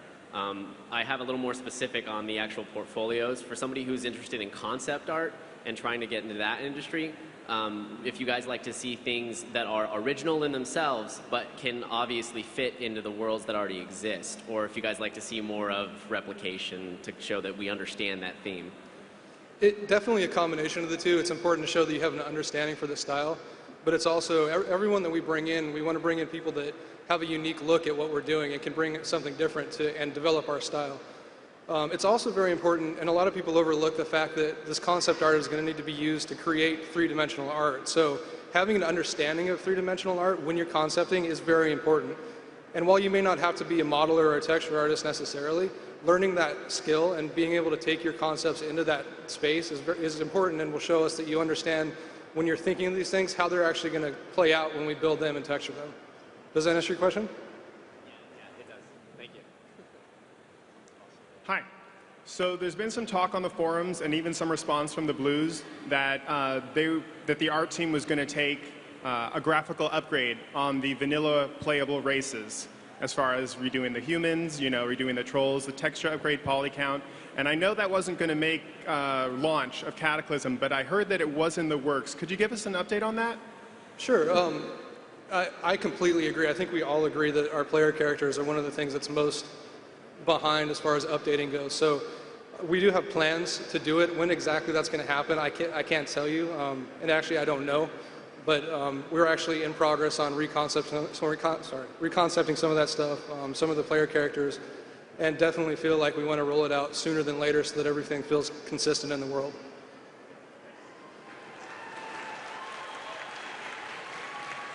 We have time for about 1 or 2 more questions. Hi. I love what you've been doing with the changes in Orgrimmar, having it transition to the new forms, and even the damage that you've done now with Stormwind. And I'm wondering now, since these models are in the system, and so you have the ability to change them more easily than this whole project, say for the next expansion, would we see a further upgrade where Orgrimmar would be completed and Stormwind would be repaired now that the whole Deathwing story is over at that point? Wendy, do you want to answer that one? Sure, I can answer that. We do have plans, because we're able to patch up new artwork, you will see kind of a progression of that. And, you know, as new stories come across, who knows, they might get destroyed again, so you never know. Okay, so I have a mini pet question. If you're ever going to make like a mini Zealot that can have a three-way fight with Grunty and the Zergling? Sure, yeah, I don't know. We don't have plans for it, but that's cool. That's a cool idea. Thank you again for all the art that you've done. It's fantastic. I just want another round of applause because it's awesome. Thank you. Quick Artists question. are in the audience, so thank them. It's them. I don't know if it was brought up a while ago, but there's kind of these iconic things that different character classes wear, such as, you know, you've got the Druid with the horns, Paladins with their Librams. I know that Librams were changed and relics were changed and all that stuff in a recent patch. Was it ever going to be introduced where, like, Paladins could actually have that book? Like, every, you know, race of every, you know, Paladin would have that book and it would be used, or you know, because you have the item, but you don't see it. Yeah, So- totally. Yeah, we are. One of the things that I want to focus on coming up in the future is not only just that, but also what we do with our armor sets, because I think that's, along with player characters, that's getting a little tired. So we definitely want to approach those things at the same time, like make sure that all of our armor sets are feeling very distinct and updated, but that we're also incorporating things like totems and Librams so that it feels specific to your class, and you get this item and it's actually on your character, you can see it, and it doesn't just feel like an icon in your bar or whatever. So yes. Yeah. That's all that we have. Thank you for attending the World of Warcraft Art Panel. Coming up next on this stage at 4:30.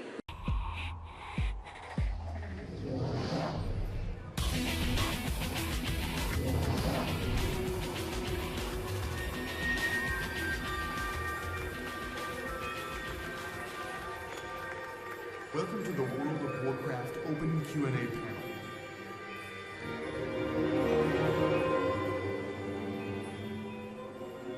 Guys, hey, doing? I am Jay Allen Brack. I'm the production director for World of Warcraft. We're going to go ahead and just introduce ourselves, and then we're going to get right to your questions. The point of this panel is just to take as many of your questions as we can. I'm Greg Street. I'm the lead systems designer at World of Warcraft. I'm Corey Stockton. I'm the lead content designer on World of Warcraft. Chris Robinson, art director.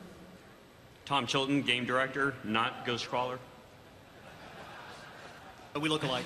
Alex Brasiabi, lead world designer. All right. Thank you. Thanks for coming out. Chad, take it away. All right, here we go. Gentlemen. So currently in the game, you can use the Dungeon Finder to put together a 5-man team from across the battle group. In the past, you've said that you don't really use the Dungeon Finder to put together a raid because of the problems of putting together a raid over multiple nights. Now that you've stated that you have the intent of making raids something that you can complete within a single night, is there any possibility of revisiting that to make raid finding something that could happen across the battle group?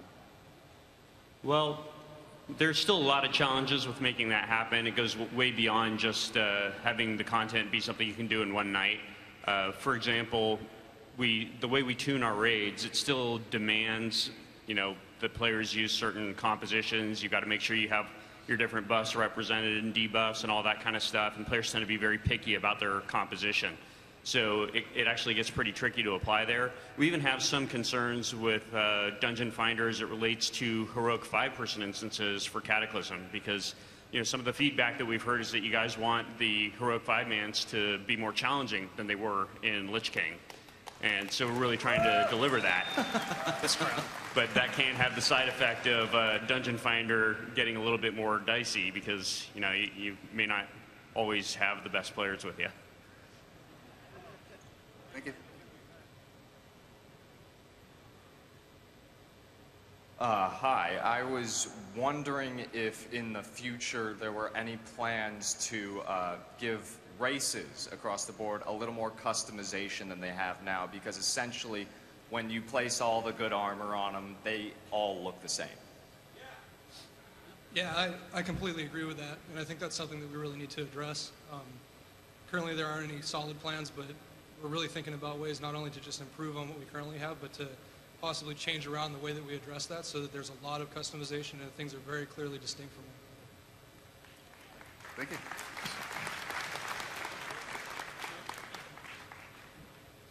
Hey there, guys.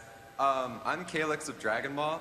I was just having a question if you have any plans of adding a guild merging system, like an easy way to merge 2 guilds together within any plans in the future of that? About merging 2 guilds together, that's your question? Correct.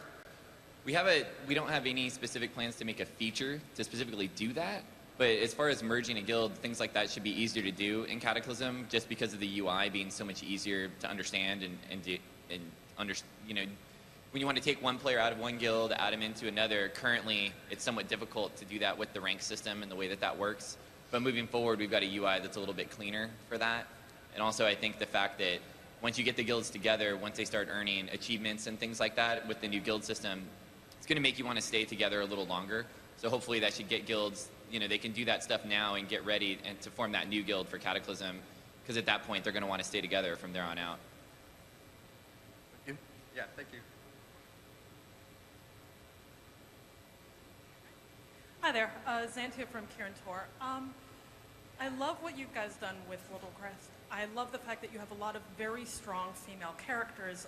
However, I was wondering if we could have some that don't look like they've stepped out of a Victoria's Secrets catalog.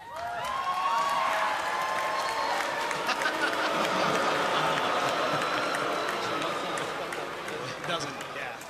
What do you mean? Wait. Which catalog would you like them to step out of?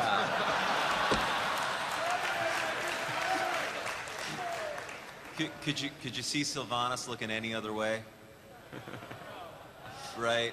So we feel you, and we want to vary our female characters, absolutely. So yeah, we'll pick different catalogs. Hey, Alex, what catalog is that Tauran female coming out of? Not one you'd read. Yeah, sexy cow business. Yeah. Thank you. Some sort of agricultural. Hi, my name is Piper from Calicos, and I was just wondering if you have any plans for female druid forms. I might have seen a concept yesterday for something like that, but that's a difficult one, like to balance that, to make it work out. I think we want to do it, but at the same time, it's going to be tricky. We'll do what we can. How's that? Thank you. So, wait a minute. I'd like to note that this BlizzCon, we usually get the question of when are we going to get new druid forms. I notice you're not asking that question. Come on. That's a step New up. druid forms! You could make the Moonkin All right. more curvier with boobs. I'm just saying.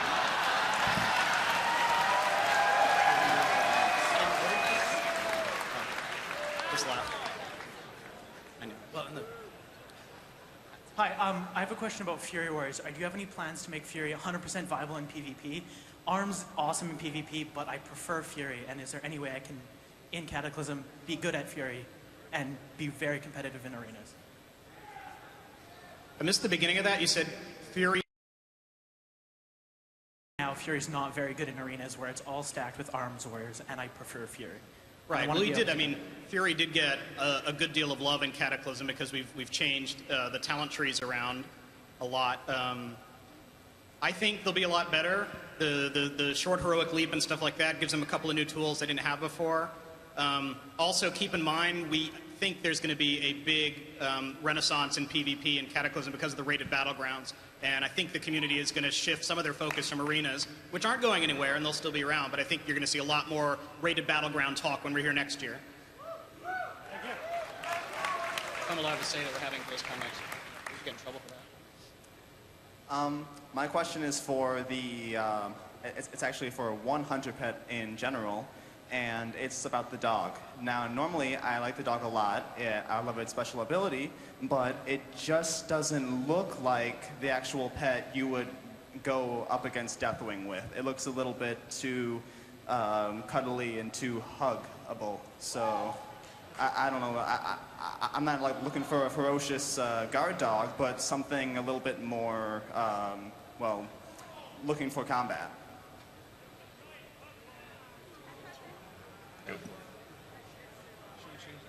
You're talking about the Mastiff, right? Yes. Okay. Yeah, I mean, Mastiffs are pretty brutal dogs, but maybe we made it a little too soft. We could take a look at making it a little meaner, raising the hackles a little bit. Give it rabies. Nice. Yeah, we'll do that. We'll give it rabies. Thanks. Problem solved. Thank you. I appreciate that. That's easy. Hey, this question's probably for Greg. With the talent trees overhauled and Cataclysm coming out, do you guys still plan to do more passes on the talents? Because you have stuff like improved searing pain that no one really specs into. I mean, obviously we did a lot of work overhauling all of the talent trees. You know, we're still in like phase 1.0 of that overhaul, so we're gonna keep tweaking things over time. Once things go live, we'll see. I mean, there's a ton of theory crafting right now. We'll have a lot better information, say, in a few months of like what really worked out to be good or not to be good. Players sometimes think they've solved it all completely before they even step foot in the game, and then once they get in, they're like, you know what? This talent's a little different than we thought. So we'll still keep on the lookout for the talents that like nobody ever gets. With the new talent trees, we have a lot more room to kind of tweak things here and there to get things where we want. Thank you.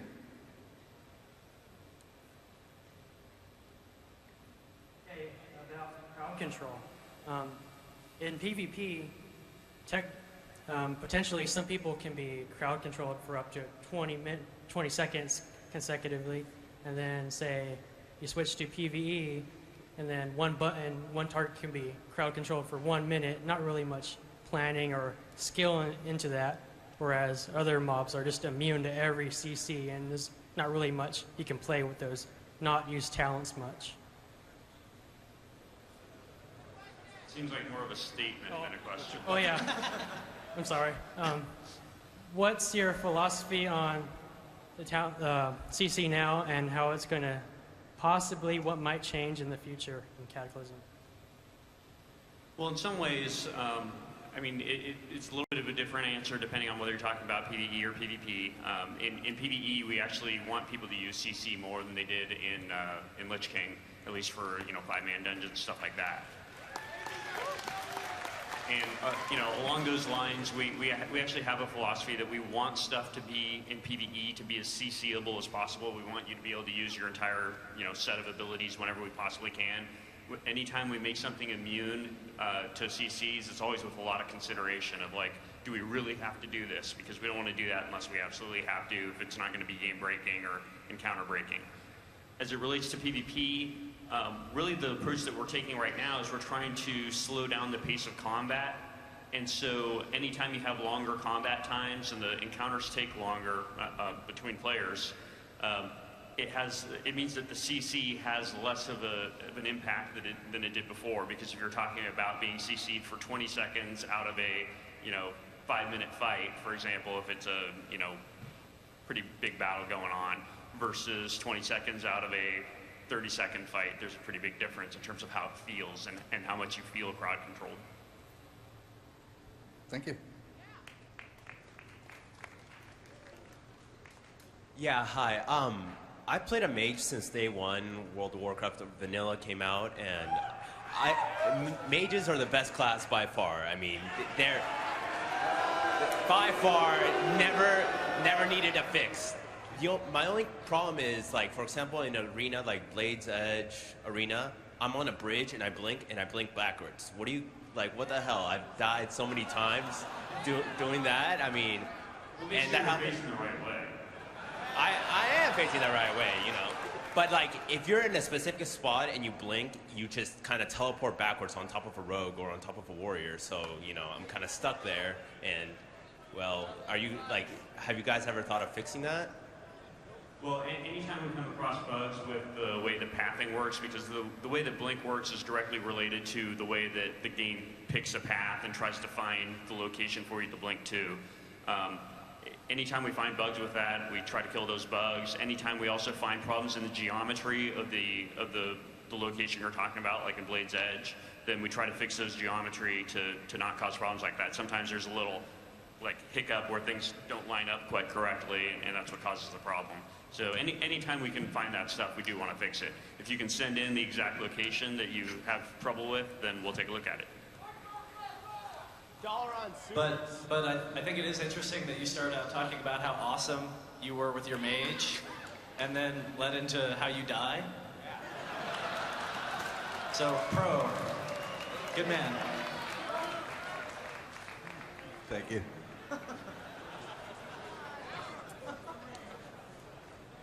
Hey guys, I'm Frostfright of the Mal'Ganis Goon Squad. And a couple months ago, I probably would have been up here nitpicking about some minor issue with the Death Knight, but I just want to say, like, you guys got it pretty much perfect in Cataclysm. They look really great. Yeah, exactly. Time to go. But so I decided to ask like a more fun question. The Lich King has a lot of really cool abilities that Death Knights could probably use. Have you guys ever put any thought into maybe giving us like Defile or Infest?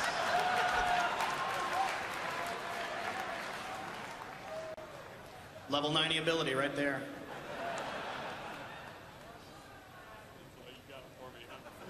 Thanks.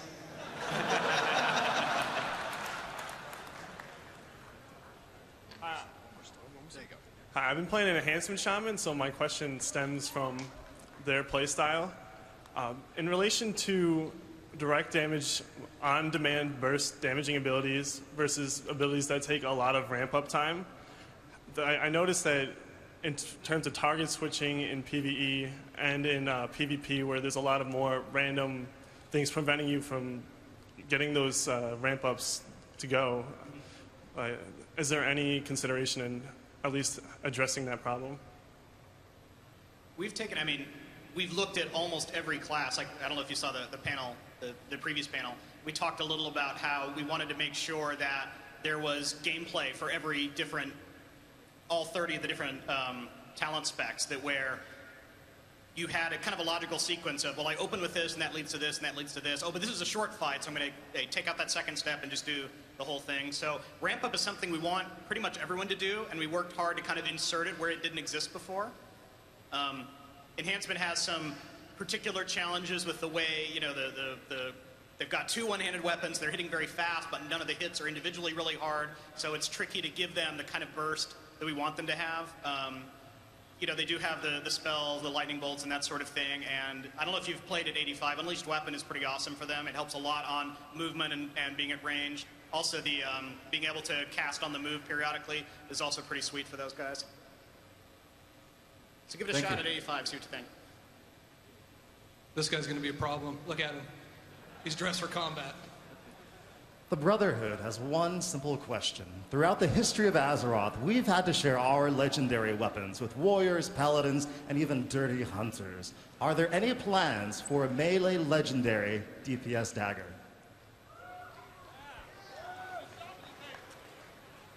I can't say that we have a specific weapon that we're working on right now. We'll definitely keep that in mind. One of the things that we think about when we create a legendary is we do want it to get used by a variety of different classes, because we don't make legendaries very often. And if we're not going to make them very often, we want them to be usable by a lot of people when we do. So it's a little bit dicey to make a dagger, since it's kind of narrow in terms of how many classes can use it. We decided on a staff yesterday, by the way. Just letting you know. Sweet.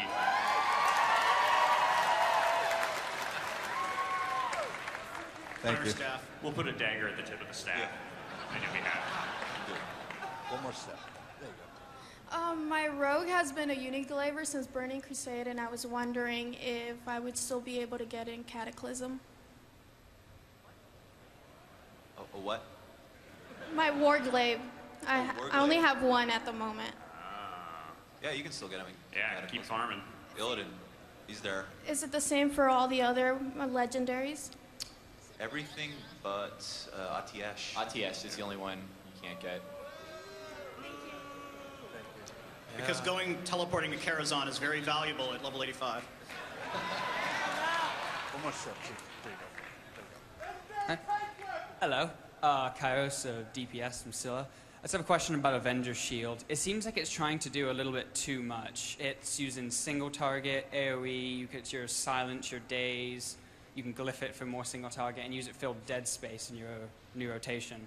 I was just, on top of all that, it also interrupts. Is it possible to move maybe the interrupt mechanic onto a separate ability for prot paladins, as that's an ability that prot paladins are the only tanks that don't have an interrupt?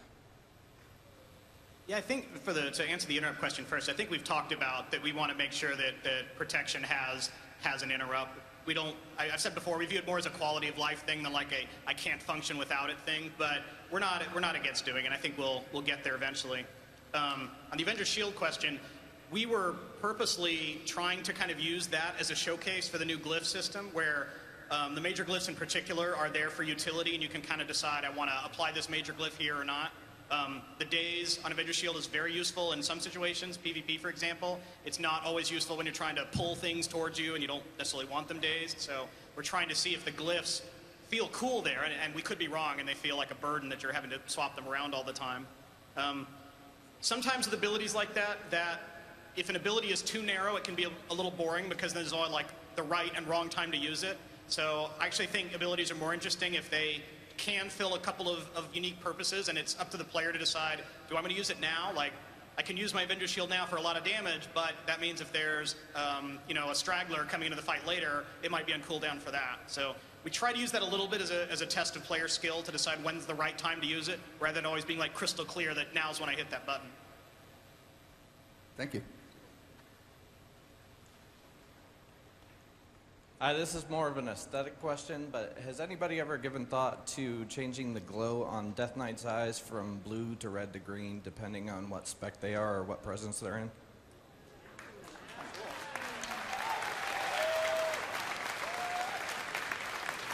Alex probably has something to say about that because the eye glow color has different connotations. No, we haven't. It might get a little too Christmas tree-y, it sounds like. We like that there's some consistency there, I think, from just a gameplay perspective. When you see the blue eyes, whether it be on an NPC or a PC, it reads Death Knight, death. So, but Chris, anything to add here? We could talk about it. No, I mean, I think that, green, red, those things have very specific meanings in the game as well. Like, you don't want it to read a spell. And if you start getting into those categories, it starts blurring those lines. So yeah, I mean, I agree that we like it. We feel like it represents that class very well, and it's probably something we won't change. Right. For example, we generally use red glowing eyes to represent demonic. So we try and build that sort of easy distinction so that if you see a character that's got red glowing eyes, there's some sort of demonic influence versus the blue glowing eyes, it's got scourge influence, that kind of thing. Thanks. Thank you. Hi, I have a question about CATA PvP design balance. With potentially all class specs getting a spot in rated BGs, can arenas finally be balanced around comp instead of viability for each class?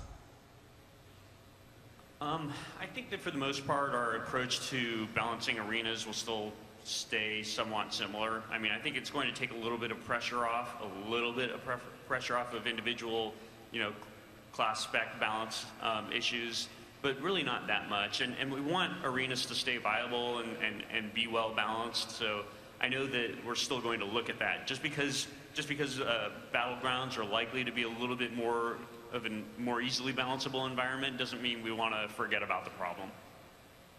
One thing I can add to that, it's kind of a scary change. We're going to see how it goes. But Mortal Strike, the presence or absence of that has always been tricky for arena comp balance. So we recently, for beta, took Mortal Strike all the way down to a 10% healing debuff, which is that's going to have ramifications. We're not entirely sure of them. It's going to be good for some guys and bad for others. So we'll see how that goes. Thank you.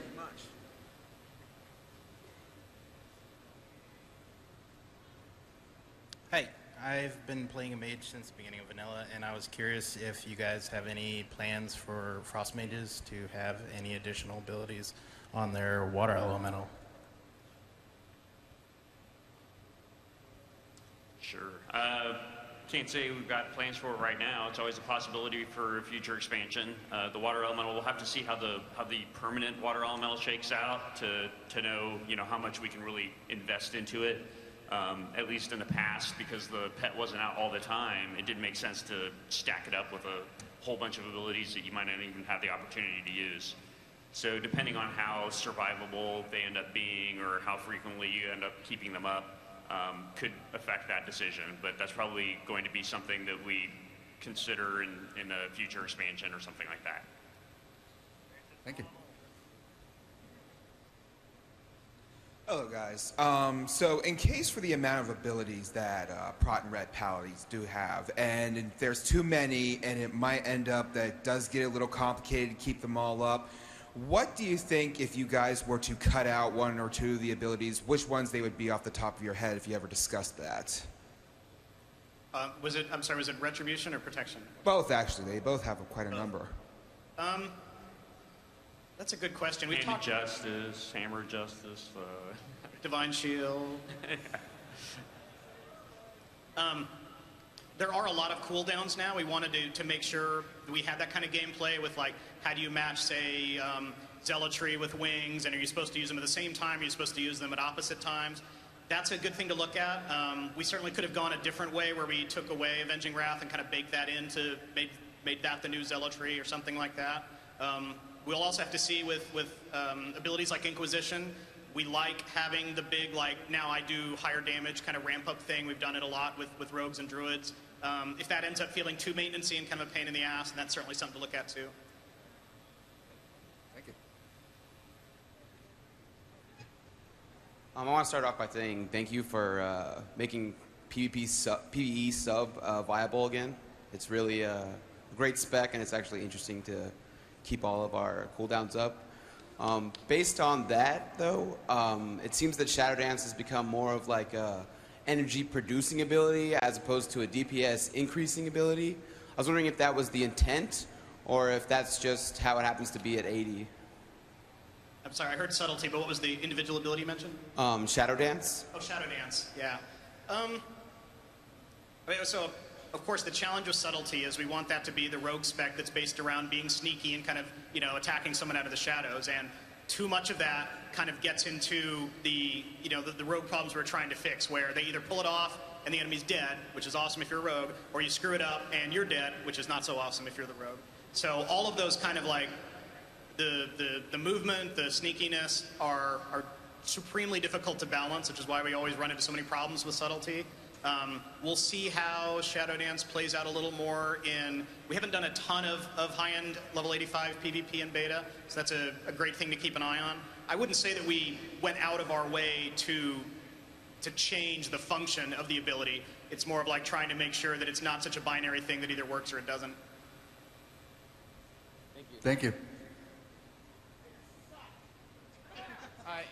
Hi. I was just wondering, with the Moose Mount, during the Olympics, Stephen Colbert gave it the Colbert bump, and I was just wondering, do you hate Canada for not introducing the mount, or was it, do you do not fear Stephen Colbert? Obviously, we hate Canada.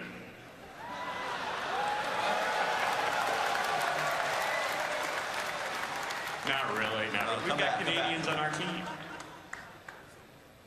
I think we discussed the Moose Mount yesterday as well, and the consensus was that we wanted one, but you can't always get what you want. I know. Were you guys talking about moose mounts? Yeah. Yeah, we were saying like the moose mount, the special ability would be that it would stand in the middle of the road, and then the goblin car would come and run it over. And then it would fall, and that's about it. I'm thinking Sparkle Moose myself. With wings. Hey guys, Kawan from Moonrunner, senior officer in Untold Retribution. We're looking for tanks. My question is actually in regards to healers. First of all, I love what you're doing with the healers, how you kind of made it back to vanilla healing.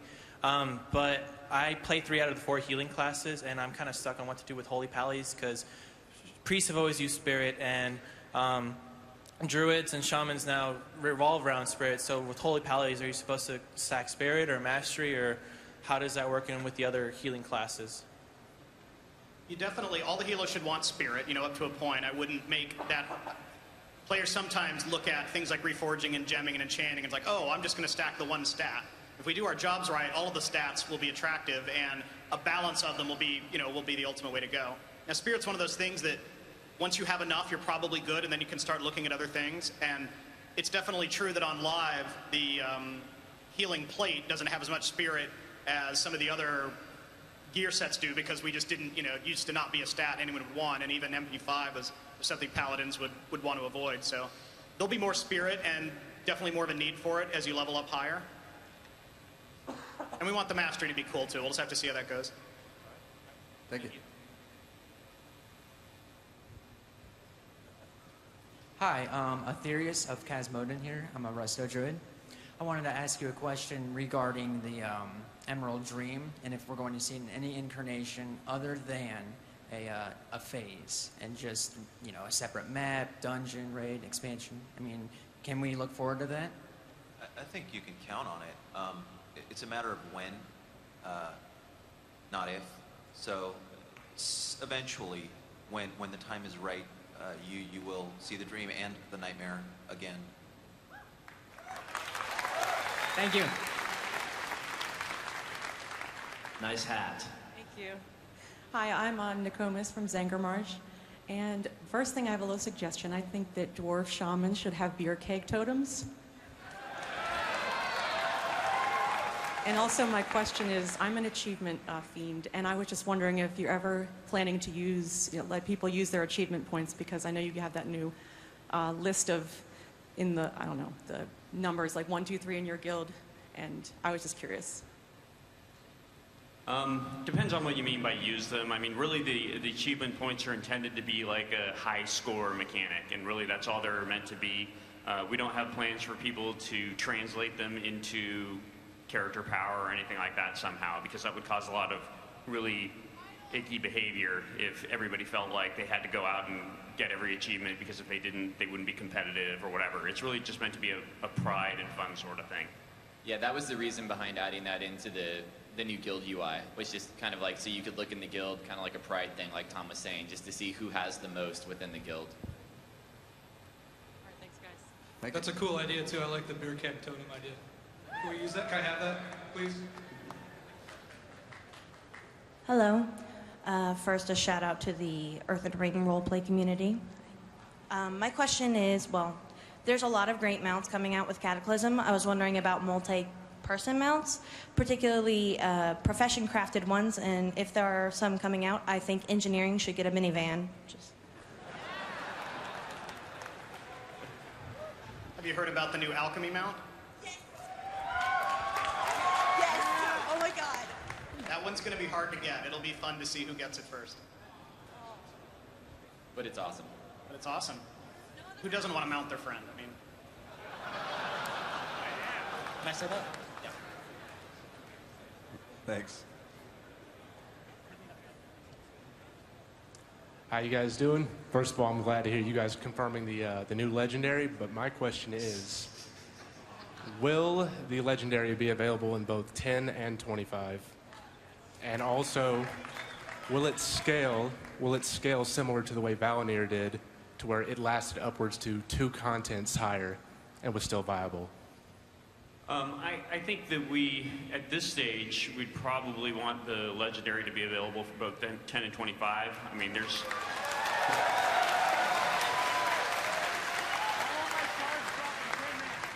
As far as, you know, how far it scales, that's really hard to say. I mean, we do like it when legendaries stick around longer than normal items. I mean, they definitely should do that. But it's always tricky to balance exactly how far out it goes. It sort of depends on where in the expansion cycle we are relative to when the next expansion will come out, that sort of thing. Thanks. This is Ecolian from Arthas, and basically, I originally liked the idea that you guys had of lowering the talents, but now I've kind of noticed I really hate the fact that there's no uniqueness anymore. Everybody's going to be the exact same number of specs or number of talents for marksmanship for marksmanship hunters, and they're going to put the same amount into survival. There's not going to be any difference. There's no uniqueness. So I was wondering if you were ever planning on going back to extending it and giving us more options, and it's just kind of become more noob friendly. I was wondering if you guys are going to do that. Damn noobs. Do you think the older, deeper talent trees, people actually had specs that were that different from each other? They didn't. We know. We looked. Now, like I said, it's a new design. It's an ongoing thing. We want to make sure there are choices to where you can go deeper, you can go sideways. Those last 10 points you get to spend are some of the most exciting ones in the tree because you decide you're going to put them all in one tree, you're going to put 5 here, 5 here. We'll get there. We'll see what the kind of specs develop, and hopefully we can tweak things to where there's not the obvious choices. There were definitely cookie cutter specs before this change, and there are likely to be some specs that end up being a little bit too cookie cutter after, and we'll just have to fix those specs individually. Well, I was just thinking because like some mages used to run with like Frostfire, like half would go into fire and half would go into frost, and that was something that was fun for players. So I'm just saying like we can't stop halfway and then go into the next tree. We have to go all the way down and into the next. So. Yeah, I mean, there's some inaccuracy there. Nobody really went half fire and half frost. They pretty much always went mostly fire and then, some frost. Otherwise, you were kind of gimping yourself a little bit. So, yeah, we did take away some ways for people to gimp themselves. Thanks. Sup, I'm Squeak from Destromass. Shout out to my friends in the guild. Nah, I'm straight bra and I'm full of chocolate. Anyway, down to serious business. I'm wondering, right now, Ret Paladins and Arms Warriors, they used to have the talent to reduce duration of disarms. They don't anymore. So they're kind of stuck getting a weapon chain for PvP. And I'm wondering if that's intended and if maybe, because rogues can have offhand weapon chain and then berserking or whatever in their main hand, and they get that nice buff every once in a while, but warriors and Ret Paladins don't. Is that just what you want, or are they going to have a little more damage so that it's kind of even, or what's the plan for that? So one of the things we did in the talent tree overhauls is we got rid of a lot of the kind of anti-crowd control measures. We felt, I say this a lot, we felt we were in an arms race where, okay, I have a disarm, and then he has something that makes a disarm worse, so then the new talent gives you an even better disarm that doesn't apply to that like anti-disarm thing, and it just keeps getting out of control. And we thought, let's just go back to when you crowd control someone, most of the time it works, and we have diminishing returns for PvP, and balance it around that. Make sure people can't die within one crowd control. You shouldn't be, you're not going to lose the match because you were disarmed for a short period of time. Thank you.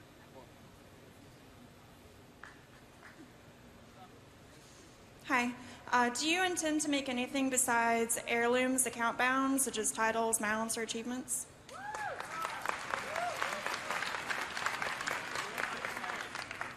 Certainly, wherever it's appropriate, we do like doing that.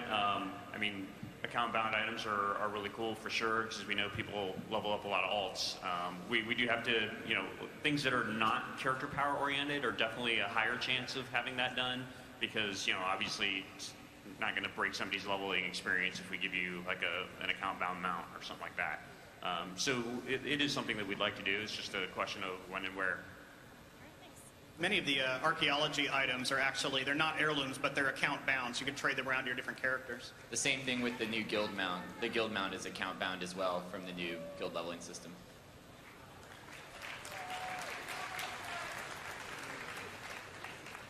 I would like to ask for a closet.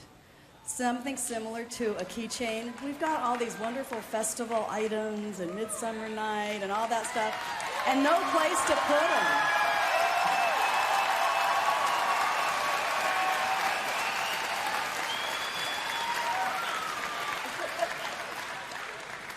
Yeah, that is actually something that we had hoped to get in with Cataclysm. It's really more of a question of resolving data storage and exactly what the interface is and all that kind of stuff. But it is something that we'd like to do at some point. Thank you.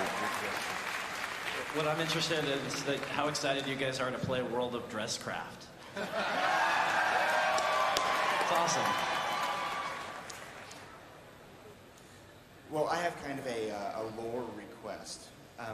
The Horde currently has two very shoutable, very good battle cries.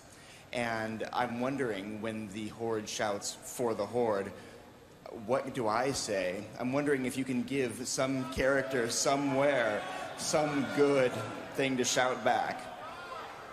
Have mercy.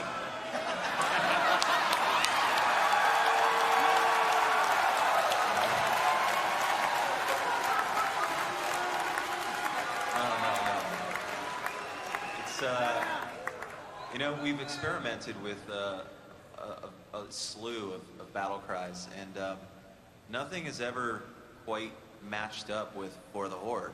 It's hard.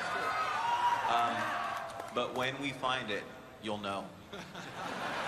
We'll keep trying. Yeah, we're going to keep trying. We're not giving up. That's not the battle cry. We'll keep trying. That'd be fun.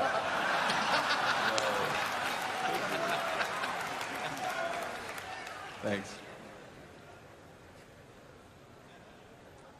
Hi, I'm from Legions on Lightbringer US 38, and my question is in regards to Mastery. You stated that you wanted Mastery to dynamically change up your gameplay, and how does, say, a Warlock or Mage Mastery, which is just a flat damage bonus, change up or affect their gameplay? It's not so much that we want you to dramatically change your rotations, it's that crit has a very clear purpose. Crit makes you hit harder, makes you heal harder, so it's throughput. And sometimes in the case of healers, we need mana savings too. And then haste lets you do more things. So if you're a caster, you're casting faster. If you're melee, you're getting more resources. So then mastery then makes you better at what you do. So if you're a disciplined priest, it makes you better at shielding. If you're a warlock, it makes you better at shadow or fire damage. Or if you're a mage, arcane, frost, or fire damage. So the hope is that there isn't one right answer, that you can. You might want crit for some builds and haste for other builds. You want a little bit of everything. We're not necessarily trying to totally change up your rotations with Mastery, but particularly for mages, haste does a pretty good job of that too already. Thank you. Thank you. Hi, I'm Elena from IronGaming.com, and I'm currently working on the Insane in the Membrane achievement. Now, with all the changes to Dire Maul North, will I still be able to achieve this achievement in the Cataclysm?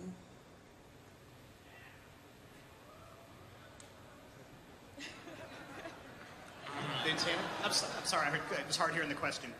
The Well, Insanity? currently, the Insane in the Membrane achievement affects some of the factions that are located within Dire Maul North. Currently, you can't turn in any of the quests, or the Librams aren't dropping in beta. So I was wondering if you guys are planning on keeping it around and or changing the requirements for the achievement. The biggest problem is the changes to the Bloodsail Buccaneers in Cataclysm. That kind of put a bullet in the head of that feat of strength for now. It's fun to do very painful things in World of Warcraft. If there's a huge outcry for it, we'll try to put something equally brutal in the game.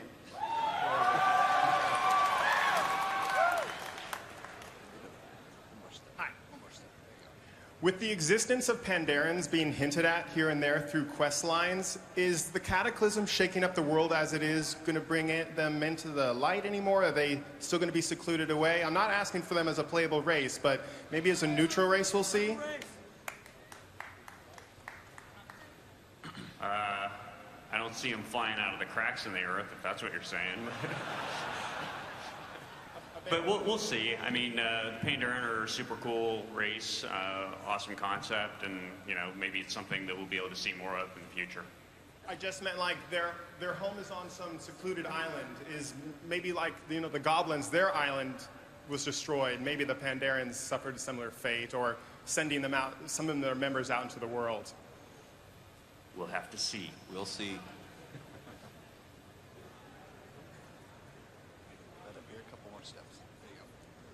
Engineers represent. As an engineer, I like that minivan idea earlier, but your other profession would have to be herbalism.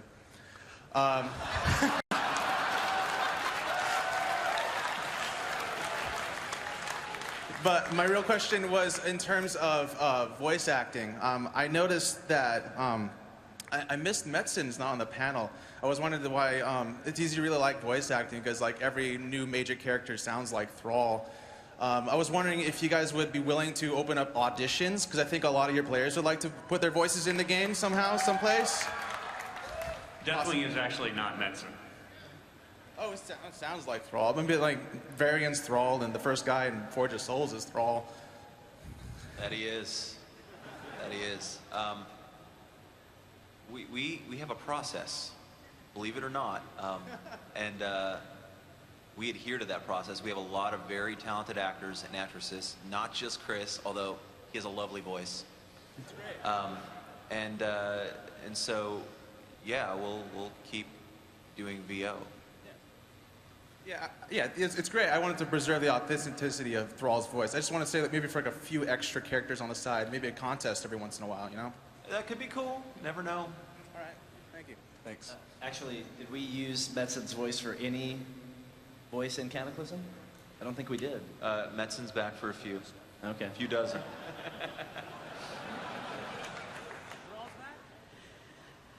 Hi, I'm Anastasia, and I'm an altaholic. I am desperate for another character slot. I've got 10 characters. They're going to be 80 by the time Cataclysm comes out. Give us some more room, please. Do you need 12 of them for your 12-step program? That's what I need, yeah. Well, I can offer you another 10 slots for $15 a month.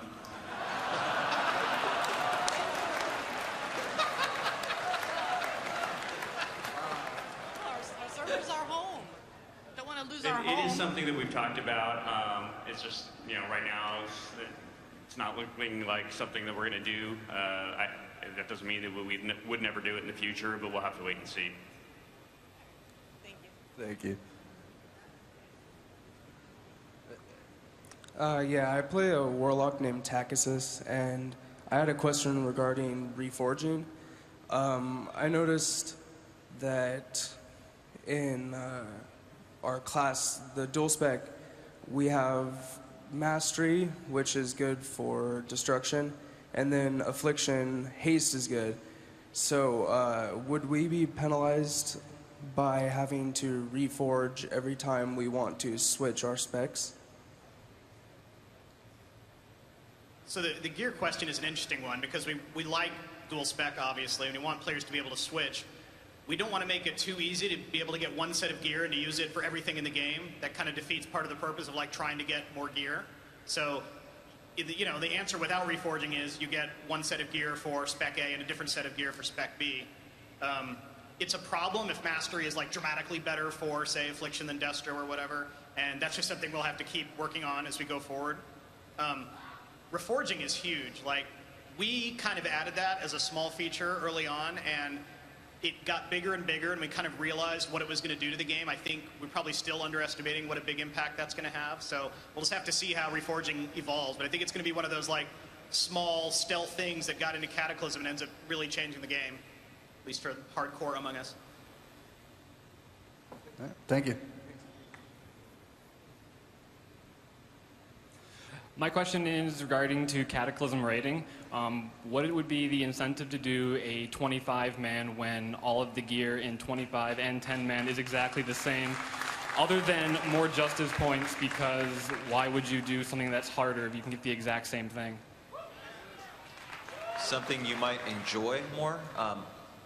And I think the jury's still out on harder. It's something we're really focusing on to try to get those two balanced, and certainly is a daunting task, but we're working on it. Thank you.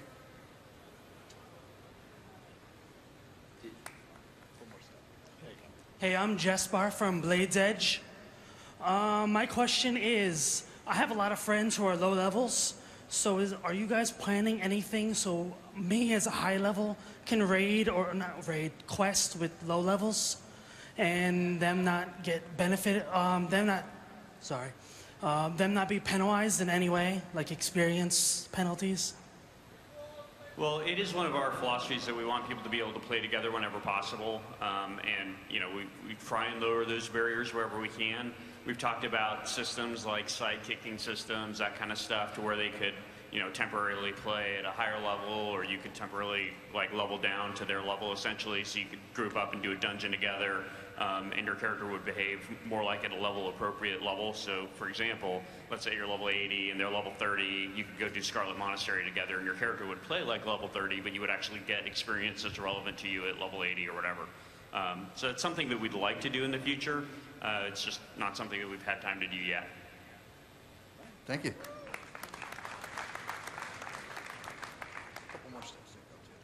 Hi guys, my question is, people love legendaries. They love the way they look, and they definitely want them to last longer. Would there be any way that we could trade them in for a heirloom version so that you could level up with them on an alt? That would be pretty sweet. Yeah. Be pretty awesome, yeah. At the same time, it gets a little bit dangerous in terms of really encouraging players to go back and farm old content for legendaries. We heard the other person that was just talking about whether or not they'd be able to keep farming for their warglaives. And that's cool when you do it just for its own sake and because you feel like it's fun. But if you feel like, oh, well, I really need to do this to be competitive in my level 29 battleground or whatever, that's when it starts to get a little bit sketchy. Thanks. I'm Raging Dawn of Measure of Faith on the Erie Peak. And I'd like to know, for all of us collectors, when are we going to get a tab for our tabards?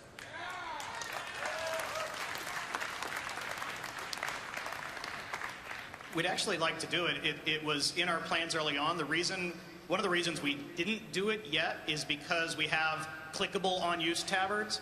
We wanted to have a drop-down, kind of like you have for titles, and you can just pick whichever one you want. We just have to solve the, how do you actually do the on-use thing at that point. Thanks. Hi, I've just been noticing that over Burning Crusade and Wrath of the Lich King, you did such a good job of incorporating most of the races into the activities that were happening at the time and into the lore, but the Draenei still seem stuck on their little isle over there and play almost no role throughout the entirety of Wrath of the Lich King and even into Cataclysm. Any plans to bring them out? You're right. You're absolutely right. I think we've done a poor job of incorporating the Draenei into the WoW culture. It's something we're certainly working on, and it's better in Cataclysm, but it's not 100% there. Thank you.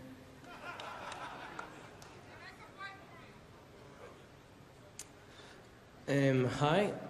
First of all, I want to say hello to my guild. Grande Concordia Dracari, Grande Sednar. And now? Yeah. And now my question about the balance between the number of Horde characters and Alliance characters, because I'm on a PvP server, and now that I'll have to level up all my characters, it's gonna be like 20 Alliance fighting against 100 Horde, and it's gonna be pretty hard. Yeah, that comes down to that battle cry. We just need a better battle cry for the Alliance. Bolster their numbers. It definitely is a problem. It's interesting that we've seen this cultural shift in PvP towards a lot of people that are interested in PvP gravitating toward the Horde. A lot of it's just kind of all the mythos and all the, just the psychology of the coolness of the Horde or whatever.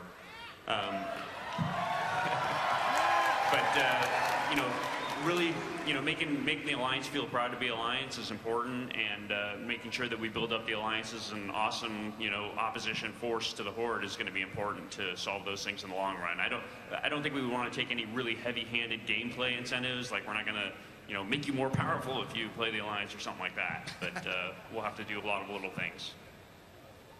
Thanks. Hey guys, this is Gautam from Burning Blade, and I have a question for all of us theory crafters.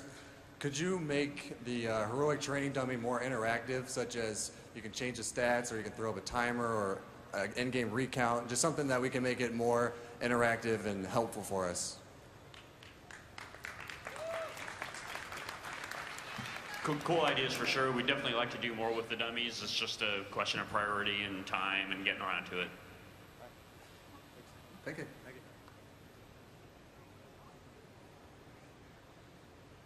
Hey guys, how's it going?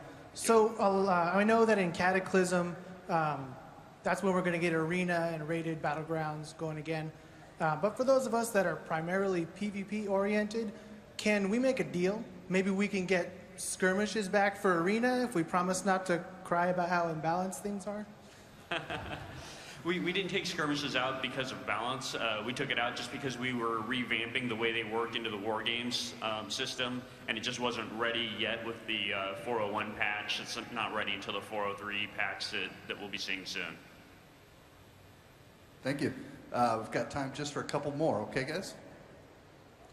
Hey guys, High Shot from Storm Rage. I was wondering if you were going to implement any new dance moves or a dance studio for our characters in Cataclysm.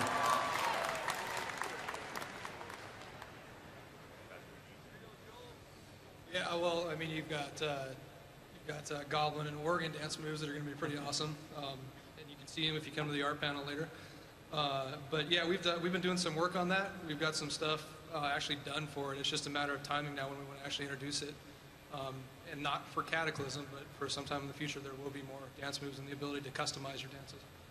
We need to make sure that we add a lot of new dances for the dance studio, and we've actually done some of them. And anytime our animators have like some extra time when they're not working on something that's absolutely required for the next patch or expansion, they go back to doing animations for the new dances. And once we have enough of them, we'll package it all up and release the dance studio and start dancing. Thank you. We want it to be a cool feature too. We felt like with the barbershop, we got some cool visual customization, but there wasn't much gameplay there, and we think we could do a lot more with that, and we don't want to make the same mistake with Dance Studio. Like adding effects with dances is something that could be kind of cool. I'm Eben from Isera, and my question is about professions. There are a lot of recipes that you can't get because no one runs the content. Are you going to add any function, sort of like the alchemy research, in order to get these older recipes? You mean because they're in dungeons, nobody runs the content? Yes, like in AQ40, no one ever goes back to get those enchants, and Karazhan is almost impossible to find a group.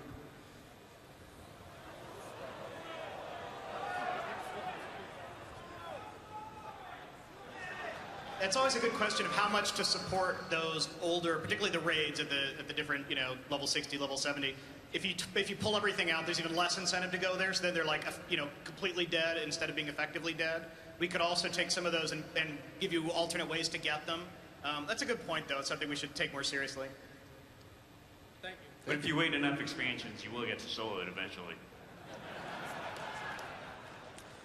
Hi, I'm wondering if you guys have any plans to do stuff with the Blood Elves in the coming expansions, because they weren't a large part in the Wrath of the Lich King. You had the Sunstriders with the Argent Crusade, but they didn't actually help with the whole bunch.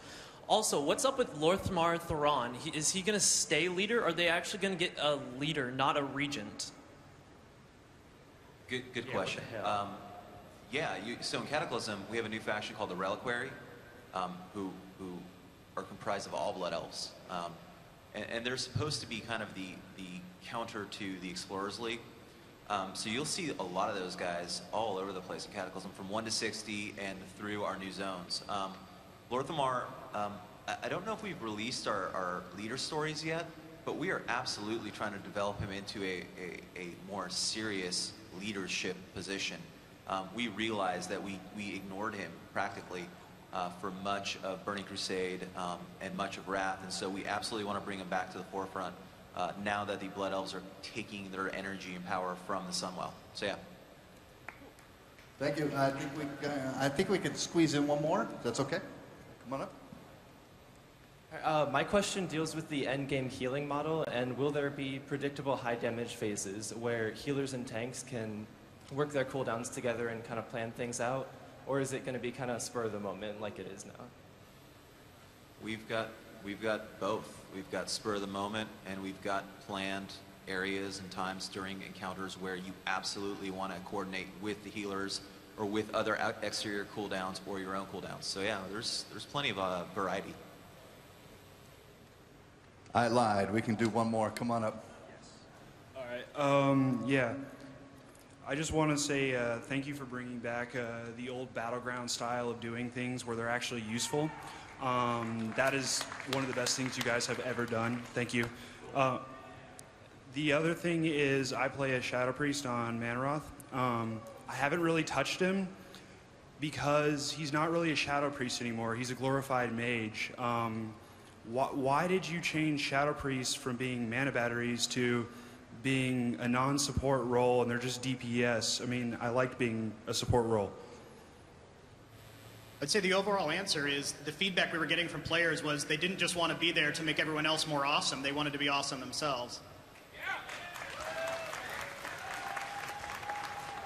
Thank you, everybody. Thank you, guys. Give them a round of applause.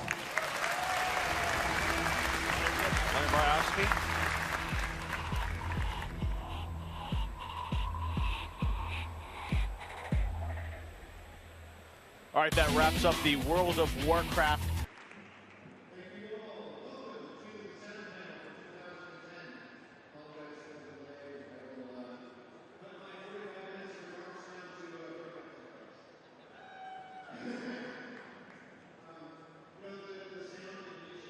Games exist for a lot of reasons, but two very important ones. One of them is you guys, our players, our fans. There'd be no reason to do any of this without you guys. So first off, thank you so much, not only for being here today, but for immersing yourself in our worlds, keeping the sound turned on. Thank you so much. It's so good to do this stuff for you guys. And secondly, without the musicians, I want to celebrate not only our composers and our whole sound team, but I want to especially single out the musicians today. Literally from all over the world, people have contributed to the Blizzard games and the musical legacy with their wonderful performances. And so apropos of that, I would like to start the evening by having one of our composers and musician friends who you know very well from having done the tavern music, Mr. David Arkenstone. Please welcome him to the stage that he's already here at. Take it away, Dave. Thank you. I'm going to do a couple of pieces that I wrote for Cataclysm now. I wasn't finished. Try that one. Oh, here we go. This is a little tour of Durotar and Feralas.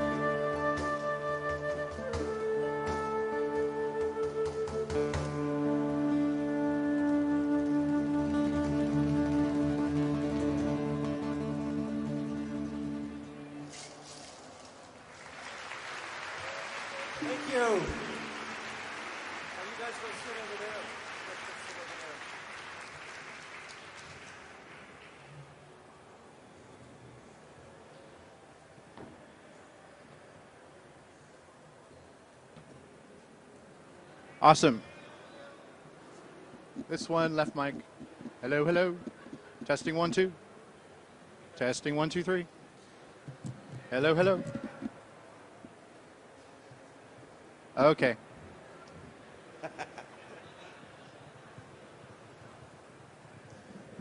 I bet the other one's turned on now. I just wanted someone else to sit here. Well, thank you, David. So, Cataclysm.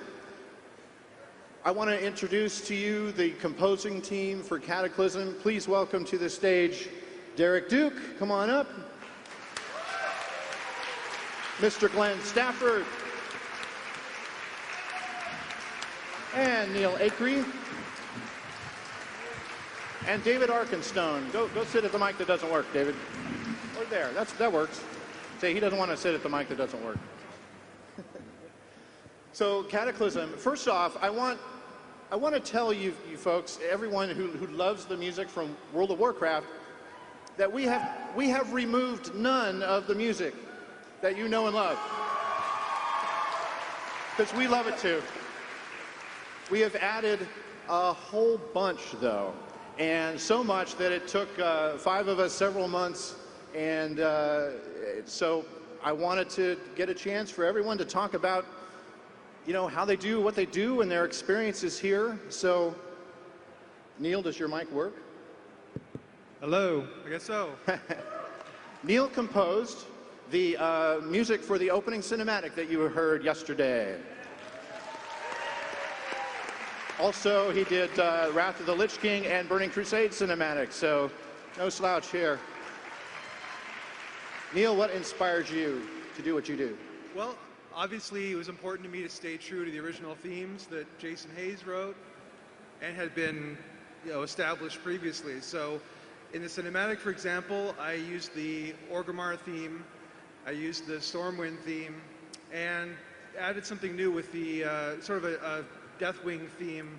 So, but for me, it's always been about staying true to the game, and if possible, adding to it while, you know, staying true to the music that we all love, that's been with the game for all these years. Excellent. You'll hear David actually did some a redo of Orgrimmar, because you hear the music that you know, but Orgrimmar's been reforged. It's under new management from Garrosh. So, David, what did you do?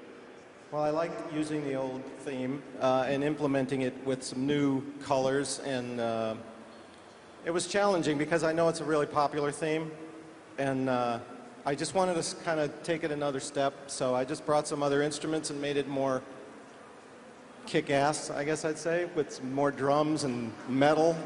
The Warcraft like drums metal. are there, and heavy brass, yes.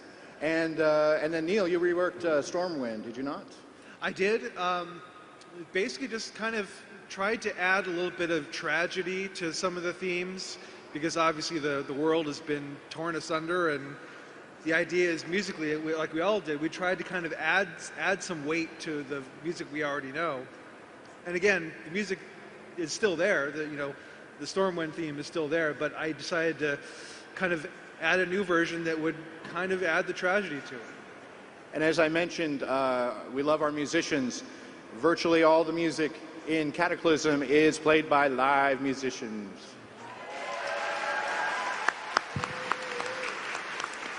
Derek, you did the Goblin New Race music. Yeah, the goblins were really fun.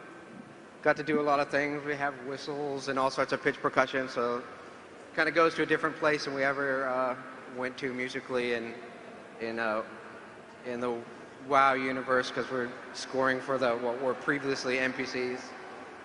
The other thing for my experience on Cataclysm was I actually got to do a lot of the implementation after the fact. So my own music, everybody else's, multiple hours of music just filling my brain and then kind of going through and placing it everywhere. And you're going to experience a lot more music in a lot more places. A lot of familiar things, but a lot of new themes that sort of go through.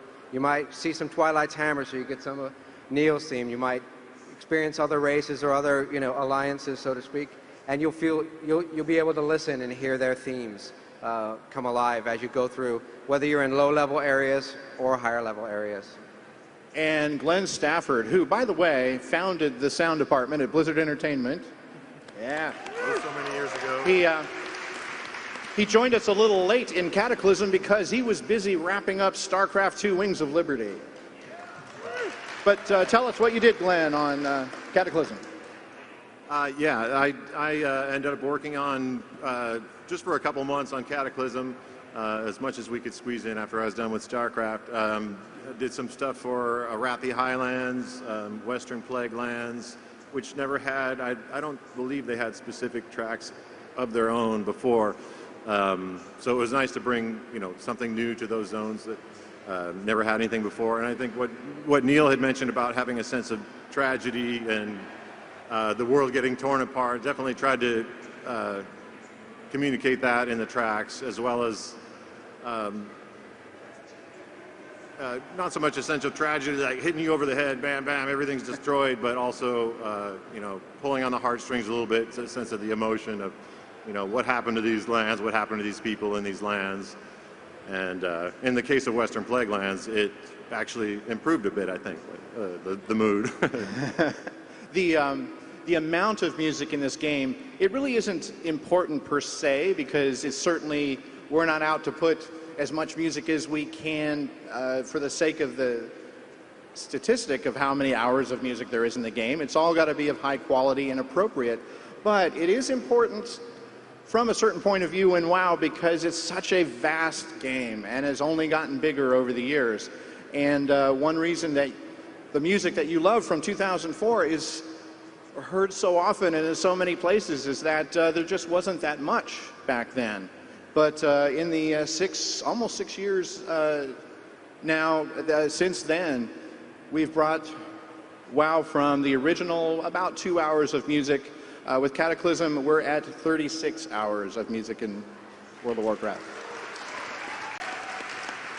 And so that's why the themes that you love may not be where you remember them, because they might not go with the with the landscape anymore. There might be a rift of molten lava might have appeared, and so therefore the hopeful music that was there needs to be corralled somewhere else. But you'll be able to find out the stuff you love, as Derek was mentioning. Sorry. David, so you worked on the tavern music in Burning Crusade days. What other areas did you work on in Cataclysm? I did Durotar and Stone Talon and a lot in the new Hyjal area and Vashir and about 10 other zones here and there.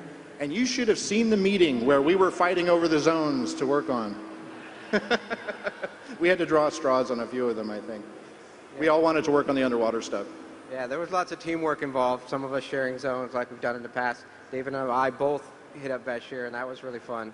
I like that Russell and I had done in the past where we split up Howling Fjord and you sort of get a better, broader flavor when two of the personalities kind of work together to balance out a zone. I think that's really nice. It's been a challenge and a worthy one that we really cherish, to keep the continuum of the World of Warcraft music steady and consistent over many years and many composers. So we're going to also talk today about StarCraft II and talk to you about a few other things, and we have more special guests. But real quick, how do each of you guys work? I, for instance, write pencil and paper. I'm kind of old school that way. That's how I write music. But Neil, you guys? Yeah, I basically write with a keyboard, hearing the samples of hearing the music as I play, and kind of use the computer as a drawing pad, so to speak, and kind of hearing it back real time kind of leads me in different ways. I really respect the pencil and paper guys like you that can do that, because I think that's really important to be able to do. I've always been more about the instant gratification of hearing it. It's kind of part of the process for me, to be able to react emotionally to what I'm hearing as it's happening. Glenn? Yeah, for my part, I've never been a strict pencil and paper guy. That's hard for me as well, to be able to hear it without hearing any kind of instrument. It's definitely good practice, but I'd have to say the piano being my primary instrument, I gravitate towards writing with the piano first. Then usually I'll try to mock up the whole sketch, or at least a whole section of something, before adding some more orchestral instruments or whatever the piece might call for. But piano, to me, is at the core of it. It's all the notes are there, and it's what I'm most familiar with. If I want to go off into new realms, I might try my hand at guitar or something that I don't play that well. It'll start to give me some different ideas, sometimes usually by accident. I use multiple approaches. I'll jot notes down on paper, I'll work on the computer, whatever, but usually at the beginning, it's something that comes in my head, and it's usually a lot of humming. And the people that work in my department, you can always hear me coming down the hallway, or walking through cinematics on the way to the coffee room, or at home, you know, when my wife's cooking, you know, or just walking around my house, I never shut up. It's all, and I'm just humming things over and over again and playing out the accompaniments in my head. So I'm just always making sounds with my voice to try to work out things before I actually bring them to the computer or whatever I need to do to get it all finished up. Now, you did some special voice studies in your educational past, yes? Yeah, well, like I spent a good amount of time studying South Indian vocals, so I actually lived in India, but I've also studied West African vocals. I spent some time in West Africa. Indonesian vocals, yeah, just about North Indian. I've done a lot of vocal studies, just that being my main instrument, just a wonderful, like an instrumental approach to the voice. And David, how about you? I left my pencil and paper days in college. So, and now the computer is such a gateway into worlds of sound that it's just like an adventure every day. And working on a game like this, that's so open and has so much expanse, it's just inspirational to sit down. And like Derek, I walk around with themes in my head all the time, mostly driving, so I got a little voice recorder because I got tired of leaving messages for myself on my phone at home. So. Excellent. Real quick, Neil, let's go down the line. Neil, what's the favorite piece that you wrote, and what inspired you, or why? Favorite piece would be Night Song, which is going to be on the soundtrack. It's going to be the last track. I wrote it with Lorianne House, who's in the audience. I want to say thank you, by the way, for moving your wedding so you could be here. She moved her wedding a week to perform for us last night. Yeah. So, thank you so much. So we wrote this song. It was really special to me. It's kind of all about the night elves, the plight of the night elves who have had to move their lands, and their lands being, you know, torn apart. And it's a really special song, and I hope everyone, you know, feels the way about it that I do and that we do. So cool. Glenn? For Cataclysm, yeah, my favorite piece was unofficially titled Cataclysm 3, where the 3 came from, I can't remember. It evokes so much. I don't know what it was about that piece. Maybe it was the fact that I wrote it in like 3 hours in a panic on the last day before we were getting ready to record. So where did it wind up? What's it really called? It's called Cataclysm 3, right? MUS where did you put it? underscore I don't know. Cataclysm underscore UU underscore 03. Derek There's can a tell script us command. where he Play that implemented it beta. in the game. It's kind of sprinkled around different places. Yeah, you'll have to try and find it yourself. Okay. My favorite would probably be one of the tunes that I wrote for Skywall, which is the elemental plane of air, and sort of a place where the air and elementals are being imprisoned. And it's sort of a very slow brass and the women only singing, and it's sort of just static, like slow moving clouds, and it just what keeps you in one place and keeps moving, but without really noticing that it's moving. And that would be my favorite. Excellent. For me, Grizzly Hills, and it's because, wow, thank you. Oh, you said from Cataclysm. Oh, from Cataclysm? No, I said anything. Oh, Cataclysm. Oh, okay. Sorry. David, what's your favorite? I'll think. I have two. Sorry.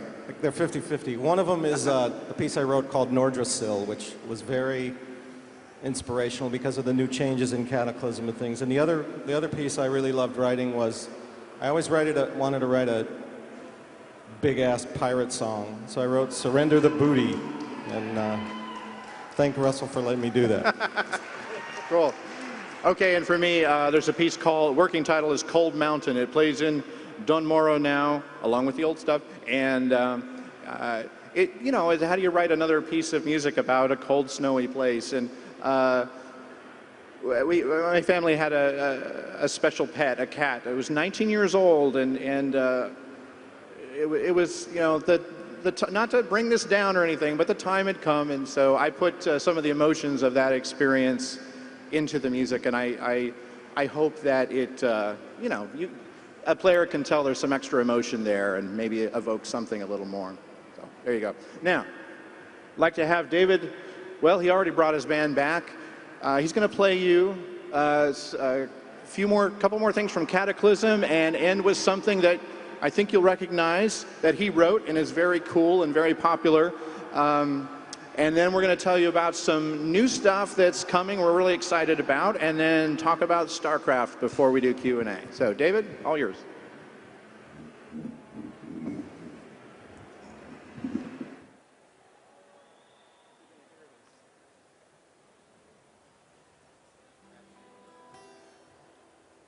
So these are some new pieces. This is sort of a medley, Hyjal and Stone Talon and Vashir. And then a little Temple of the Moon at the end.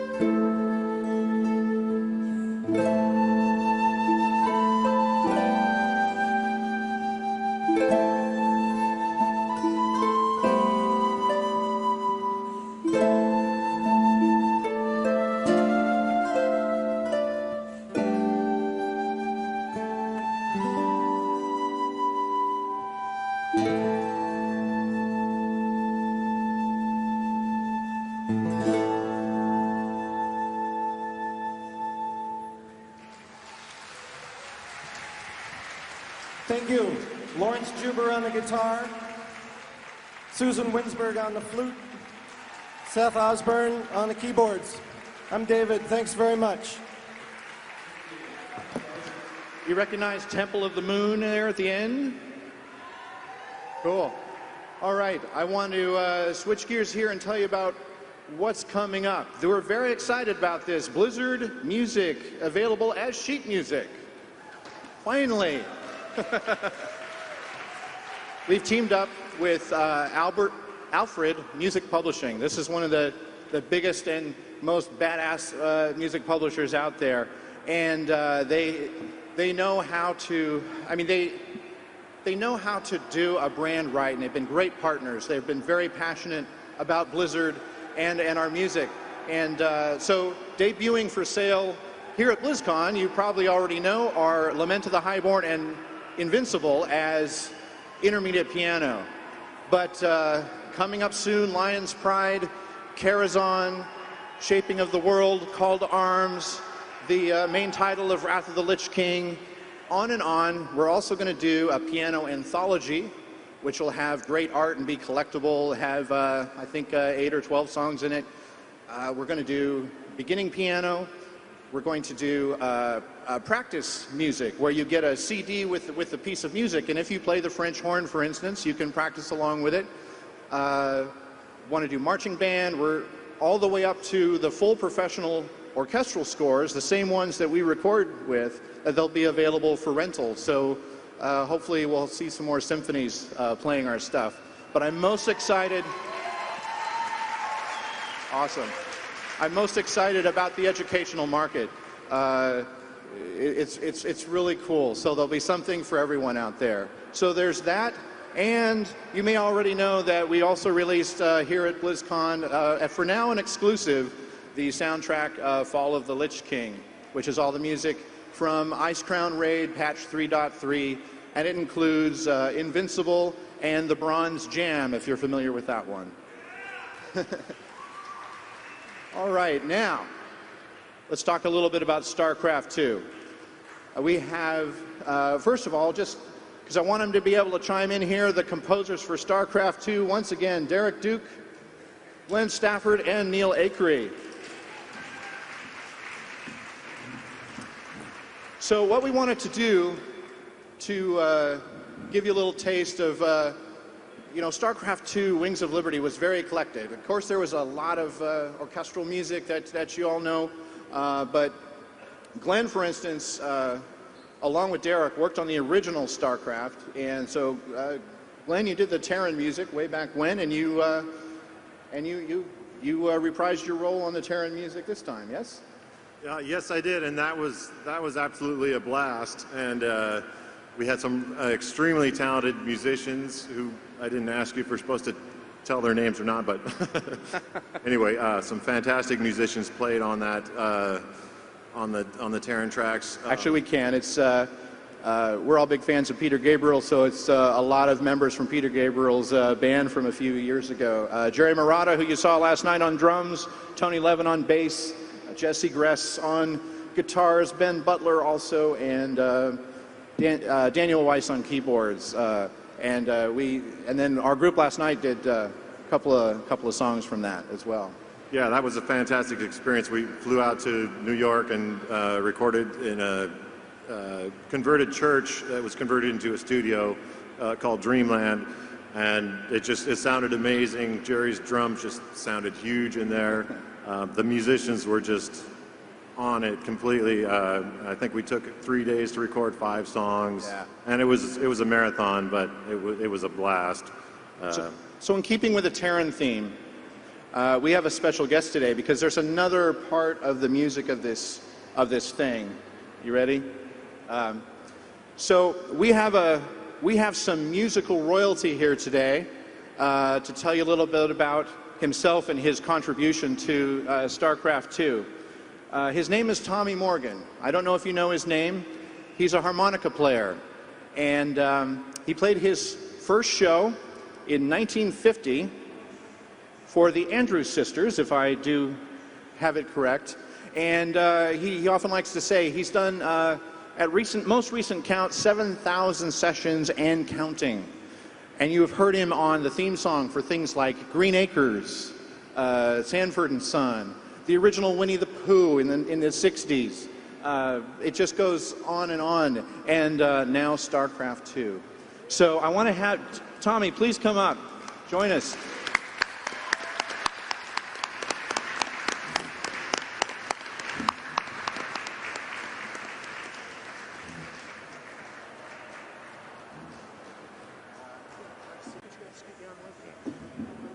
Sorry about that.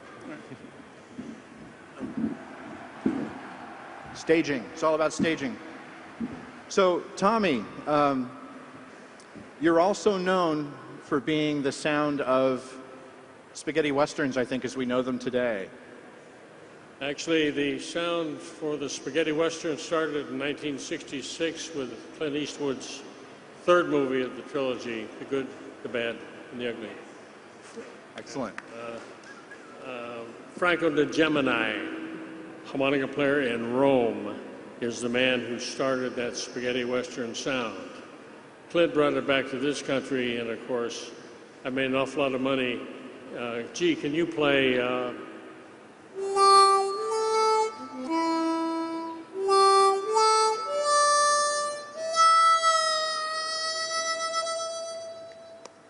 You know that sound. Now, do you remember where you heard that in StarCraft 2, Wings of Liberty? Anyone? So when Jim Raynor and Tychus Finley met each other again, their lives converged once again after many years in Joey Ray's bar. There's a piece of music that plays there, and in a few moments we'll recreate that for you. But some more history about yourself and this style of music. Well, style of music, if you start early enough, you end up playing everything. In fact, I was kidding Russell that here I was, 1950, with the Andrews Sisters, in the 60s with the Beach Boys, and Good Vibrations, and for the first time, here's an instrument. You didn't hear this. A lot of Beach Boys and Green Acres.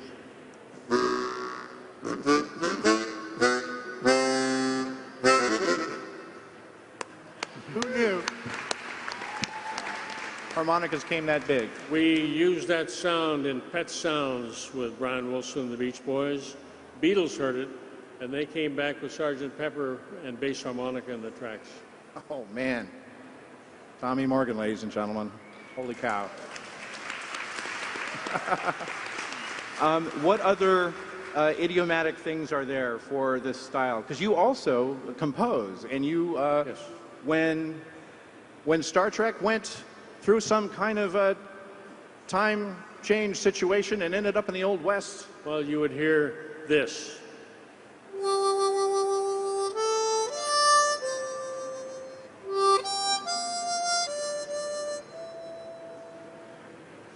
But as a composer, thank you. I wrote for CBS for 5 years, and I did some of the original Twilight Zone scores as well as Gunsmokes and that sort of thing. And so as we face the history of my career, you find out that you're aging when people ask how many sessions you've done. Well, I've done in excess of 7,000 sessions. I've done over 650 feature films to arrive at the now high point of my career with Blizzard.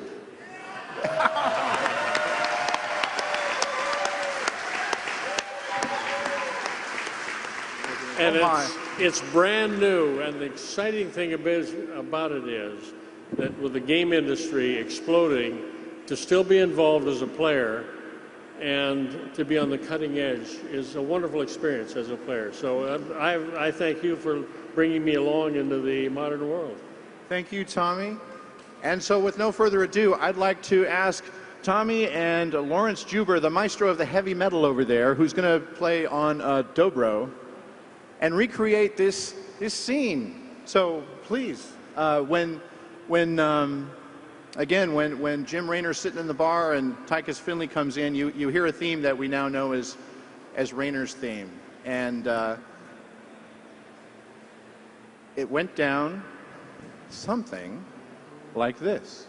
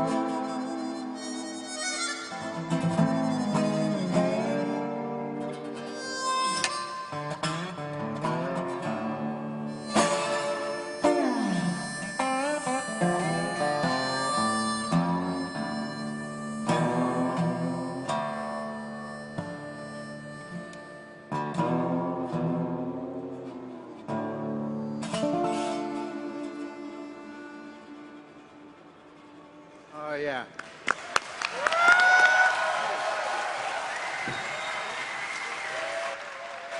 Legendary Tommy Morgan, ladies and gentlemen. Thanks so much. Lawrence Schubert and Tommy Morgan. Oh, man. We're going to do Q&A now until they kick us out. And if they kick us out, we'll stick around. So please, Kimberly, are you around? And you're welcome to ask stuff of Tommy as well, and Lawrence, and any of the folks up here.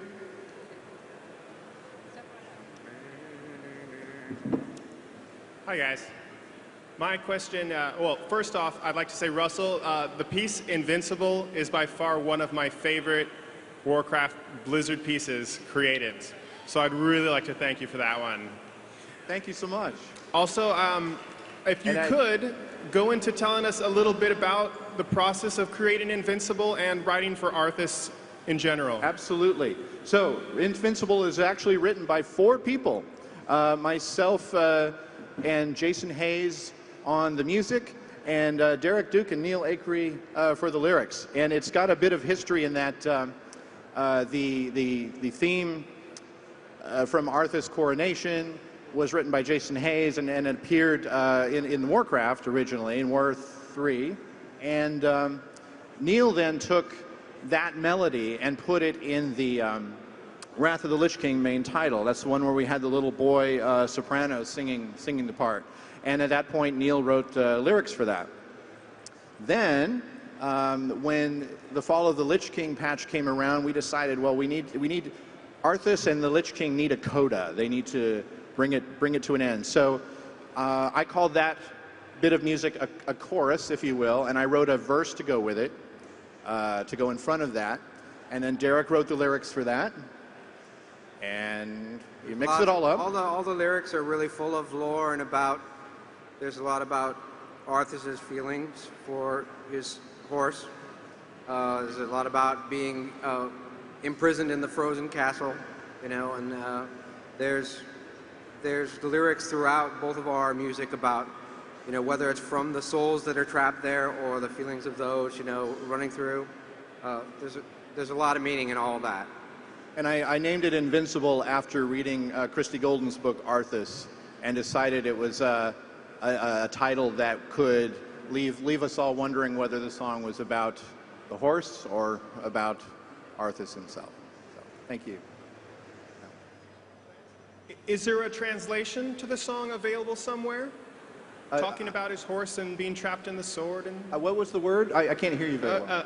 The question was, is there a translation to the song written out somewhere to kind of get that? I know I recently supplied that to our creative dev department. I don't know if they've made that available yet, like on the web or anything like that, but it's certainly, we have it locked up and tucked away, so at some point it'll be available to everybody. Certainly, I think, I'm not sure if it's on the sheet music or not. It's in the sheet music phonetically as the official language of the song as it's recorded. Thank you.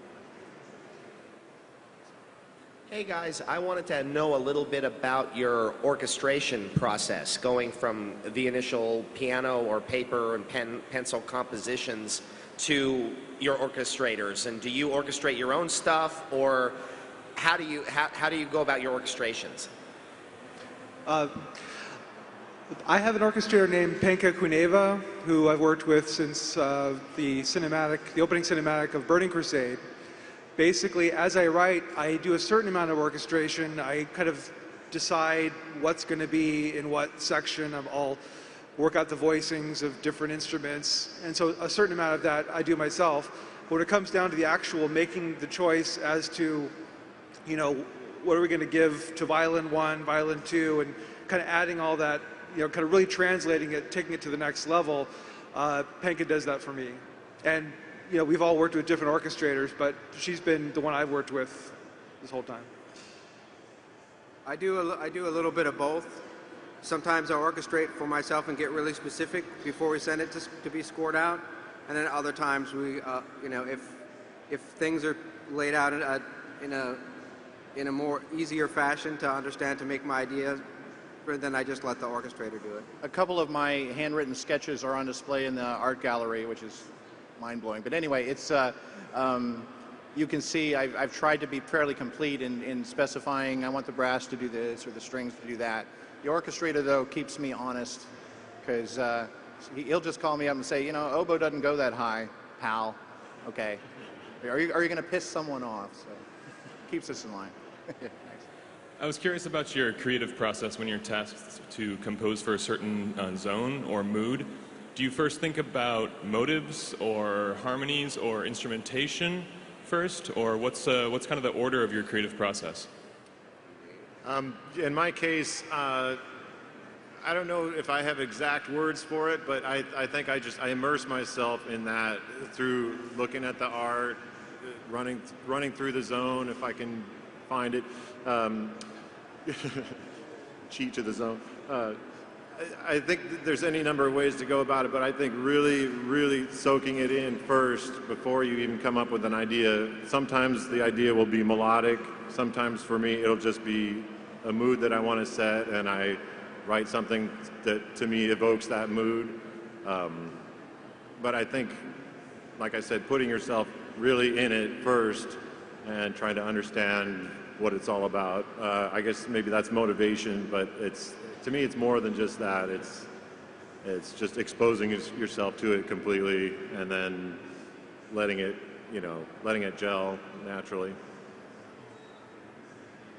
One more question. What were some of your influences back when you were a child to get into the music industry? Was it melodic, psychedelic rock like Pink Floyd, or was it groundbreaking rock like Led Zeppelin? What was it? Well, for me, I hated piano lessons. I finally got to quit. And then I took up guitar, and then I quit. And then I took up trumpet, and I quit. And then I took up euphonium, and I quit. And I started dancing, and I quit. And I, finally when I got to choir in high school, it was something else. But I was lucky that in my dad liked orchestral music, all the ballets from Tchaikovsky and all that, and none of my brothers liked it. So he used to pull me out of school once a month to take me up to see the LA Phil. So I really got exposed and got to hear a lot of that, growing up and hearing it live at the Hollywood Bowl and whatnot. I was lucky to have that influence from my dad for me. But, Pink Floyd came later, Exactly. I'd like to throw that question actually to Tommy before we go. And the question was, what were your musical influences before you started being a professional musician? Who inspired you to join this business? From a harmonica player standpoint, it was Larry Adler, who was a concert player in the middle 20th century. And from then on, my mother used to play piano, and I took piano lessons when I was very young, and so I created a love of music through that, through keyboard playing and then studying the harmonica, and then it just got out of hand. The best way. Lawrence, how about you? Well, I started playing guitar in 1963, so it was Beatles, Stones, and I was in London, so, the local band were the Kinks, for example. But I kind of developed my musicianship along with, like Clapton came along, and then Hendrix, and then it was just this constant influx of stuff, So I was really into kind of progressive rock stuff too. I mean, early Pink Floyd, like Syd Barrett era Pink Floyd stuff. Yeah. And a few years later, Paul McCartney hired him to be in Wings. So you guys win. Yeah. It kind of. Very cool. I mean, for me, it was kind of. I got to work. I've worked with a lot of my idols. I've worked with like The Who and Zeppelin and Floyd and Beatles and just those players. It's just an amazing experience for me. Incredible. Well, thank you all so much for being here. We hope to see you next year. Enjoy the rest of your time at Blizzcon. Thank you so much for attending our sound panel. Thank you.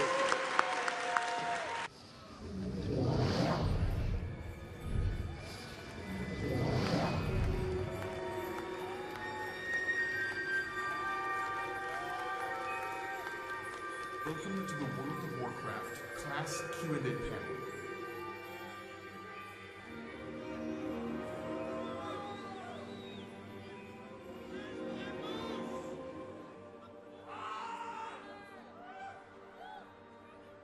How are you guys?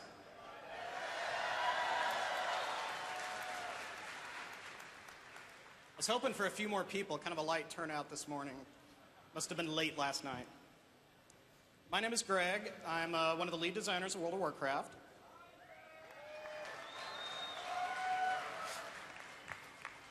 I'm a Libra. I like long walks on the beach, drinking gin, and nerfing paladins.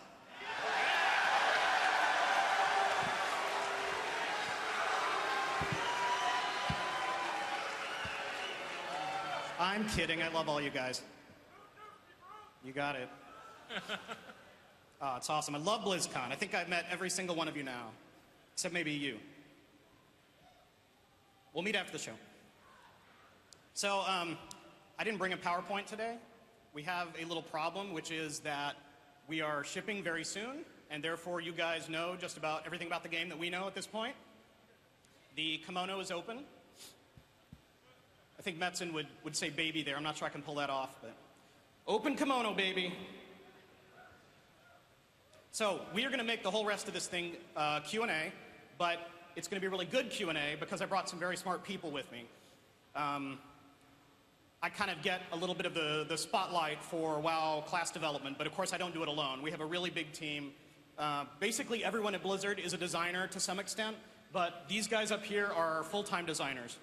This is a good chunk of the systems design team. They're responsible for class design, items, trade skills, PvP, combat, just about anything in the game that has to do with numbers. So I think just about anything is open. Let me go through and introduce them real quickly and be nice to them. So we have here, lose my mic. This is Chris Searhut, Owen Landgren, Ian Hazakostas, and Chris Kalicki. And with that, I believe we are ready for questions.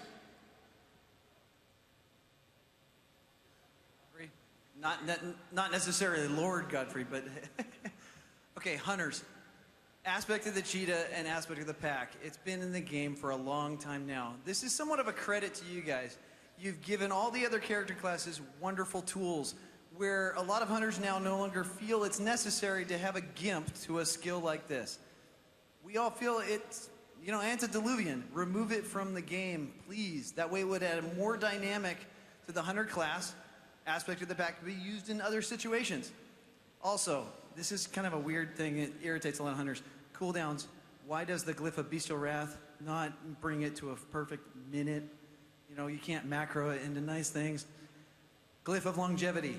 Make the cooldown extension to 50%. Done. Real simple stuff.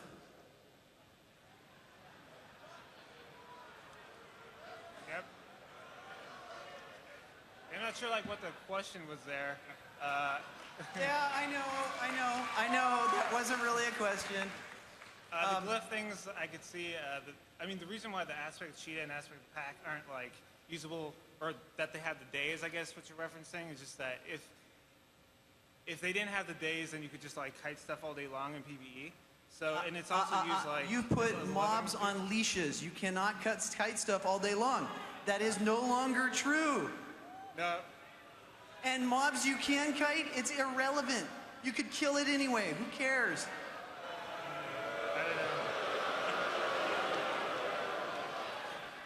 I don't know. I think I'd be able to kite stuff and kill stuff solo as long as the boss doesn't hit me. I mean, or as creatures don't hit you. I don't know. I challenge you this. Remove it from the game and see what happens. I'm good. I think people would be very sad. He's good. Off with a bang. Thanks for taking our questions, guys. We all really appreciate it. I have a basic design question about all the classes. You know, we have 10 classes now, and I'm really wondering how you guys avoid over-homogenization into basically going from 10 classes, unique classes, to 4 classes, 4 roles.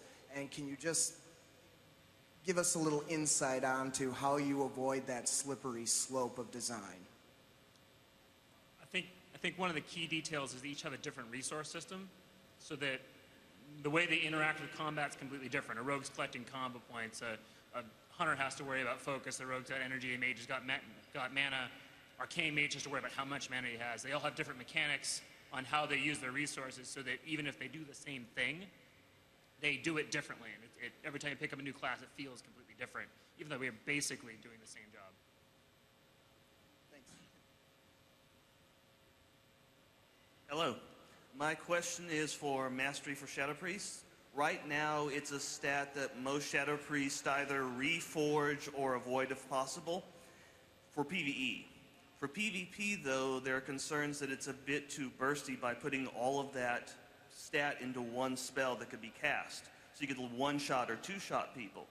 What do you think of the current state of Mastery for Shadow Priests, and how do you balance between PvE viability and PvP burst? So Mastery is one of those things that we really want to make you feel like your particular spec is awesome in its own unique way. And so, for example, Shadow Priests have sort of been known for being those incredibly bursty casters. And in PvE, we want to capture that vibe. We want to capture that just sort of explosion of awesome. And so right now, it's probably not mathematically living up quite to what you expect on some of the other things, but that's one of those things that we're going to look at and say, okay, maybe we can add in other passive traits, like, but we don't want to jump the gun and just immediately start changing things wildly before people have got a chance to really play with it in the outdoor world and just see what it's like having that full gear set and changing your gameplay up like that. And on Mastery in particular, like the balance on it, when we thought of the concept for it, we knew it was going to be very, very difficult to get the balance right. And you can be sure that we're going to be tweaking the numbers on it over time to get it right. Unfortunately, getting it perfectly right requires an enormous amount of data from the players. And we'll be looking at that. Something we've been talking about potentially, like if the mastery becomes problematic because of all the burst damage, is what we'll do is like cut it in half basically, and part of the mastery will just be like all your dots, and then the other part of the mastery will be like the shadow orbs mechanic. So I definitely think there's like more polish we could do with like shadow orbs in general.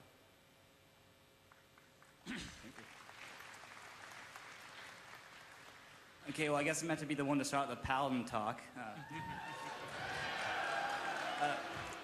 Well, tanks in general, your idea for Cataclysm was to move away from the 969 that every GCD has to be filled, and your way to do that was Grand Crusade. But currently the math is showing that Grand Crusade is one of the lowest DPS and TPS talents below Reckoning. And the problem is the Avenger Shield will only fit in the slot of a Holy Wrath on single target rotations.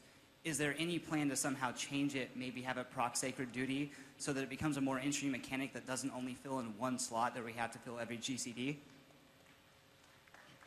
I think the mechanic in that case is interesting. I mean, you get a good proc for a big hit, and it's one of your harder hitting spells. I think if the numbers are just off now, I mean, we don't want Grand Crusade to be worse than Reckoning, for example, and that's an easy thing to tweak the numbers on once we see a little more how things stabilize with the Inquisition damage and that sort of thing. It's a valid point. Thank you very much. Hi. I kind of have another / Paladin. It's kind of a two-step question about Paladins and Priests. And it actually involves about the holy class of spells. Paladins I consider them to be a magic caster because they operate on the mechanic of mana. Every other caster class has two schools of spells they can use. Warlocks have Shadow and Fire, Priests have Holy and Shadow. Paladins, Holy only. And there's really nothing in the game except maybe an alchemy potion that can resist Holy. So why is that? Because they kind of seem to have that steamroller effect. It's like, hey, I'm holy. You can't resist it. Sorry, I'm holy. Sorry. Over time, we've changed a lot of the Retribution Paladin abilities from being holy to being physical for exactly that reason you're talking about, because it tended to be a little too powerful. But the whole concept of a Paladin is they're all about holy. You can't really think of any other school you could give them that would make sense. I mean, it's their concept. Did you want to add something? Well, I was going to say, what I was thinking, I guess, ideally-wise, is because, yeah, they're holy. The only thing I was thinking about is maybe having, like, a cleansing fire. Because, I don't know, it just seems kind of weird that there are no holy-based enemies, that they, like I said, they can just steamroll through everything. Everything else can say, oh, this is a fire elemental, I have to cast Shadow, or I have to cast something else. They can just, they've got the, one button. They're a little more complex than one button now. So. Well, sorry. I mean, the guys behind you in line are going to get after us for that one. Well, I don't want to take it up, but thank you. It's just as an additional quick follow-up. It's also worth noting that I think the advantage of Holy over other spell schools isn't quite as large as it used to be in the past. We don't generally make resistance-oriented gear anymore.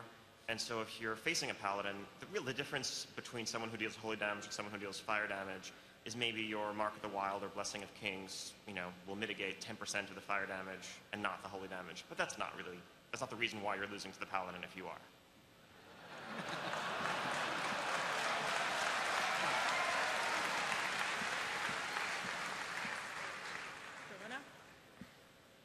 It seems like some classes have to take PvP talents, or what could be considered PvP talents, in order to reach the 31 point.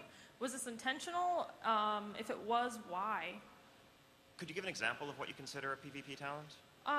Shamans. They have I honestly can't recall it off the top of my head, but they have the talent for taking less magic damage.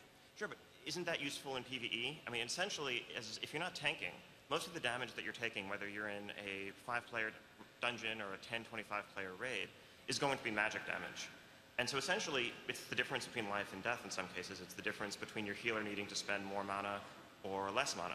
I think some of what we've done with the talent tree redesigns in general for Cataclysm has been to free up talent points to allow players to take what we see as utility talents. Obviously, if you're given the choice between a pure damage or a throughput talent and something that improves your survivability or is of more situational use, you're always going to take the pure throughput talent, right? It's less damage taken versus you heal for 10% more, less damage taken versus you nuke for 10% more. That's not really a choice. That's kind of a false choice. So what we've done in many cases is to give you many of the passives that you previously would have taken just for speccing into the tree, and now you have the freedom to choose among some of the utility situational talents. But as a caster, some of those cases you really shouldn't be getting hit anyway.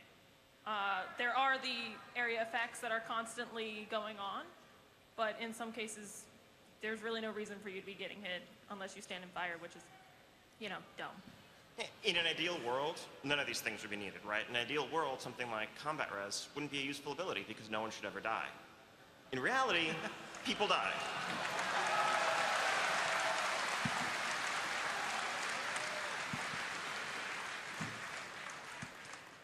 Hey, so first of all, want to say I was here last year, and I asked you guys when you're going to fix Vanish, and now it's fixed, so thank you. You're welcome. So I do have a different question for this year. Wanted to ask about specifically rogue offhand weapons. With the removal of weapon specialization, we can now use any offhand we choose, dagger, sword, axe, whatever. But because of the speed difference between a dagger and any other offhand, dagger is really the only choice for top damage. Is there any plans to make a speed parity between, say, an axe and a dagger, or a sword and a dagger, so that a rogue can really choose, you know, whatever offhand weapon they want to use? So that's one of the things that we're looking at pretty closely. Like, it feels sort of odd to see a rogue running around without a dagger to a certain extent, but at the same time, we also want you to have sort of variation in choice in your weapons. Right now, the offhand weapons, it's pretty much, we're the only guys who want fast weapons, so we put the fast daggers out there so that you guys can pick those up. That said, if we're doing like specialized weapon sets, stuff like that, we might consider other fast offhands to play with, or in the future, just changing the rogue mechanics so that you don't necessarily care quite so much about that fast offhand. Thank you. Hey guys, how you doing? I'm Krieg from Iron Up on Bleeding Hollow, and I wanted to initially say that despite all the flack that you may get from the community sometimes, I think we all appreciate the hard work that you put in to balancing it.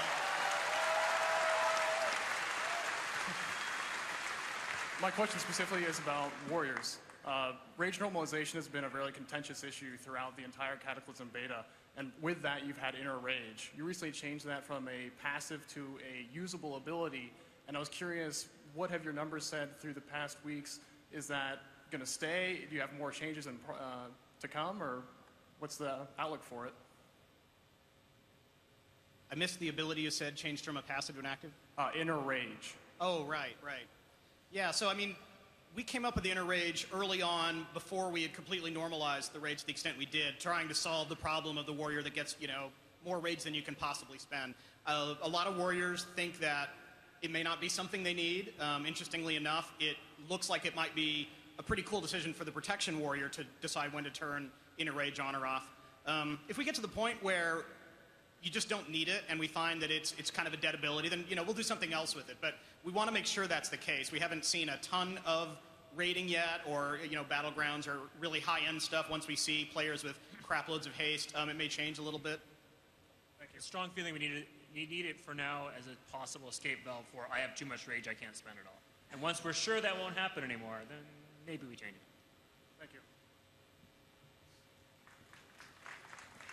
Hey guys, I have a question about the level 85 Warlock ability, Demon Soul. Right now it just feels like a trinket. a lot of the design what you guys are coming out with now is you're getting away from very passive, flat percentage damage increases and things like that. And that's what the ability seems like. I know there's not a lot of people at 85. We haven't really tried it out yet, but it seems like it's not really towards your design goal of being really having a fun, ability. So I was just wondering, why you felt that Warlocks needed an ability like that, and what the design intent of the ability would be. I think like a lot of the design intent for like a lot of the new abilities, like all the 3 new abilities, is try to have something that like we didn't want to give a class another Frostbolt ability, basically, like something you're using all the time. We want to make more like niche kind of. This is a rare situations where I'd use this ability because players already have like a lot of keybinds that they already have, So with that ability, the design intent of it was Warlocks really don't have very much a burst, kind of like I'm gonna power up like arcane power, and that was the design intent of it. I think like the balance between like the different like the imp version versus like the Fell Hunter and stuff might not be the numbers might not be there yet, but like yeah, that would be the design intent of that ability. And it's very difficult to design abilities for some of the classes we have now because like what do you give Warlock? They pretty much almost have everything these days. Same with like the Warrior, so that would be the answer. Okay. Thank you. Alright, I play evac on Lightbringer. I'm a rogue. I wanted to see, what are you guys doing with combat? Where's the future of that going? Because the damage right now is really, really low in live and on beta. Mutilate is way ahead. On an unrelated note, I wanted to thank you for the change you made from Hunger to Blood to Vendetta. That was amazing. But combat's extremely low. I mean, I'm sure you guys have seen the meters. Premonition put out some tests on the beta, 85 and 80. It's just combat's just really low. Mutilate's tearing it apart. And Subtlety was viable the first week of 4.0. I think you guys noticed a bug to Honor Among Thieves again, and he fixed that real quickly. So, where's combat? Combat could use some help right now. In fact, in the next beta build that's going out, there are a couple things that are particularly weak with combat. Their mastery stat right now is quite weak. That is being roughly quadrupled in power, which should make it a viable stat that compares with haste, expertise, other stats along those lines. Their passive damage, one of their passive specialization bonuses, is going up. The intent is very clearly to have combat right up there with assassination. I'm glad you've been enjoying assassination, but ultimately I think it's just a matter of numbers. The overall direction for the combat specialization is to have it be more about the macro level planning of syncing up your timers, managing Bandit's Guile in conjunction with trinkets and other abilities. Kind of like the way the Arcane Mage plays out relative to other mage specs, where the Arcane Mage doesn't have necessarily a complex rotation, but it's about what you're doing in the bigger picture of things, managing your resources at any given time. Thank you.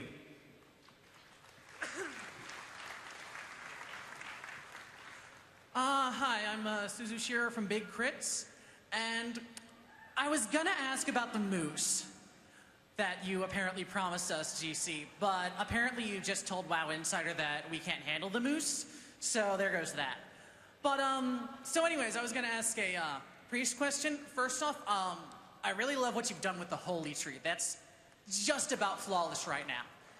But, my actual question was about Disc Priests, specifically the Archangel Atonement spec that you've got where you can heal while smiting. I was mostly just wondering if you were happy with, I guess, the way that played right now, and specifically, like, the numbers of it. Because, like, maybe I'm doing something wrong, but right now I'm, like, doing about the damage of a tank and about the healing, maybe a little more healing than a Shadow Priest. So, I mean, maybe that's where it should be. I know, obviously, it can't go too high. But, yeah, I was just wondering if you liked how that was working right now, or if you want to do something with it in the future. I would say like I like how it works on beta. On live, it's not on live. Currently, it's not that compelling because every healer still has way too much mana regen. So healing through smite is actually very low throughput. But on live, where most healers are trying to be efficient, it's actually plays really well. And the goal with it was to try to do something different from the other healers we have by doing healing through damage. And I'm pretty happy how it turned out. And tanks do respectable damage now, so that's... Yeah. All right, well, thank you. Keep up the good work.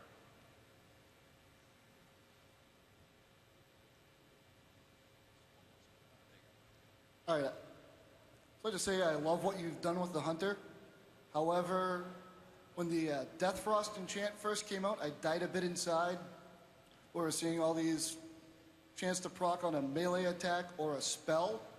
And I'm just wondering, are Hunters ever going to get a fun melee enchant, or are we going to be stuck with an upgraded version of an enchant that we've had since like patch 1.5? So, I have some bad news, unfortunately. For a while, you're going to be stuck. But one of the things that we're looking at going forward is sort of evaluating the scopes, because those are pretty boring right now, to be frank, and we want to make the scopes cool and interesting. So if you do get one of those proc enchants coming along the line, that's going to be where it comes into the game. And it will be just yours, nobody else can use it, and it'll be that cool thing. Mongoose, right?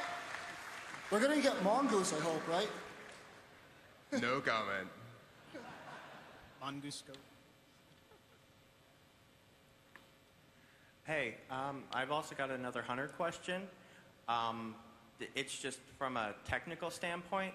We seem to be the only range class in the game that has a minimum range. This seems to come into effect quite a bit in our raids. It must be a bug. Where everybody in the raid, ICC, the first couple of bosses, everybody in the raid stack up on the boss at the max hit, at the edge of the hitbox. Except the Hunters, you stand about 5 feet back and die. If your raid liked you more, they'd save you. Right.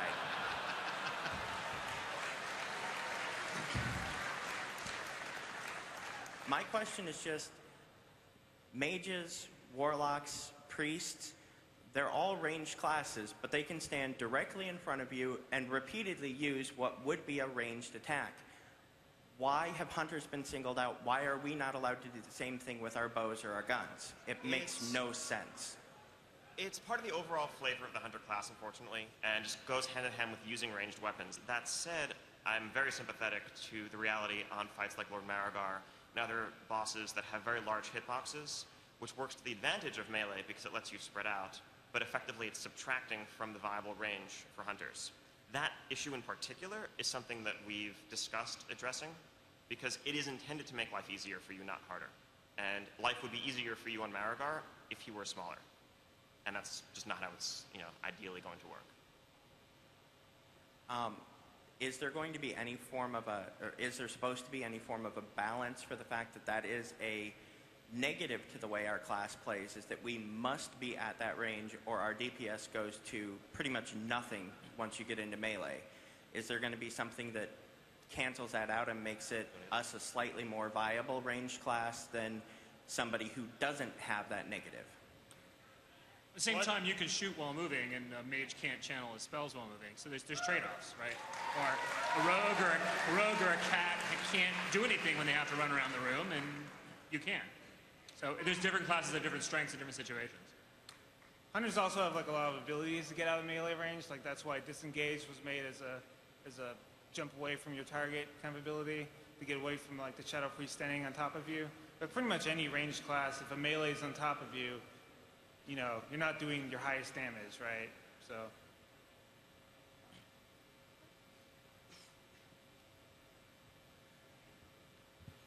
Hey guys, my question is about the Paladin. For a long time, from vanilla to Wrath of the Lich King, we've had health monobar. Then one day we come out of nowhere and holy crap, we've got combo points. So the holy power bar. I mean, I like it, but where did this all come from? We decided mana feels good when it's the kind of thing that lasts for a long period of time, and then you kind of run out of it near the end, and then, you have things like evocation or whatever that can give you a little bit of mana back, but otherwise, it's dependable over short periods of time, and eventually it goes away. And so originally the Paladin was kind of designed to the mana bar will constantly go down, and then it'll constantly get refilled again. And that just never felt right. So more or less in Lich King, the Paladin design kind of bent, well, they have no resource at all except for cooldowns. They just kind of have to manage whatever's coming off cooldown, and you're playing whack-a-mole, whatever's coming off, and you hit that. It worked okay, but, honestly, I think everyone in this room is pretty familiar with the problems we've had with that design. And we decided ultimately they needed a real resource. We wanted a resource that kind of had that build up and then hit really hard at the end feel. Holy Power is not as nearly a big a deal for the Paladin as combo points are for the Rogue. I mean, the Rogue can do nothing without that. The Paladin can ignore it a little bit and do okay. So it's a new feature. Don't get me wrong. We're going to have to iterate a lot before it feels right, but we're pretty excited about where it's going. Yeah, without that, we can't, without having a meaningful resource decision, it's just that cooldown whack-a-mole, where one macro can play your character. We want there to be more to Paladin than that. Yeah, like a lot of the class revamps we did, I mean, we look at the class and we say, you know, where's the gameplay? Like, healers having limited mana, where's the gameplay worth you managing your healing spells? The hunter, like, you can pretty much get Black Sharpie and put it over your mana bar because you don't even think about it. So where's the gameplay there? And it's the same, that was the same design intent for Holy Power, for Paladins, is to give them some gameplay with their resource. Thanks, guys. Hi. I had a question about the spell Wild Mushrooms. Currently, if it does a lot of damage if you stack 3 right on top of each other, but it has a very narrow range of 3 yards, and also the targeting reticule makes it very imprecise, so you often don't get it stacked where you want to. Do you have any plans to make it more usable or possibly disincentivize stacking it? I don't think players have really grasped like the usefulness of the spell yet. Like in some of my dungeon runs that I've done on beta, what some of our Feral Druid tanks do, for example, is after they've done the fight once or twice, they know where some of the ads are going to spawn. So what they do is they put a mushroom at all the spawn points, and when they spawn, you can cast a detonation while you're in feral form. So you cast detonate, and all the ads just come right towards you. So that's an example of, like, I don't see a lot of players have really understood like that strategy for the spell yet. And the spell is kind of supposed to be, when all the mushrooms are stacked on top of each other, it's supposed to be like, yeah, like a lot of burst damage. You put them in front of the War Song Tunnel or something like that. But as for spreading them out, yeah, you're probably not going to do as optimal damage, I guess. So the gameplay is kind of, you're supposed to stack them up if you want to do really, really burst damage. Thank you. Good afternoon, gentlemen. Right now, I have a warrior. I'm over like close to 390 days played, and I've been thinking that it would be a cool idea to actually eventually be able to have a quest line to change, let's say, a warrior into Death Knight, or let's go a paladin into something else. And is that something you guys have ever thought about?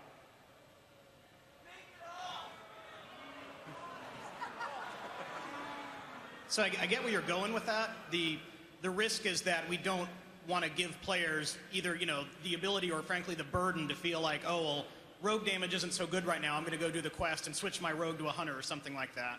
I mean, leveling is pretty easy these days, particularly for super advanced players like you guys who can go find the heirlooms and things like that. So it's not that hard to get as many high-level characters as you really need. It was more about that, you know, I've played it for so long and I have so many achievements that to go and re-roll a new one would be kind of a pain in the butt. But I understand what you guys are saying. I totally get you on the achievements, and we would love, and you know, I hope someday we're able to do this technically, is to be able to give you achievements that you earn on one character to either apply to every character, or at least be able to see the other achievements, because we understand that gets in the way of alts. Thank you. One more question. It's for my guild leader and my brother. Currently, I believe Druid healing at 85. They're running out of mana real fast. And for my brother, Paladin healing at the later levels is not as potent, but they have seem to have a lot of mana at the time at 85. We've tweaked both of those a lot lately. I think the Holy Paladin single target healing is pretty potent now at 85. Thank you, gentlemen.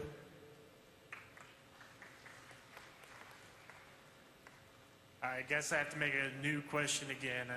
Both of them have been answered, but this one's for rogues. I guess it's about Banner's Guile. What's your guys' intent with that? It seems to be maybe like you do one finishing move on one and do another later, but right now it kind of looks like damage is low on, like, say, a Rupture, so you only really eviscerate still. And it also seemed to kind of take away from the target swapping that combat had by actually giving it some kind of real lead up. So what's the intent there? The intent is for it to be when you're on a single target for a prolonged period of time, it's cyclical damage that rises, reaches its peak, stays at that peak for a while, and then resets. Encouraging and rewarding players for using their most powerful damaging abilities and other timers, cooldowns, trinkets, etc. when it's at its peak, and maybe holding off on them when it's the other end. In terms of target switching or multi-target situations, I think that with the change to Blade Flurry, combat is actually in a pretty strong place against multiple targets, and things like the new rogue ability Redirect also help when you need to switch from one target to another quickly. All right, thanks. And also, Ghost Crawler, Sundering, and Scenarios wants to let you know there's an open-ended invitation if you want to chill with us. Right after this. I thought you were meeting somebody after this. I'm a busy man. Hey, so at the CLISM panels you had last year, you talked about racials. So they're a train wreck right now. I mean, we had people in our guild that were undead mages, and when you allowed respecking or re-whatevering racing, haste versus underwater breathing. That's across the board between all the racials.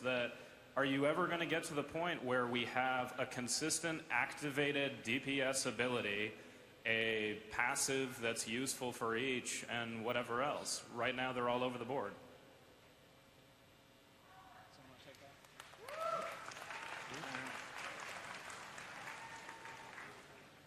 So, to be honest, probably not. So, the reason that I say that is because if you take that troll mage that has the activated haste into the arena, right? Now suddenly you get feared and you're just sort of stuck there going, oh man, I wish I was undead again. And different races have those different abilities. Like, yes, some are going to be better in PvE, some are going to be better in PvP, but in every place in the game, they have some fights where they're going to shine. So, no, they're not going to be the same. At the same time, we do try to be mindful of keeping the relative power balance within a certain range. For example, the original announced Worgen racial was plus 1% to all damage. That was a quite powerful passive compared to things that some of the other races got. We changed that to bring it a bit more in line, because we also don't want to create the sense that if you aren't this race, you're doing it wrong. There are situations where certain racials are going to shine, and other situations where they won't be as helpful, but it's all part of the flavor of being that race. Also, I wanted to say, thanks for the new tree druid form. That's actually pretty fun. It's cool.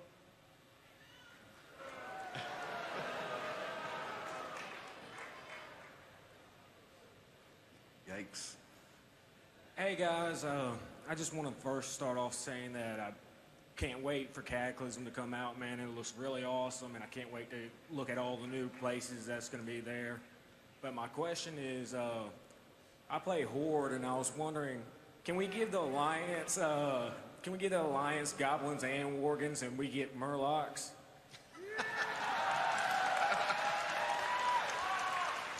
Murlocs are special to all of us. You couldn't really give them the Horde or the Alliance. Just Murlocs are special. Thanks.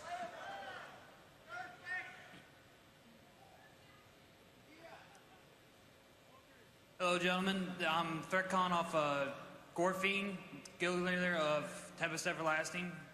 Again, Ghost Crawler, thank you for nerfing Paladins over and over and over again. I appreciate it. Welcome. Hey, we buffed them in the beta last week. So. They're fine. It's roughly two questions that I have for you. The Holy Power generation for Prot Paladins right now is slightly gimped for generation of threat overall. Do you have any intention of giving Judgment a guaranteed Holy Power charge, or giving us a chance on proc in the prot tree to give us more Holy Power generation? Because red spec right now, which is my main spec, you have more things that generate random Holy Power charges, or you have the Mastery that gives you free Holy Power, so you're always constantly doing an active spell or activating a stronger ability. Do you have any clue or ideas as to fixing this problem for threat generation for Prot Paladins? So one big trap that we want to avoid in the Prot Paladin is the idea you can try to keep Inquisition up and Holy Shield up at the same time. You can try to keep both of your finishers that buff you at the same time and then feel like that's what you have to play as. So if we give you too much Holy Power, it's actually going to make it harder to play the Paladin because you have to play perfectly, and the guy who's not as good at it is going to be really terrible by comparison. Along the other lines, some of the reason why people think the Holy Paladin's threat is bad right now is because actually the Warrior was generating too much threat, and we fixed that last week. So your threat should be very comparable to Warrior. We've been doing a lot of tests on that to make sure they're comparable. At the same time, we recognize that when playing a tank spec in particular, it can be very frustrating to feel like you're lacking the resources that you need to do your job. When something comes in, you need to react to it to pick it up, and the resource isn't there or the button isn't there to push, you feel like you're hamstrung in that. To that end, one of the things that we did with the initial pass on Prop Paladins was to give them a 3-second Crusader Strike so that their overall Holy Power generation does exceed Ret's in most cases. Another very recent change that we've made is to add a talent to allow Divine Plea to give you up to 3 Holy Power when you push it, so that you can have the equivalent of a Prot Warrior who Blood Rages before a pull so they can go in and get everything to stick to them right away, or just have that emergency button. That's your Blood Rage is gone, sorry. Yes. But you get Battleship now. Yeah, but you can Divine Plea on a pull now and start with 3 Holy Power if you're a Prot Paladin. All right. Okay, then that extends into 2 more questions for you. Consecration. It was basically a 12-second cooldown originally, and it fit well into a DPS rotation for Red Paladins, or it could be a nice starter and then continuation at AoE threat generation for a Prot Paladin. What was your intention on taking that to a 1-minute cooldown? Why don't we do one more question, because there's a lot of the people behind you. But basically, we wanted Consecration to be more situational, where when you have the legendary streaming ads coming in, that's when you want to drop Consecration to try to trap them. When you have a large group you're trying to control, once it has a very short cooldown and you can more or less use it when you want, then there's not much decision making. It's the decision is Consecrate expired? Okay, I'm going to cast it again and cast it again. We want it to be more like, is now a good time to cast it, or am I going to need it again in a few seconds from now? But at the same time, we won't balance the threat generation around having it up all the time. We also made a conscious decision in the case of Ret to try to reduce the amount of constant AoE damage coming out of their single target rotation. So that was one of the reasons for increasing the cooldown of Consecration. Thank you, gentlemen. Hi. I also have a question about Ret Paladin, specifically the Zealotry talent. On paper it sounds good, but in practice I feel like it kind of clashes with both our Mastery as well as the Divine Purpose talent. Because if we pop Zealotry and we get Hand of Light procs, it's effectively reducing, how many Crusader Strikes we can generate, as well as while Zealotry is active, any Holy Power we get from Divine Purpose is kind of wasted. So do you think that currently that design is kind of clashing, and is there any intent to reevaluate, Zealotry as a talent? We're still looking at it. There are some problems there, like you've mentioned. Some people try to claim Zealotry isn't a DPS increase at all, and we're a little confused by that. But one change we made recently is you can activate Zealotry with 3 Holy Powers required, but it doesn't burn the 3 Holy Powers, so you start immediately with being able to use those 3 Holy Powers instead of to wait to build up again before you can use it. But it's also off the GCD now. Right. So, but if it's not feeling like it's good enough or doesn't quite work right, we'll certainly make more polished changes. Like one simple change might be, say, Divine Purpose procs generate 3 Holy Power while it's active, right? If we needed to make some additional change to make it better. I also wouldn't necessarily say that they clash with each other. As long as Zealotry is still a good button to push, and talents like Divine Purpose or stats like Mastery are desirable on their own, the fact that when one is up, the value of the others is lessened isn't necessarily problematic. It's no different than, say, a combat rogue who has talents and things that increase energy generation, and also an activated ability, Adrenaline Rush, that gives them massive amounts of energy. When one is in effect, the other is less valuable, but they're both very, very good in their own right. All right. Thank you. Hey, how's it going? I'd like to start by saying that I've been playing a Druid since day 1, and I love it. I play all 4. I actively switch between all 4 roles that it plays, so I've seen all different walks of life. I've played Resto when Innervate was the final talent. So my question here is, there's pretty much 2 groups of Druids on the forums right now. There's those that are complaining about the tree change, I'm not going to ask you about that because obviously you can't please everyone, and you're just trying to change the mechanic. That's fine. So my question is the second group, those that were curious about the change to nom nom nom. So it's the first. We actually just made a new minor glyph that'll let you have the old tree form back. So if you really want to look like old grandma tree, you can do that. I personally love nom nom nom too, but these guys all told me we had to change it. So why the change though? Like understand like something with tree form, that's a change in mechanics. So there could be reasons for, there could be reasons not. But nom nom nom doesn't hurt anybody.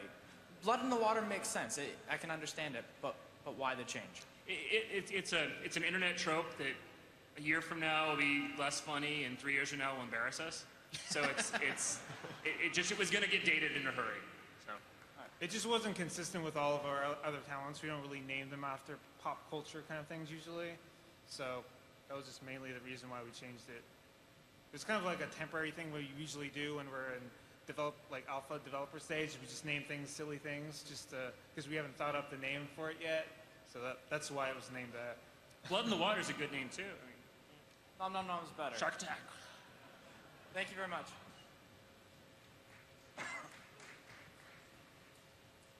Hi.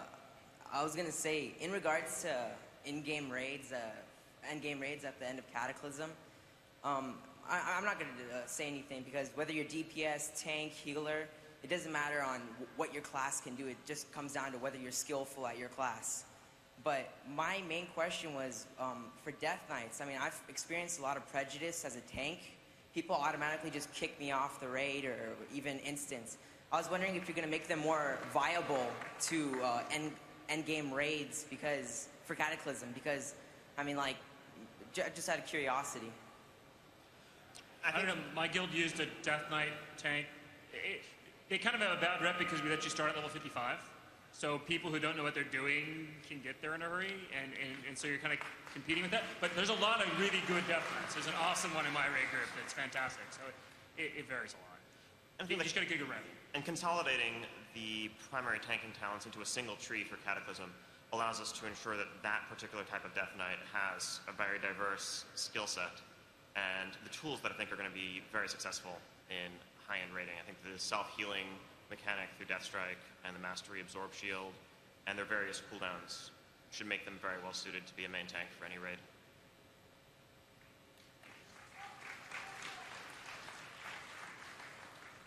Hi, how's it going? My question was about feedback loop mechanics. The old warrior rage generation, sword spec, wind fury, those are all tend to be nerfed and removed as the game progresses. The new one right now is runic empowerment. It seems to be kind of the same kind of idea. How are you going to make sure that it doesn't get overpowered to the point that you're going to probably remove it and nerf it again? Runic Empowerment has a feedback element to an extent, but I don't think it's going to reach the numerical problem that the original Warrior Rage Generation system posed, for example. It's mainly there to add randomness and variety to the Death Knight rotation layered on top of their existing static rotation. Runic Empowerment is designed the way it is in that it gives you, it can only recharge a fully depleted rune, and so it's not going to interfere with your existing rotation. It just gives you additional resources to use along the way. Thank you very much.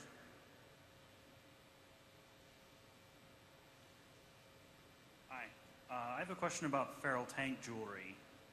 Essentially, we are either competing against the other tanks for suboptimal stats, or we are competing against 4 other DPS classes for, again, suboptimal stats. I mean, Yeah. we can have agility, but no avoidance.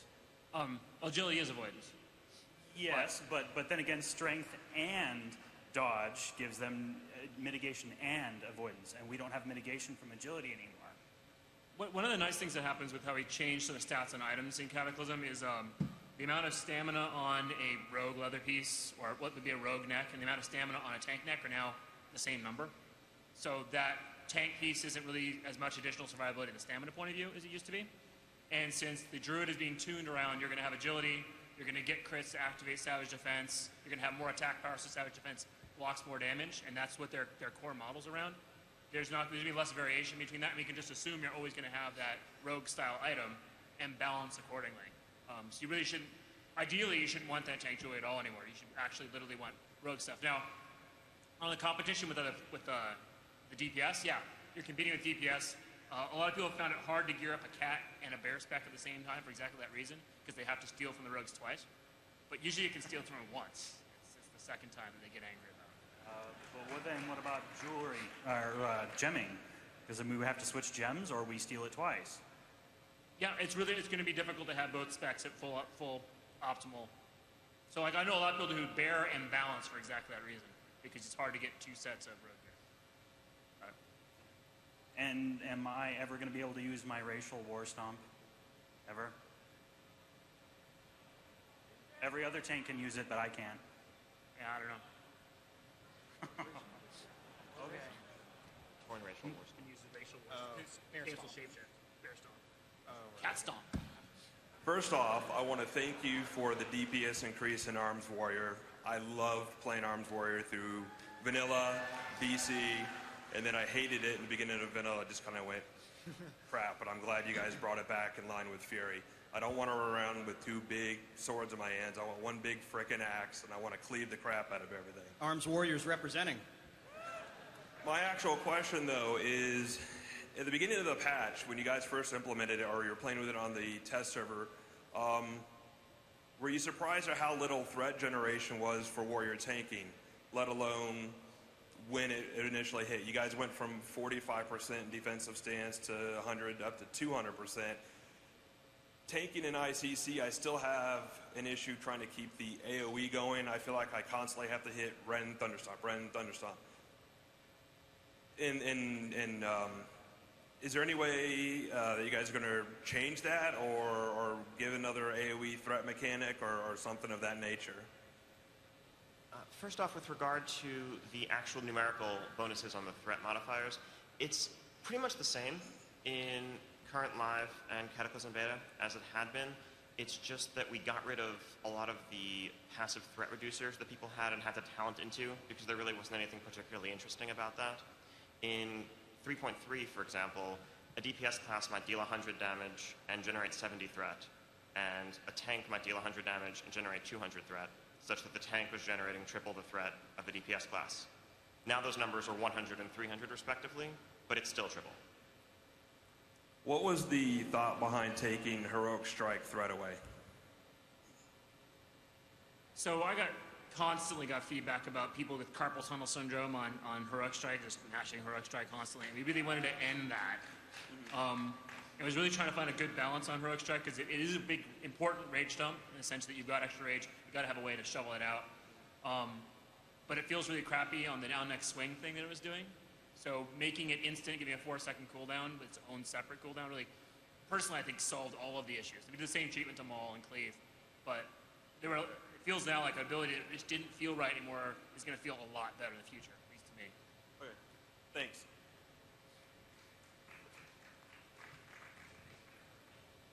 Good afternoon. My guild is Phoenix of Greymane, 16th US, open recruitment.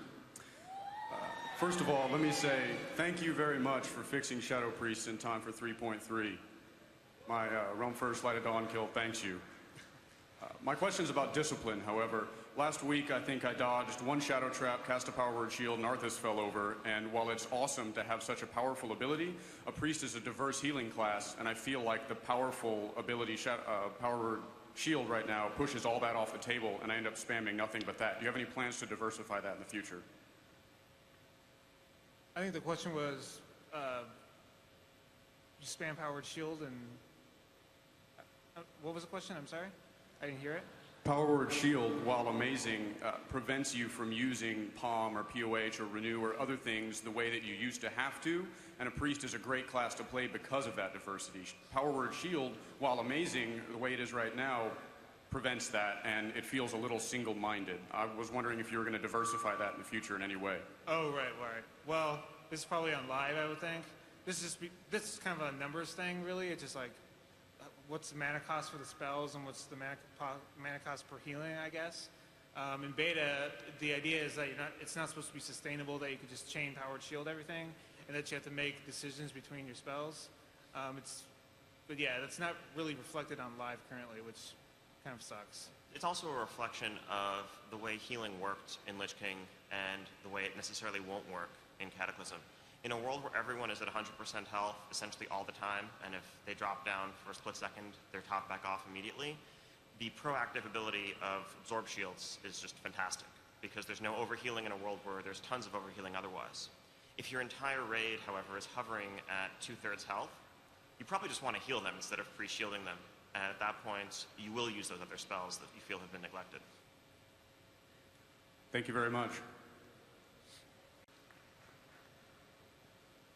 Hi. First off, I'd like to thank you guys for getting rid of the old heroic strike mechanics. I don't have to macro it to every skill I have on every button on my keyboard now, so thank you.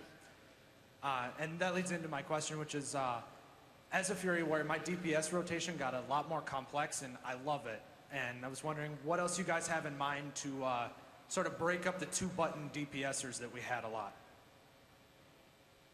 Well, for Fury, the whole design is that a big chunk of the time you have the Enrage up, and then you can use Raging Blow, and the rest of the time you don't. And we want to make sure once... We suspect over time players are going to be sneaky and figure out ways to stay enraged a whole lot of the time, so trying to be very conservative there. We understand that it's more fun when you have it up and you have the extra button in there. So we want to make sure that you're in that state a lot of the time, and then sometimes you're not in that state, and you start to think about, well, what can I do to get back? You know, is now the time to blow Death Wish or whatever to get enraged again? All right. Thank you very much. You guys, we are running out of time, so just enough time for a couple more questions, okay? Hey guys, this is Anna Field from the Paladin blog Righteous Defense, and I have a question about tanks in general. I was wondering if you're happy with the current implementation of Vengeance. Right now, it's a little bit, the way it's working, you can run into an avoidance streak and you won't get enough stacks. It also punishes survival gearing to an extent, because when you're gearing for survival, you'll have less stacks of Vengeance. I was just wondering if you're happy with the way that is. So, gearing for survival versus threat has always been a trade-off to a certain extent. Like, I mean, back in the day where you had your block and expertise pieces, and then you had your actual just, you know, dodge parry gear. So having that trade-off and having to make that decision, I think is something that's interesting, certainly. That being said, when Vengeance does fall off, it feels pretty crappy. So if it gets to the point where you're just constantly avoiding everything and it's falling off, we'll have to re-examine it, yeah. Also, and Vengeance is a rolling average over a period of time, so that, you know, having a couple of dodges or a couple of parries in a row shouldn't seriously impact you. But that said, Vengeance isn't designed to be mandatory. You should be able to get the job done in terms of tanking without it, and it's there mainly to allow tanks to continue to scale with DPS in raid settings and much higher tiers of gear where you have, you know, fully synergized raid, doing massive amounts of DPS, and in Lich King, people relied on things like Tricks of the Trade and Misdirect being used on cooldown to keep up with that, and we'd like to have that be more on the tank's shoulders and have them feel like they have the ability to put out the necessary threat and also do a good bit of damage at the same time. Thank you. All right, I think we can squeeze in one more. Here you go. All right, first off, Ghostcrawler, I wanted to thank you and the team for a lot of changes to a lot of classes. I know that Unholy Death Knights are awesome now. Frost is a lot more fun than it used to be. But I feel like your other developer had mentioned hamstrung when it comes to tanking as blood. One of the things is I've tanked everything, including Heroic Lich King, and have been very successful with that. This latest patch has made it feel entirely way too clunky. It's just not the same as it used to be. I have to get all the runes that I can out to get a rune strike up. It's the only highest threat ability I have, and I'm really, really worried that Death Knights do not seem to have. In patch 4.03, there are a couple of changes coming for the Blood Death Knight that will help in terms of just your overall threat generation and the availability of your tools. The two big ones are Rune Strike always being usable while you are in Blood Presence, period, so you don't need to worry about, you know, avoidance or whether it's up or not. And secondly, improved Blood Presence will make being in Blood Presence cause all of your runes to regen, I believe, 15% faster. The logic there was that our rune regen system for the Death Knight class as a whole is designed to allow you to grow into it with some haste gear. Tanks, however, will never get haste gear because it's just not one of the stats that you come across, and so this is a different solution to allow you to get the resources that you're going to need to play and to do well. One final thing about that, the Rune Strike apparently looked like it was changed to 30 runic power, which that worries me a lot because that's a lot of runic power to try to generate right up front. Are there any plans to increase something to generate instant runic power similar to the 3 holy power stacks that you did for the prop pallies to let me run up and just Rune Strike something?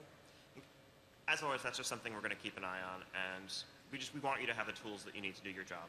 And if 30 runic power ends up being too much, or you feel like you need sources to make that happen, we'll reevaluate and see what we need to do at that point.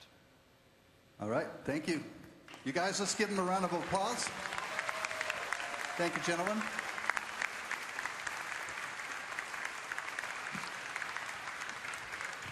You guys are going to love Cataclysm. It's really fun.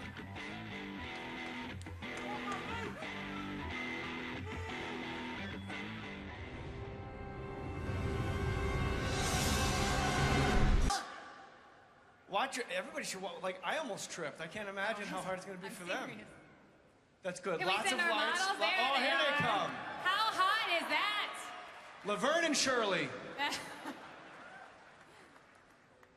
Watch your step, please. Awesome. Oh, my goodness. Be careful, ladies. How do we get out of the way? Here, let's take each side here, and they can go up. I don't know what you should do. And before we start our costume contest, there's actually a very special guest backstage who is not in the contest, but we could not miss the opportunity to introduce her. That is the Demon Hunter.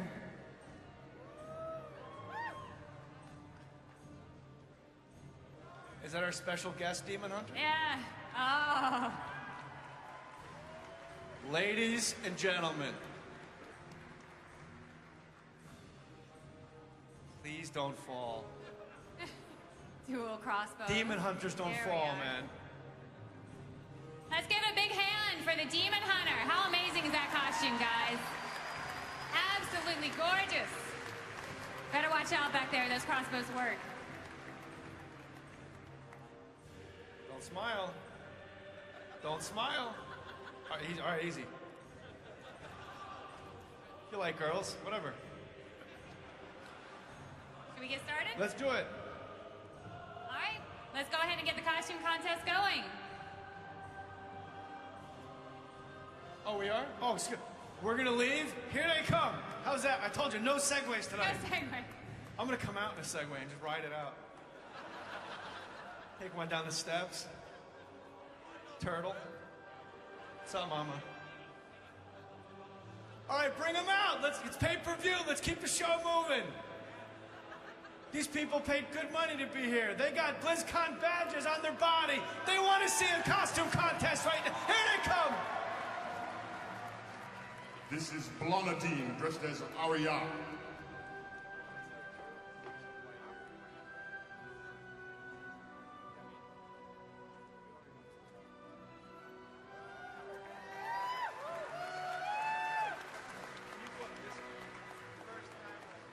This is Noob, dressed as a low-level shaman with gear. I'm talking to you low like durability.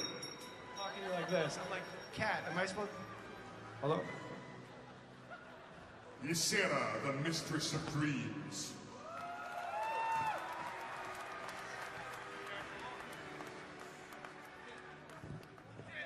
TJ Summerfield, Blood Queen Lanathel.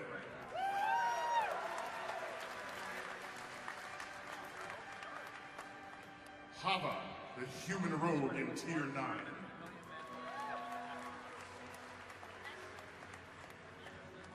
Beth Hodgson, Priestess Delrissa from Magister's Terrace.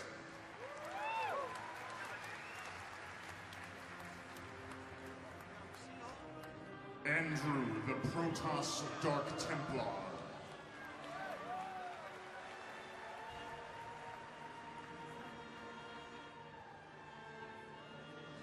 Chelsea, High Elf Sylvanas, Windrunner, Ranger General of Silvermoon. Sheriff, Darian Mograine from the Ashbringer Check. comic series. Victoria as Blood Queen Lanathair.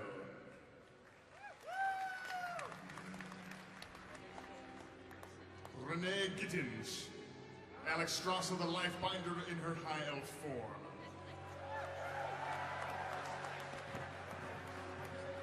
Yeah, we should. Ryan Lay as Jim Raynor.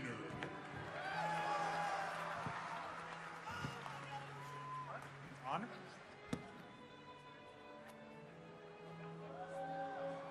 Megan, the Spirit Healer.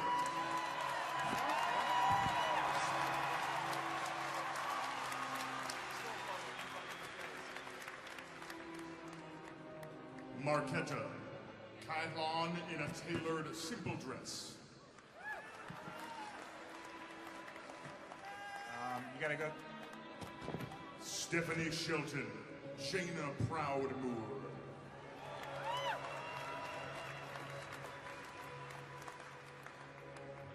Rachel as Lady Katrana Prestor.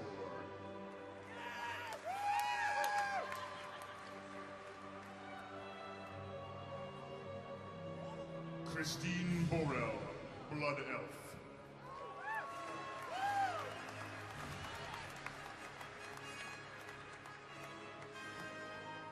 Nicole, Kate, and Andy, Arthas and his trusted captains, Falric and Marwyn.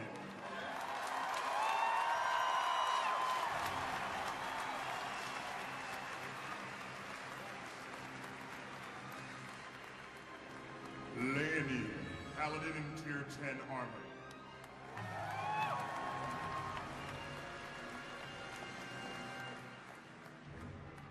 Jennifer Santini, Amazon from Diablo 2.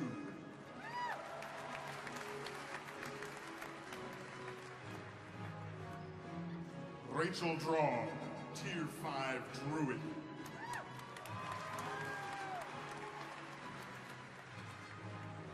Maxwell and Darcy, Harrison Jones escorting a feral druid.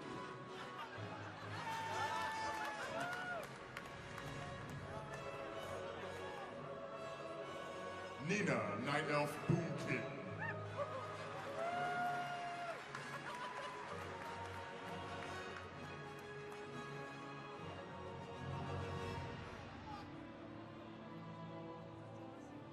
Melody of Ice Crown, Gnome Mage.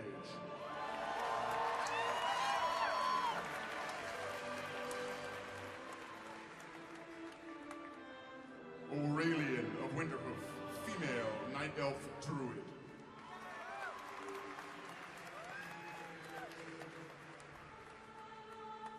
Christina, Diablo 3 Monk.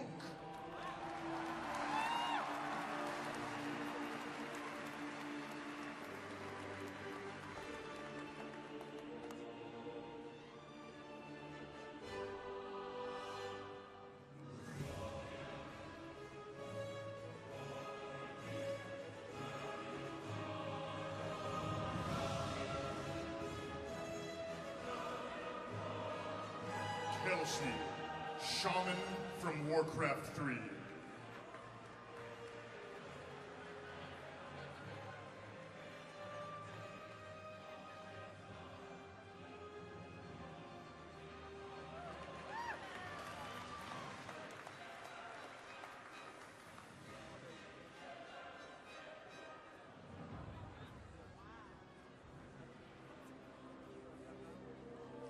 Misty and Danica as the Twin Valkyrie.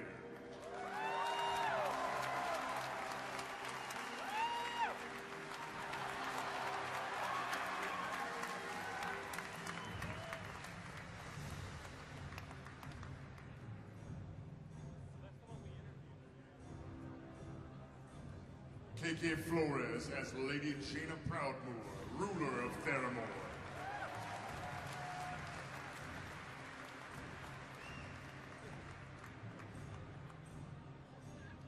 Tinkerbell of Ner'zhul, female goblin priest in heroic tier 10.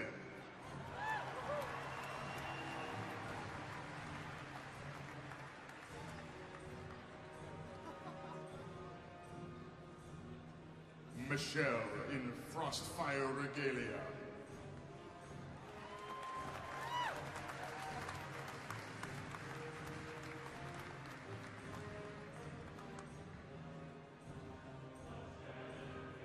Pocket, Tier 4 warrior tank, looking for Karazhan group.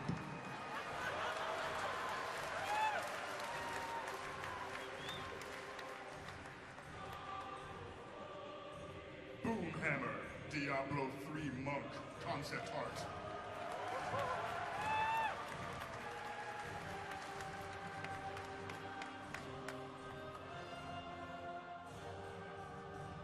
Liz, the Blood Elf Paladin.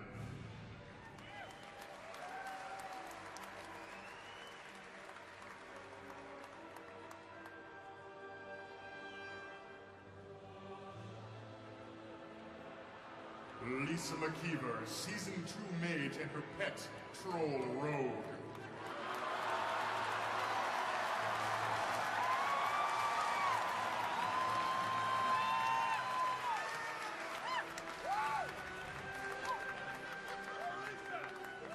Rixie, Mage, Tier 1.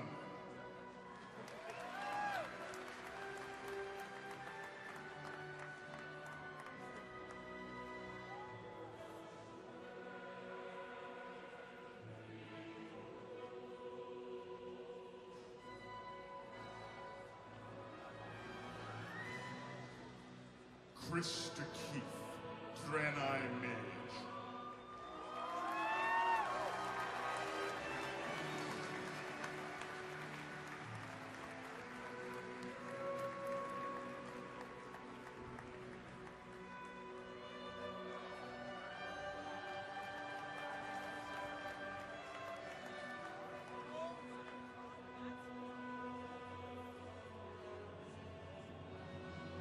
Alicia, Blood Elf in Dreadmist with Kiraji Prophet's Staff.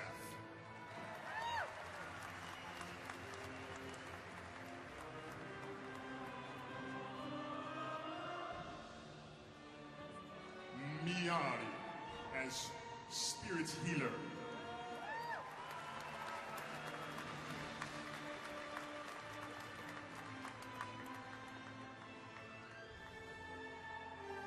Michelle Stover, the Level 1 Blood Elf Warlock.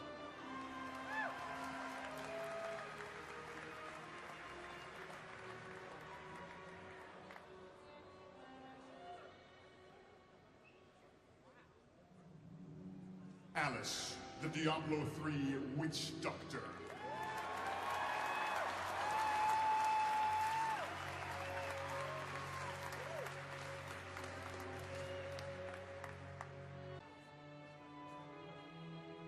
Mario, the Diablo 3 Witch Doctor.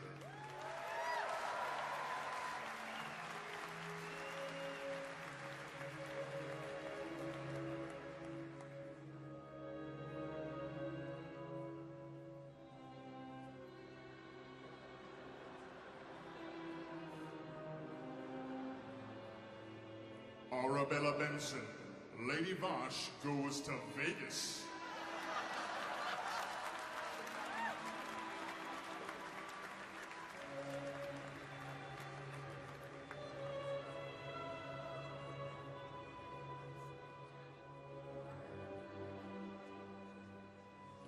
Krista, the Blood Elf in Winterfell clothing.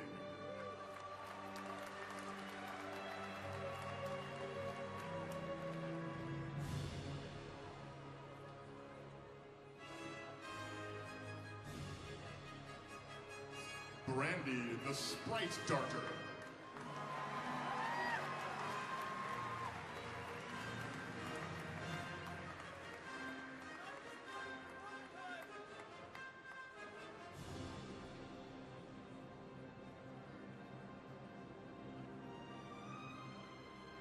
Patrick, the Bloodsail Pirate.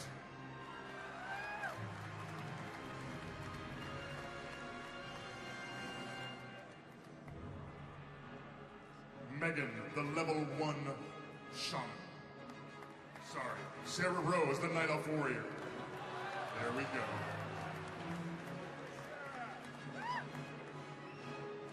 which makes this Megan, the level 1 shaman.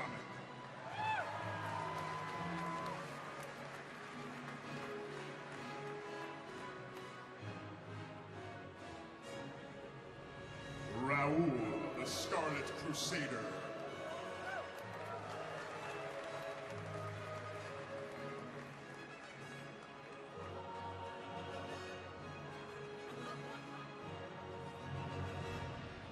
Tom, dressed as Kael'thas Sunstrider.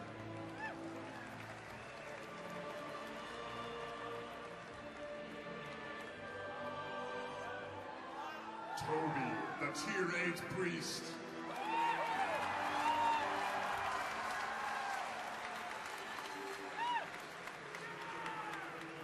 Conqueror of Elwyn Forest, Stockades, now Blizzcon, Hogger. Price.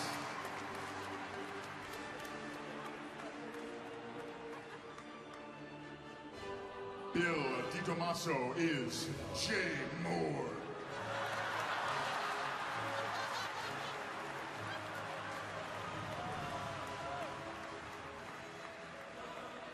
Charles, the Bank Alt.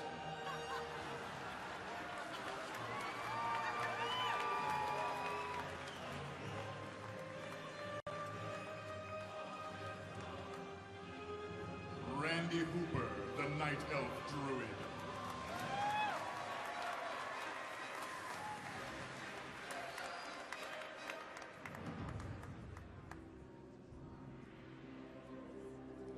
Felina, the Night Elf Druid in Tier 3 with Atiesh.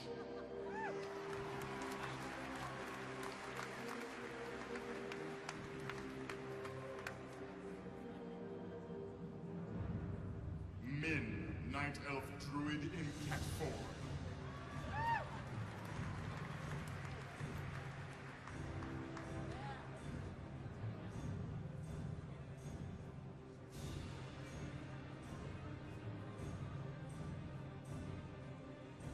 Calix as StarCraft 2 engineer Annabelle.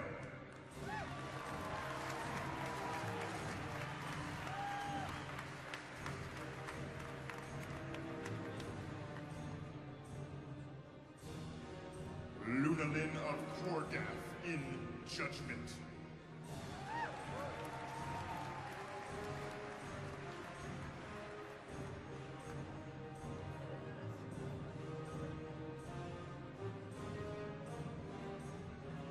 Curtis as the Dark Wanderer.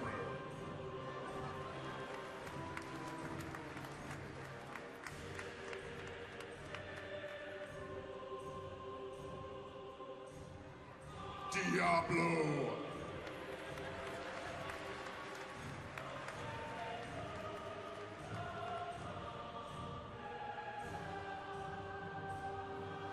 Ashley Thorset, the Blood Elf Hunter.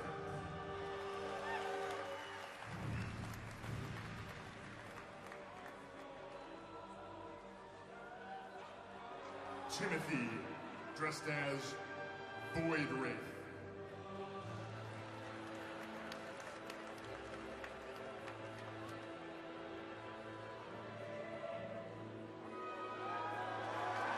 Bo and Christy Wander, Professor Putricide and Rockface.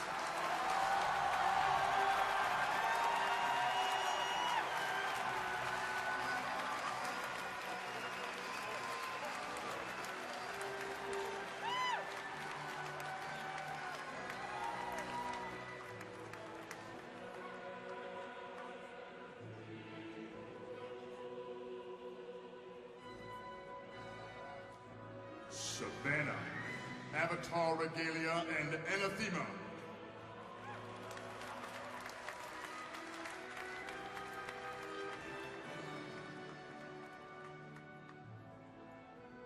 What's this? Is something epic afoot?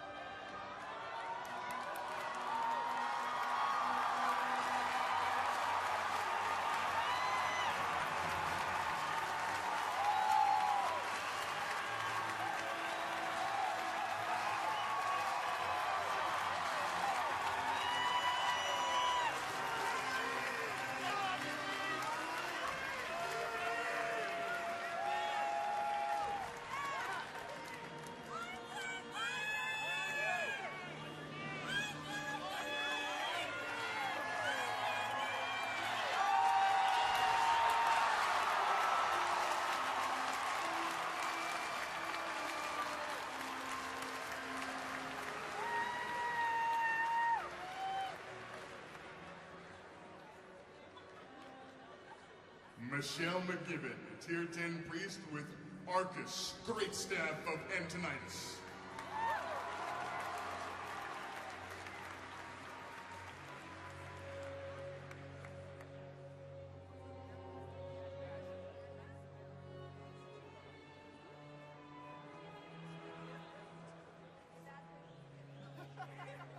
Meep and Hiroshima, Itis Darkbane and Fajola Lightbane, twin Valkyr.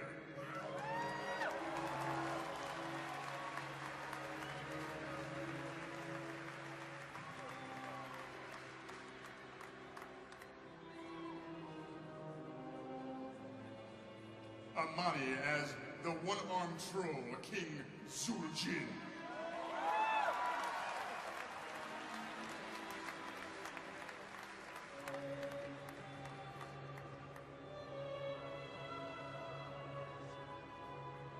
Sylvanas.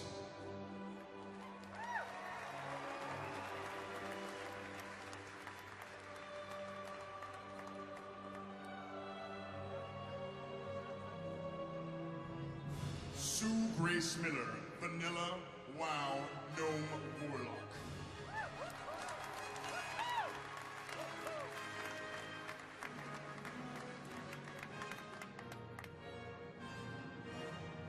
Ivalis of Cenarian Circle as Blood Queen Lanathair.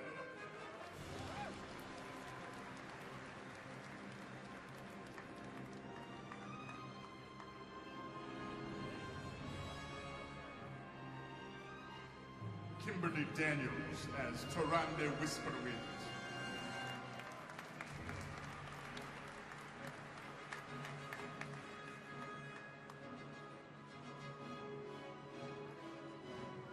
Nicole, the StarCraft Ghost.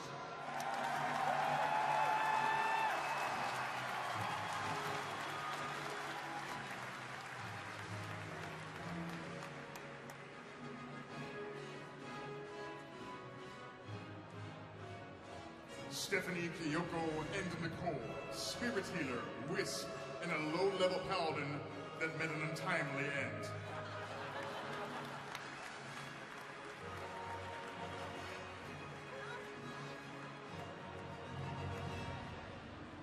Joy, Troll Shaman, Tier 10.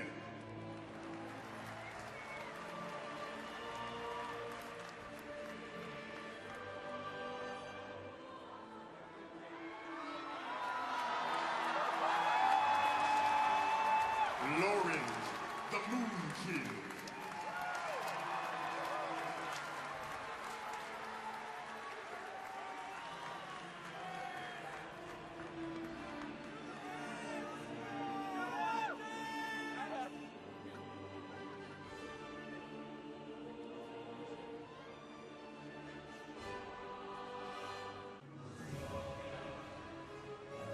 Lala of Destromath, Illidan Storm Rage.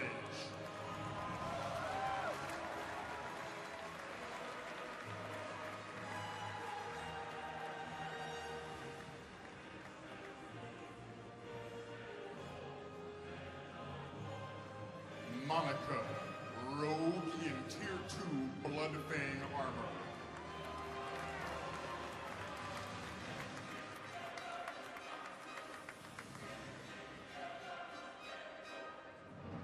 Emma, Alexstrasza, the Dragon Queen.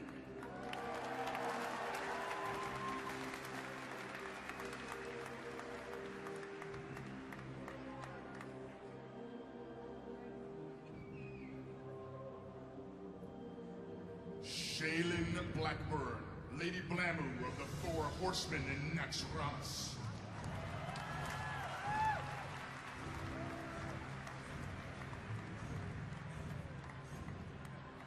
Michael, the Pandaren Monk.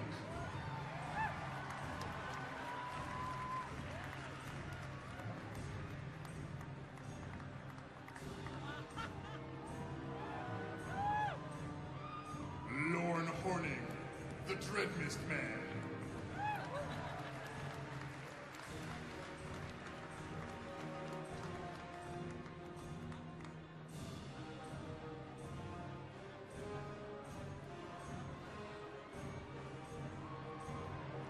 2 cows, Kerrigan, and the Zerg.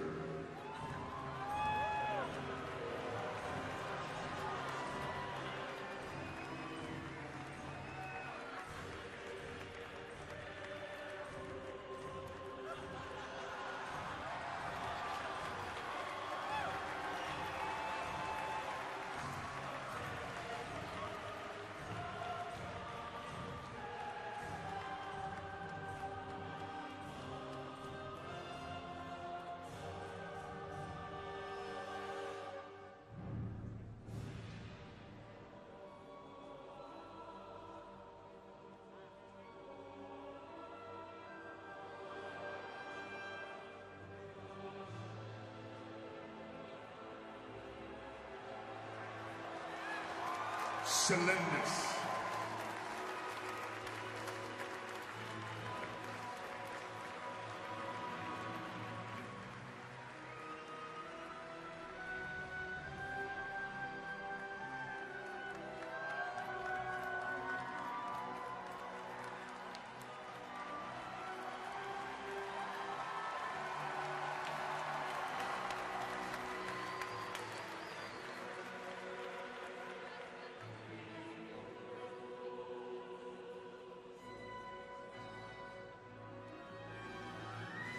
Thank you, Alexis.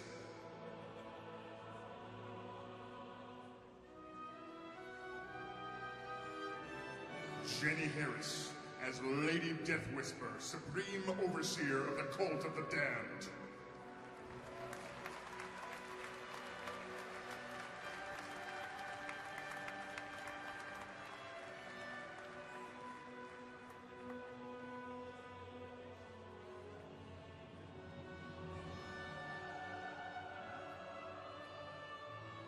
Ayabi, Tamura of the Tempest, Draenei Mage in Tier 6.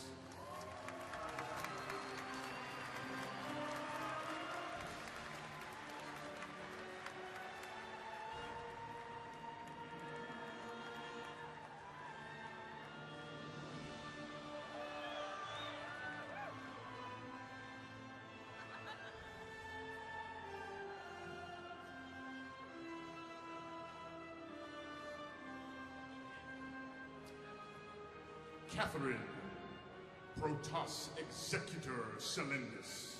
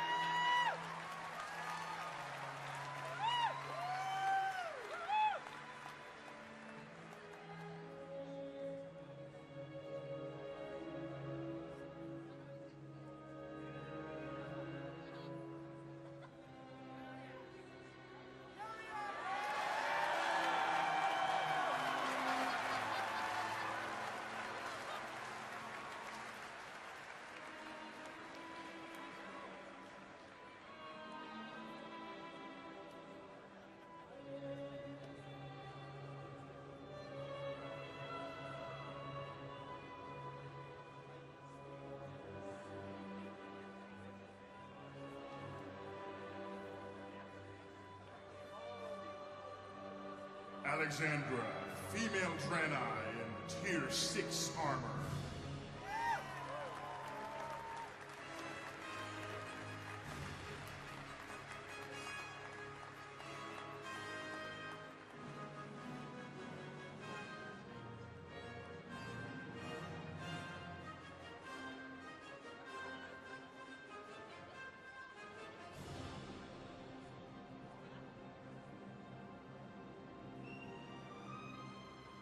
Madeline as Maybell, a Tauren druid.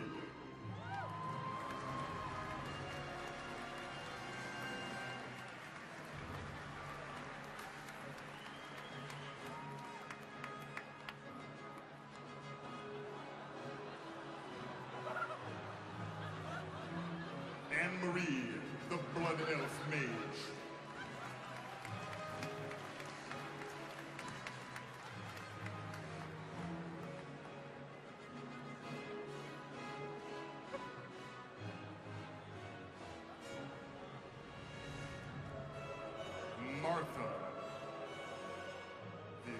Special delivery, gnome spy in a mailbox.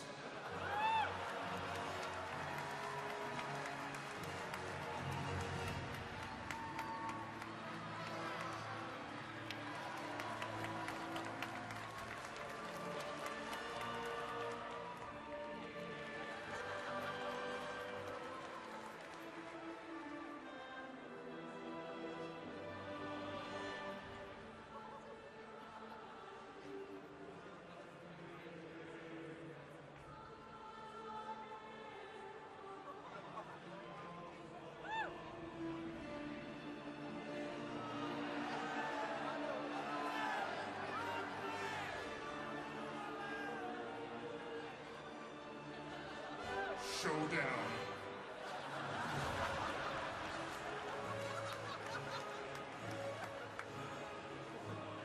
Spartak, Sparkle Magic of Proudnor, Skull of Ilden, Skull of Gul'dan, and Warglaves of Azeroth.